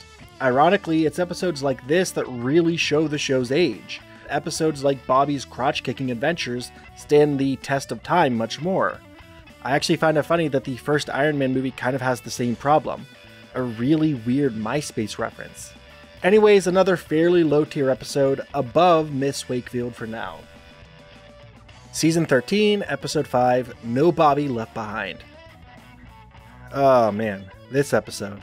This go-around, the series is taking on the No Child Left Behind strategy of the 2000s. So Bobby isn't doing well in school. In fact, there are several students who aren't. They're all labeled as special needs. It's a whole thing and they go along with it so they don't have to do homework. There's actually not really a B-plot in this episode, which feels weird and gives the A-plot a lot of room. And for the most part, they take advantage of that. But as a result, the A-plot feels like it drags a bit for me. I'm not the biggest fan of this episode. I understand they want to tackle the No Child Left Behind policy, and I think that, for the most part, they do a fairly good job of it. And I also think that there really isn't a villain per se in this episode. It's the policy itself that's flawed. But all that being said, I don't feel comfortable placing this episode too terribly high. I really don't think it's terribly strong, even if it has some solid ideas. Season 13, Episode 6, A Bill Full of Dollars. Peggy, Dale, and Min are all beginning to invest into the stock market, and in order to excel in this, they decide to study the common man. And no one is, apparently, more common than Bill. This goes well until Bill understands what's happening and sort of ruins everything. He then gets super in debt by investing poorly, and everyone has a garage sale in order to save him. But Bill just ends up declaring bankruptcy, so it doesn't really matter, I guess. And everyone ends up super interested in learning how Bill declared bankruptcy, because why not? I don't like this episode. It's just another episode of taking advantage of Bill, and when everyone comes together to help their neighbor in the end, it doesn't even matter. Low tier, between Flirting with the Master and Meet the Propaniacs. Season 13, Episode 7, Straight as an Arrow. Some new neighbors have moved in, again, and this time one of them is interested in restarting the Straight Arrow Scouts. So they do just that, and turns out the dad is like super overprotective and against doing any actual scout stuff. And that's what the episode ends up focusing on. Hank takes over a meeting / sleepover thing at one point and lets the kids do kid stuff, and it goes well for the most part. The new kids run away, but it's not too dramatic or anything. One of the only things I really like about this episode was at the end, where it's kind of revealed that neither of the parenting styles are more right than the other. But that dad kind of sucks for not telling Hank about his child's allergies. Like, that might have been good for him to have known. Either way, a pretty low tier episode. Season 13, Episode 8, Lucky See, Monkey Do. Remember how Luann was pregnant? Now it's time for her to give birth. Okay, so I'm aware this might be a weird gripe, but Luann goes from not showing being pregnant at all to being ready to give birth instantly. It wasn't that long ago that they had Luann slowly regrowing her hair back for an entire season because she was in an explosion. Or Peggy learning to re-walk because her parachute never went off. I'm not saying they needed to do anything crazy, but a little more consistency might have been more appreciated. Anyways, we're introduced to Lucky's sister in this one, and her and Peggy butt heads about baby stuff. It's not terribly interesting, but I do like that Luann decides to not necessarily listen to either of them and to be her own person. That's a solid bit of growth if she decides to keep that going forward, or if she shows up again. She really hasn't been showing up a ton lately. Not terrible, but definitely below average. Season 13, Episode 9, What Happens at the National Propane Gas Convention in Memphis Stays at the National Propane Gas Convention in Memphis. Buck is getting a lifetime achievement in propane, and Hank is supposed to introduce him at a ceremony, a huge honor for both of them. But Hank is spending a lot of his time trying to keep Buck on the straight and narrow while there because, believe it or not, Buck likes to get a little wild. But while there, Buck finds out about his illegitimate son, and these two are a terrible influence on each other. They end up partying too much, and Hank gets drunk and chastises Buck's actions publicly, which is incredibly humiliating for both of them. Buck ends up getting bullied by Peggy into getting Hank the same lifetime propane award that he received. I actually like this episode. It's fun seeing someone as deranged and wild as Buck, and it makes sense that he would have some illegitimate children running around.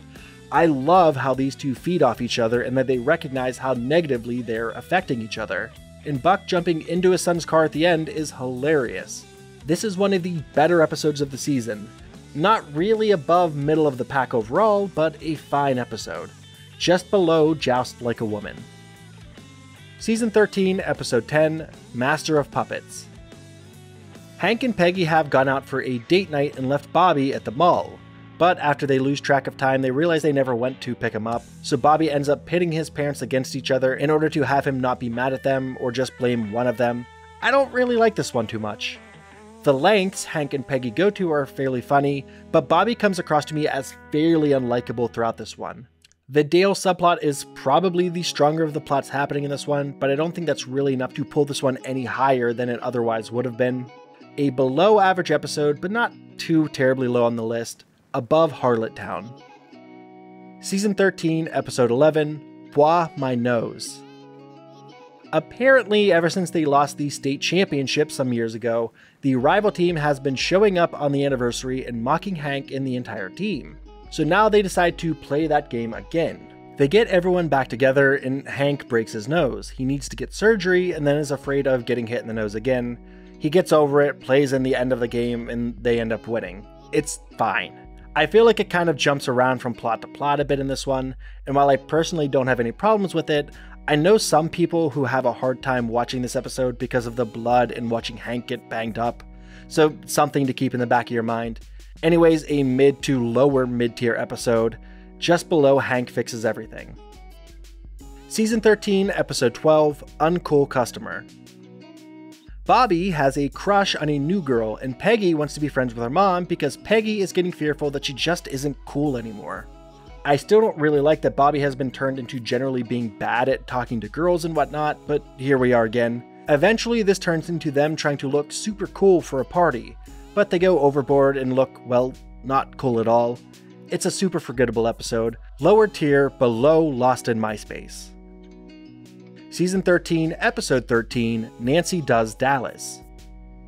This is a Nancy-heavy episode, which historically haven't done a whole lot in terms of story or anything. Now she's been offered a reporting job in Dallas and she's taking it. Dale and Joseph, however, are staying in Arlen. Somehow that's going to work. One big question I have is, how long of a time frame is this episode supposed to take place over? Because she somehow starts at the station as a reporter and ends up as the only anchor. Yeah, she does some underhanded stuff to get there, but that would still take a considerable amount of time to get that spot.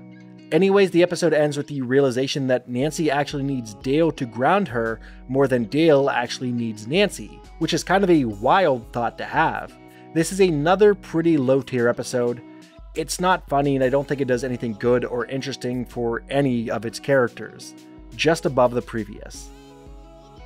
Season 13, Episode 14, Born Again on the 4th of July. Time now for the 4th of July, and everyone in the alley is planning a pretty huge thing, so they have the best celebration around. Bobby ends up destroying his parents' big Uncle Sam because he thinks it's taking them away from their faith.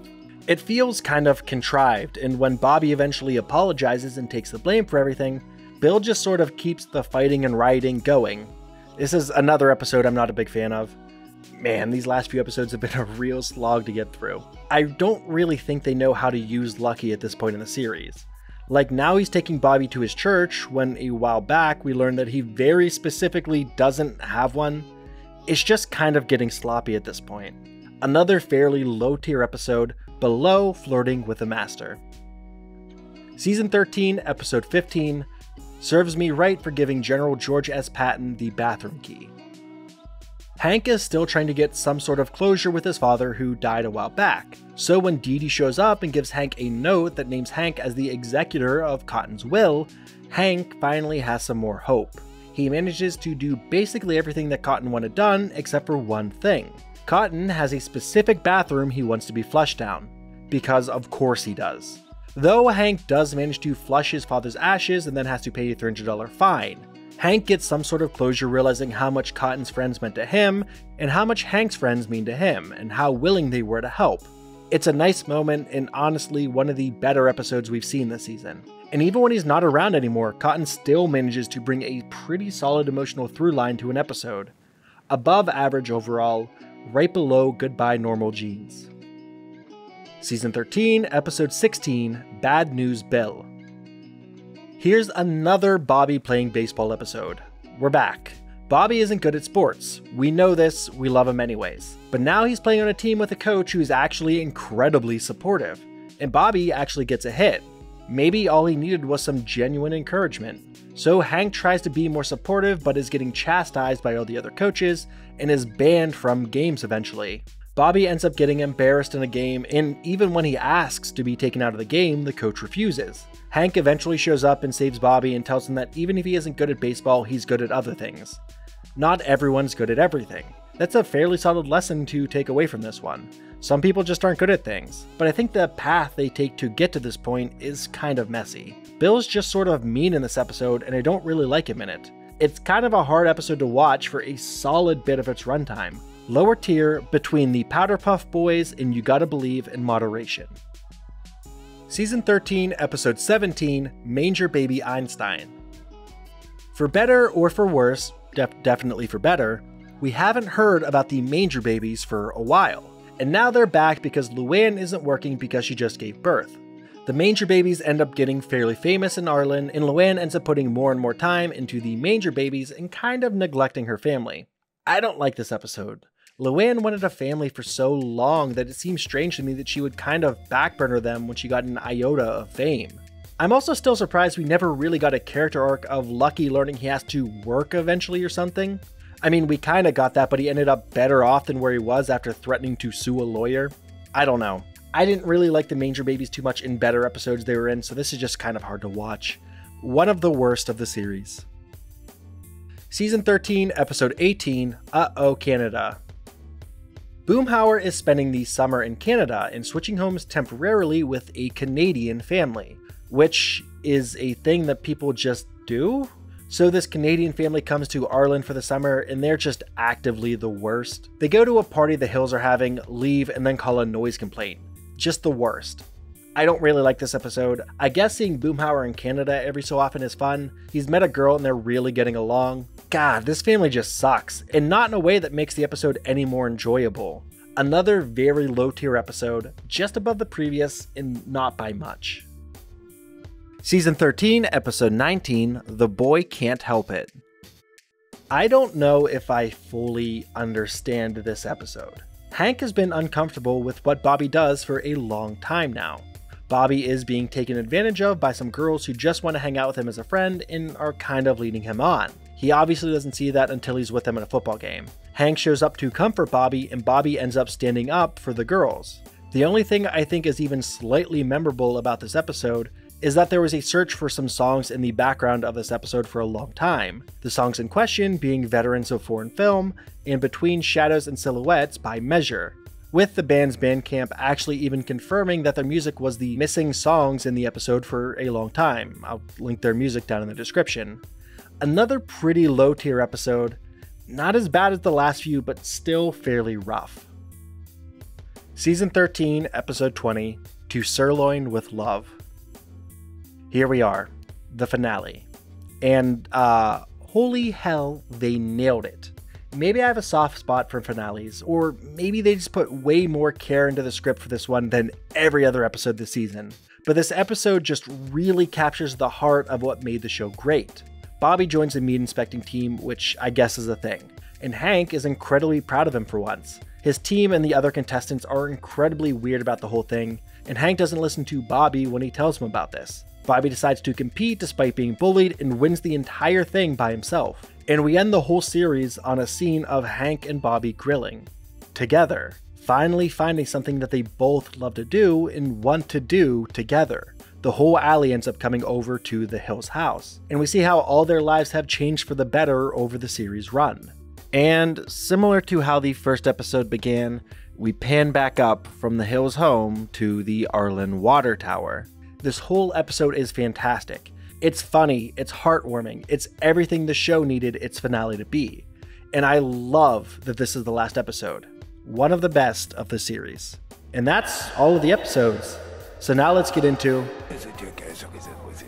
They aired the finale out of order.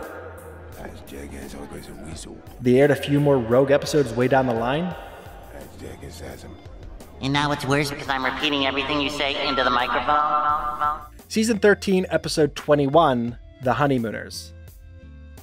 Okay, we're not quite done yet. Just a few more episodes that got sprinkled in here. And the theme of these episodes honestly seems to be last-minute character assassination. This time we're dealing with Tilly, Hank's mother. Remember how happy she was to be with Gary and how much Hank and his family grew to appreciate Gary? We remember Gary. We love Gary.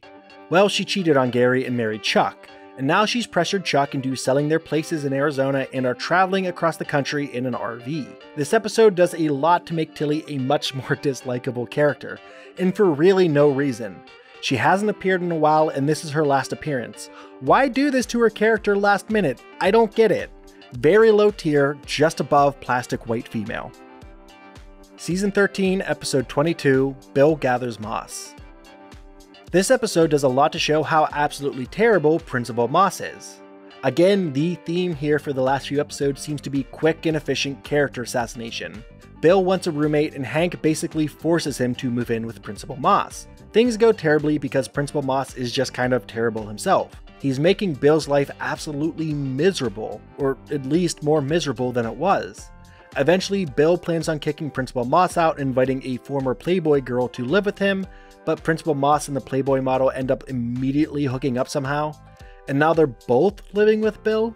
And there's some Russian black market dealer? This episode just feels kind of confused in my opinion. Like it's all over the place and isn't quite sure what it wants to do or what it wants to say. Another very low tier episode. Season 13, Episode 23, When Joseph Met Lori and Made Out with Her in the Janitor's Closet. This is another episode that feels kind of confused and all over the place.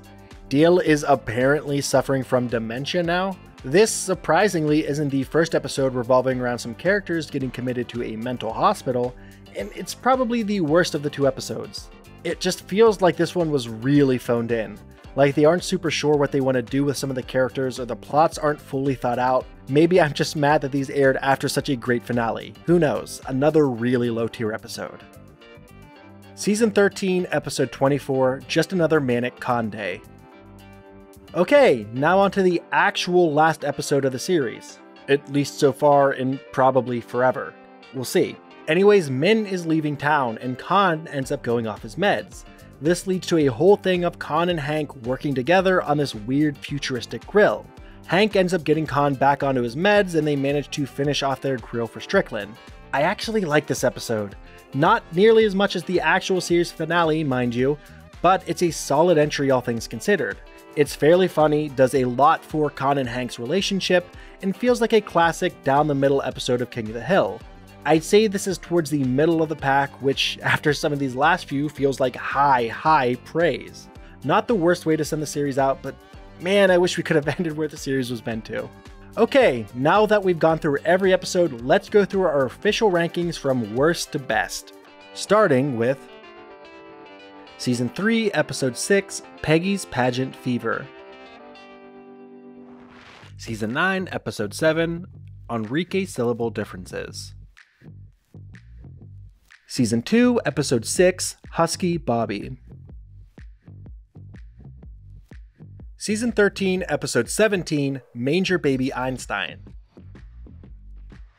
Season 13, Episode 18, Uh-Oh Canada. Season 7, Episode 2, The Fat and the Furious. Season 13, Episode 23, When Joseph Met Lori and Made Out with Her in the Janitor's Closet. Season 1, Episode 12, Plastic White Female. Season 13, Episode 21, The Honeymooners. Season 13, Episode 22, Bill Gathers Moss.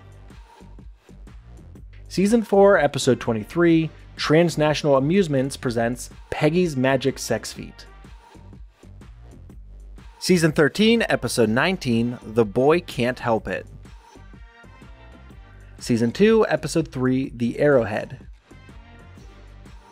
Season 12, Episode 2, Bobby Ray. Season 1, Episode 4, Hank's Got the Willies. Season 6, Episode 6, I'm with Cupid. Season 12, Episode 18, The Courtship of Joseph's Father. Season 13, Episode 7, Straight as an Arrow. Season 6, Episode 12, 24-Hour Propane People. Season 4, Episode 12, Rodeo Days. Season 12, Episode 7, Tears of an Inflatable Clown. Season 11, Episode 7, The Passion of the Dautrive. Season 12, Episode 17, 6 Characters in Search of a House. Season 11, Episode 4, Luann Gets Lucky. Season 12, Episode 3, The Powder Puff Boys. Season 13, Episode 16, Bad News Bill. Season 10, Episode 7, You Gotta Believe in Moderation. Season 13, Episode 2, Earthy Girls Are Easy. Season 1, Episode 6, Hank's Unmentionable Problem. Season 13, Episode 14, Born Again on the 4th of July. Season 8, Episode 5, Flirting with the Master. Season 13, Episode 6, A Bill Full of Dollars. Season 4, Episode 20, Meet the Propaniacs. Season 9, Episode 2, Ms. Wakefield. Season 13, Episode 12, Uncool Customer. Season 13, Episode 13, Nancy Does Dallas. Season 13, Episode 4, Lost in MySpace. Season 8, Episode 18, Girl, You'll Be a Giant Soon. Season 12, Episode 15, Behind Closed Doors. Season 11, Episode 2, Sir Punt.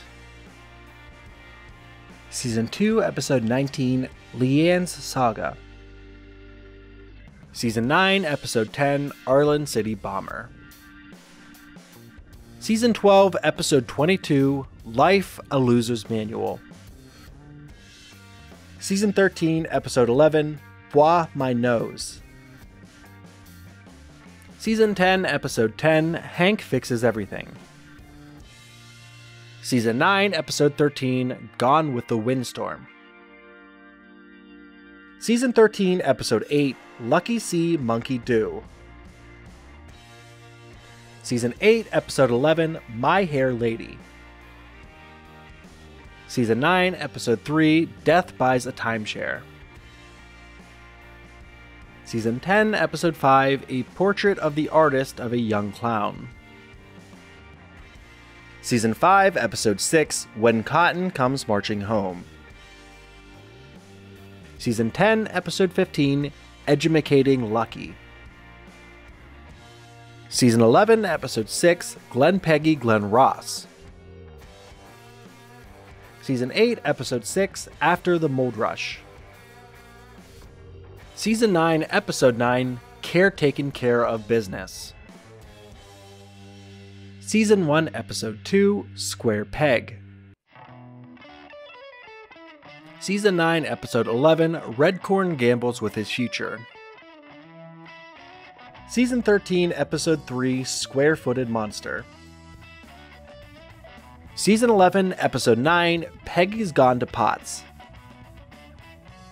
Season 10, Episode 11, Church Hopping. Season 12, Episode 9, Dreamweaver. Season 5, Episode 12, Now Who's the Dummy? Season 11, Episode 5, Hank Gets Dusted. Season 8, Episode 2, Reborn to be Wild. Season 8, Episode 22, Talking Shop. Season 12, Episode 10, Doggone Crazy. Season 10, Episode 9, The Year of Washing Dangerously. Season 7, Episode 3, Bad Girls, What You Gonna Do? Season 12, Episode 14, Lady in Gentrification. Season 10, Episode 14, Hank's Bully. Season 12, Episode 16, Pour Some Sugar on Khan. Season 11, Episode 10, Here Today, Gone Tomorrow. Season 12, Episode 12, Untitled Blake McCormick Project. Season 9, Episode 6, The Patriot Act. Season 10, Episode 4, Harlottown. Season 13, Episode 10, Master of Puppets. Season 7, Episode 20, Racist Dog. Season 6, Episode 12, Are You There, God? It's Me, Margaret Hill. Season 7, Episode 9, Be True to Your Foal. Season 3, Episode 4, Pregnant Pause. Season 4, Episode 11, Old Glory. Season 12, Episode 8, The Men Who Knew Too Much. Season 8, Episode 13, Cheer Factor. Season 2, Episode 9, The Company Man. Season 5, Episode 7, What Makes Bobby Run. Season 6, Episode 4, The Father, the Son, and JC. Season 1, Episode 7, Westy Side Story. Season 10, Episode 6, Orange You Sad I Did Say Banana. Season 7, Episode 14, Board Games. Season 3, Episode 19, Hank's Cowboy Movie. Season 5, Episode 1, The Perils of Polling. Season 4, Episode 17, Bill of Sales. Season 6, Episode 13, Tanking It to the Streets. Season 2, Episode 14, I Remember Mono. Season 5, Episode 17, It's Not Easy Being Green. Season 6, Episode 7, Torch Song Hilogy. Season 9, Episode 15, It Ain't Over Till the Fat Neighbor Sings. Season 5, Episode 10, Yankee Hanky. Season 6, Episode 11, Unfortunate Son. Season 3, Episode 5, Next of Shin. Season 3, Episode 11, To Spank with Love. Season 6, Episode 19, Suge Knight. Season 9, Episode 4, Yard She Blows. Season 13, Episode 9, What Happens at the National Propane Gas Convention in Memphis Stays at the National Propane Gas Convention in Memphis. Season 6, Episode 8, Joust Like a Woman. Season 6, Episode 17, Fun with Jane and Jane. Season 1, Episode 5, Luann's Saga. Season 13, Episode 24, Just Another Manic Con Day. Season 6, Episode 10, The Substitute Spanish Prisoner. Season 8, Episode 12, Fish and Wildlife. Season 13, Episode 5, No Bobby Left Behind. Season 3, Episode 24, Take Me Out to the Ball Game. Season 6, Episode 14, Of Mice and Little Green Men.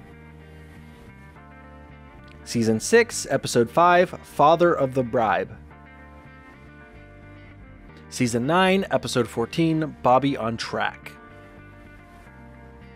Season 4, Episode 7, Happy Thanksgiving. Season 3, Episode 8, Good Hill Hunting. Season 2, Episode 16, Traffic Jam. Season 3, Episode 15, Sleight of Hank. Season 12, Episode 20, Cops and Robert. Season 5, Episode 5, Peggy Makes the Big Leagues. Season 3, Episode 23, Wings of the Dope. Season 12, Episode 21, It Came from the Garage. Season 3, Episode 17, Escape from Party Island. Season 4, Episode 8, Not in My Backhoe. Season 13, Episode 15, Serves Me Right for Giving General George S. Patton the bathroom key. Season 7, Episode 4, Goodbye Normal Jeans. Season 12, Episode 19, Strangeness on a Train. Season 5, Episode 15, Luann Virgin 2.0. Season 10, Episode 3, Bill's House. Season 1, Episode 9, Peggy the Boggle Champ. Season 3, Episode 22, Death in Texas. Season 12, Episode 11, Trans-Fascism. Season 10, Episode 13, The Texas Panhandler. Season 9, Episode 1, A Rover Runs Through It.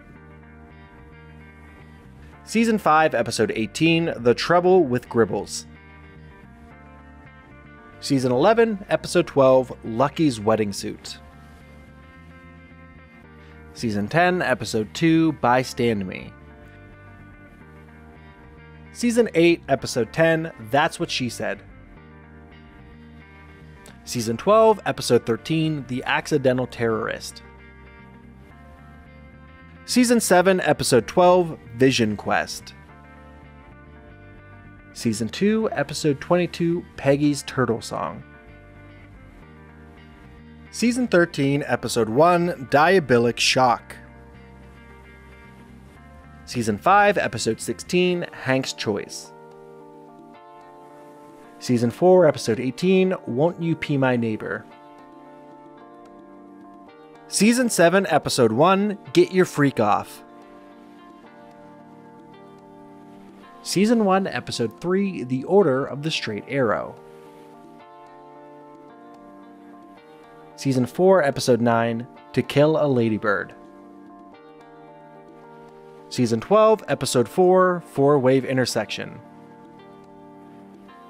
Season 10, Episode 8, Business is Picking Up. Season 2, Episode 1, How to Fire a Rifle Without Really Trying. Season 8, Episode 16, Dale Tech.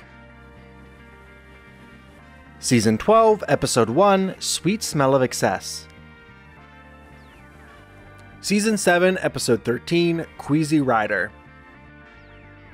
Season 1, Episode 11, King of the Anthill. Season 7, Episode 18, I Never Promised You an Organic Garden. Season 8, Episode 3, New Cowboy on the Block.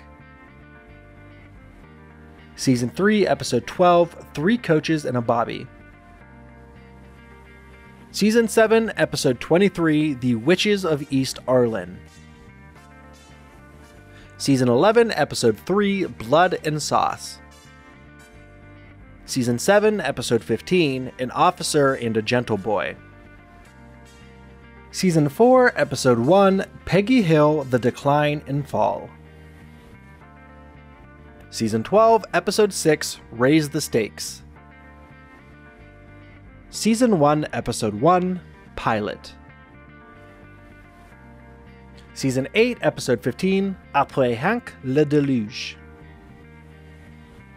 Season 2, Episode 8, The Son That Got Away.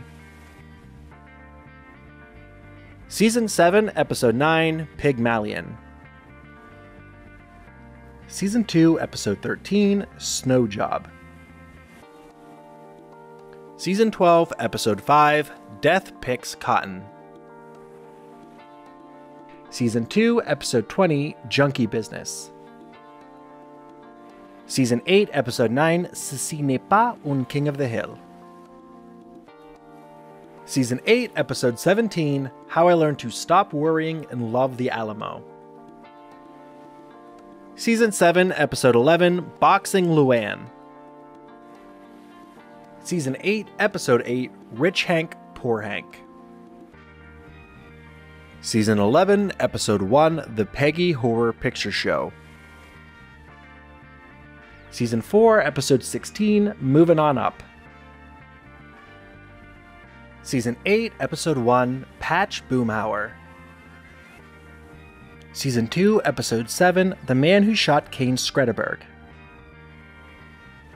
Season 7, Episode 16, The Miseducation of Bobby Hill.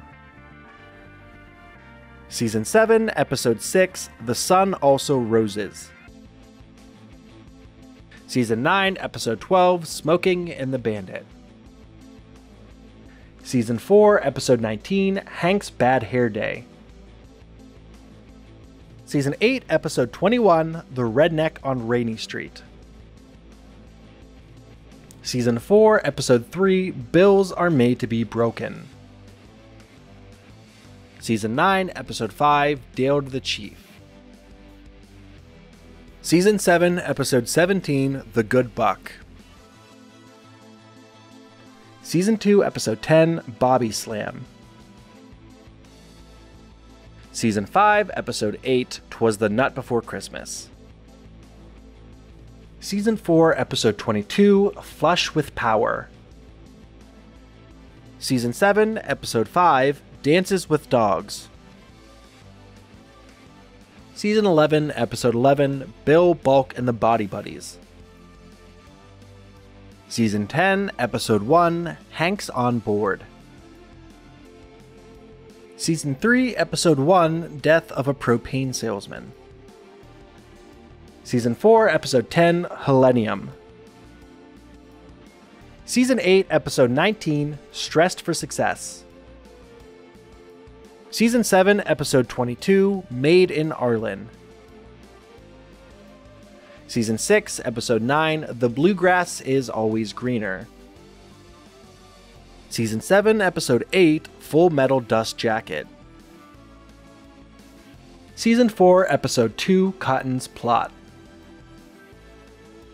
Season 3, Episode 3, Peggy's Headache. Season 5, Episode 2, The Buck Stops Here. Season 6, Episode 20, Dangled Love. Season 4, Episode 24, Peggy's Fanfare. Season 7, Episode 21, Night and Deity. Season 5, Episode 20, Kidney Boy and Hamster Girl, A Love Story. Season 6, Episode 15, A Man Without a Country Club. Season 3, Episode 18, Love Hurts and So Does Art. Season 11, Episode 8, Grand Theft Arlen. Season 6, Episode 16, Beer and Loathing. Season 5, Episode 4, Spin the Choice. Season 2, Episode 4, Halloween. Season 5, Episode 3, I Don't Want to Wait. Season 3, Episode 9, Pretty Pretty Dresses. Season 6, Episode 18, My Own Private Rodeo. Season 2, Episode 18, The Final Shinsult. Season 3, Episode 16, John Vitti Presents Return to La Grunta. Season 6, Episode 2, Soldier of Misfortune. Season 2, Episode 12, Meet the Manger Babies. Season 3, Episode 21, Revenge of the Lutefisk. Season 8, Episode 14, Dale Be Not Proud. Season 3, Episode 13, Deconstructing Henry. Season 7, Episode 7, The Texas Skillshaw Massacre. Season 2, Episode 11, The Unbearable Blindness of Laying. Season 1, Episode 8, Shins of the Father. Season 8, Episode 4, The Incredible Hank. Season 2, Episode 2, Texas City Twister. Season 4, Episode 4, Little Horrors of Shop. Season 1, Episode 10, Keeping Up with Our Joneses. Season 4, Episode 21, Nancy Boys. Season 4, Episode 15, Naked Ambition. Season 2, Episode 15, 3 Days of the Condo. Season 8, Episode 20, Hank's Back, The Unbearable Lightness of Hank. Season 5, Episode 19, Hank's Backstory. Season 4, Episode 6, A Beer Can Named Desire.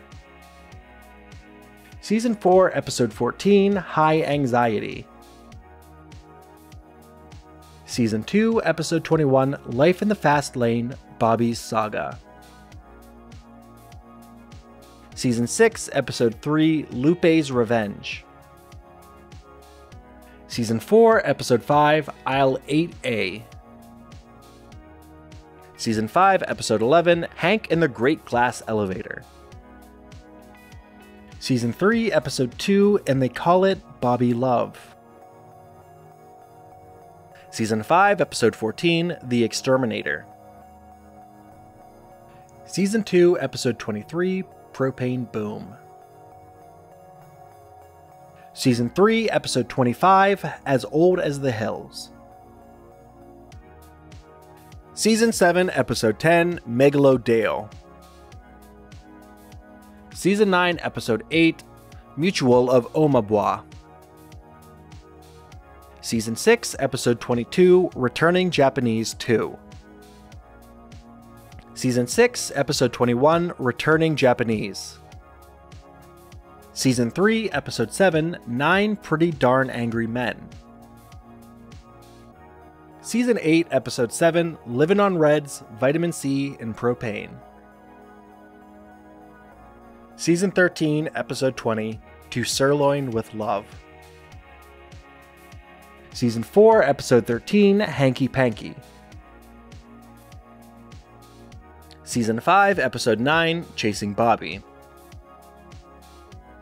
Season 3, Episode 20, Dogdale Afternoon. Season 2, Episode 17, Hank's Dirty Laundry. Season 3, Episode 14, The Wedding of Bobby Hill. Season 2, Episode 5, Jumpin' Crack Bass, It's Gas, Gas, Gas.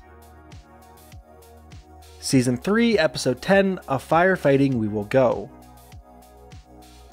Season 6, Episode 1, Bobby Goes Nuts. Season 5, Episode 13, Ho Yeah.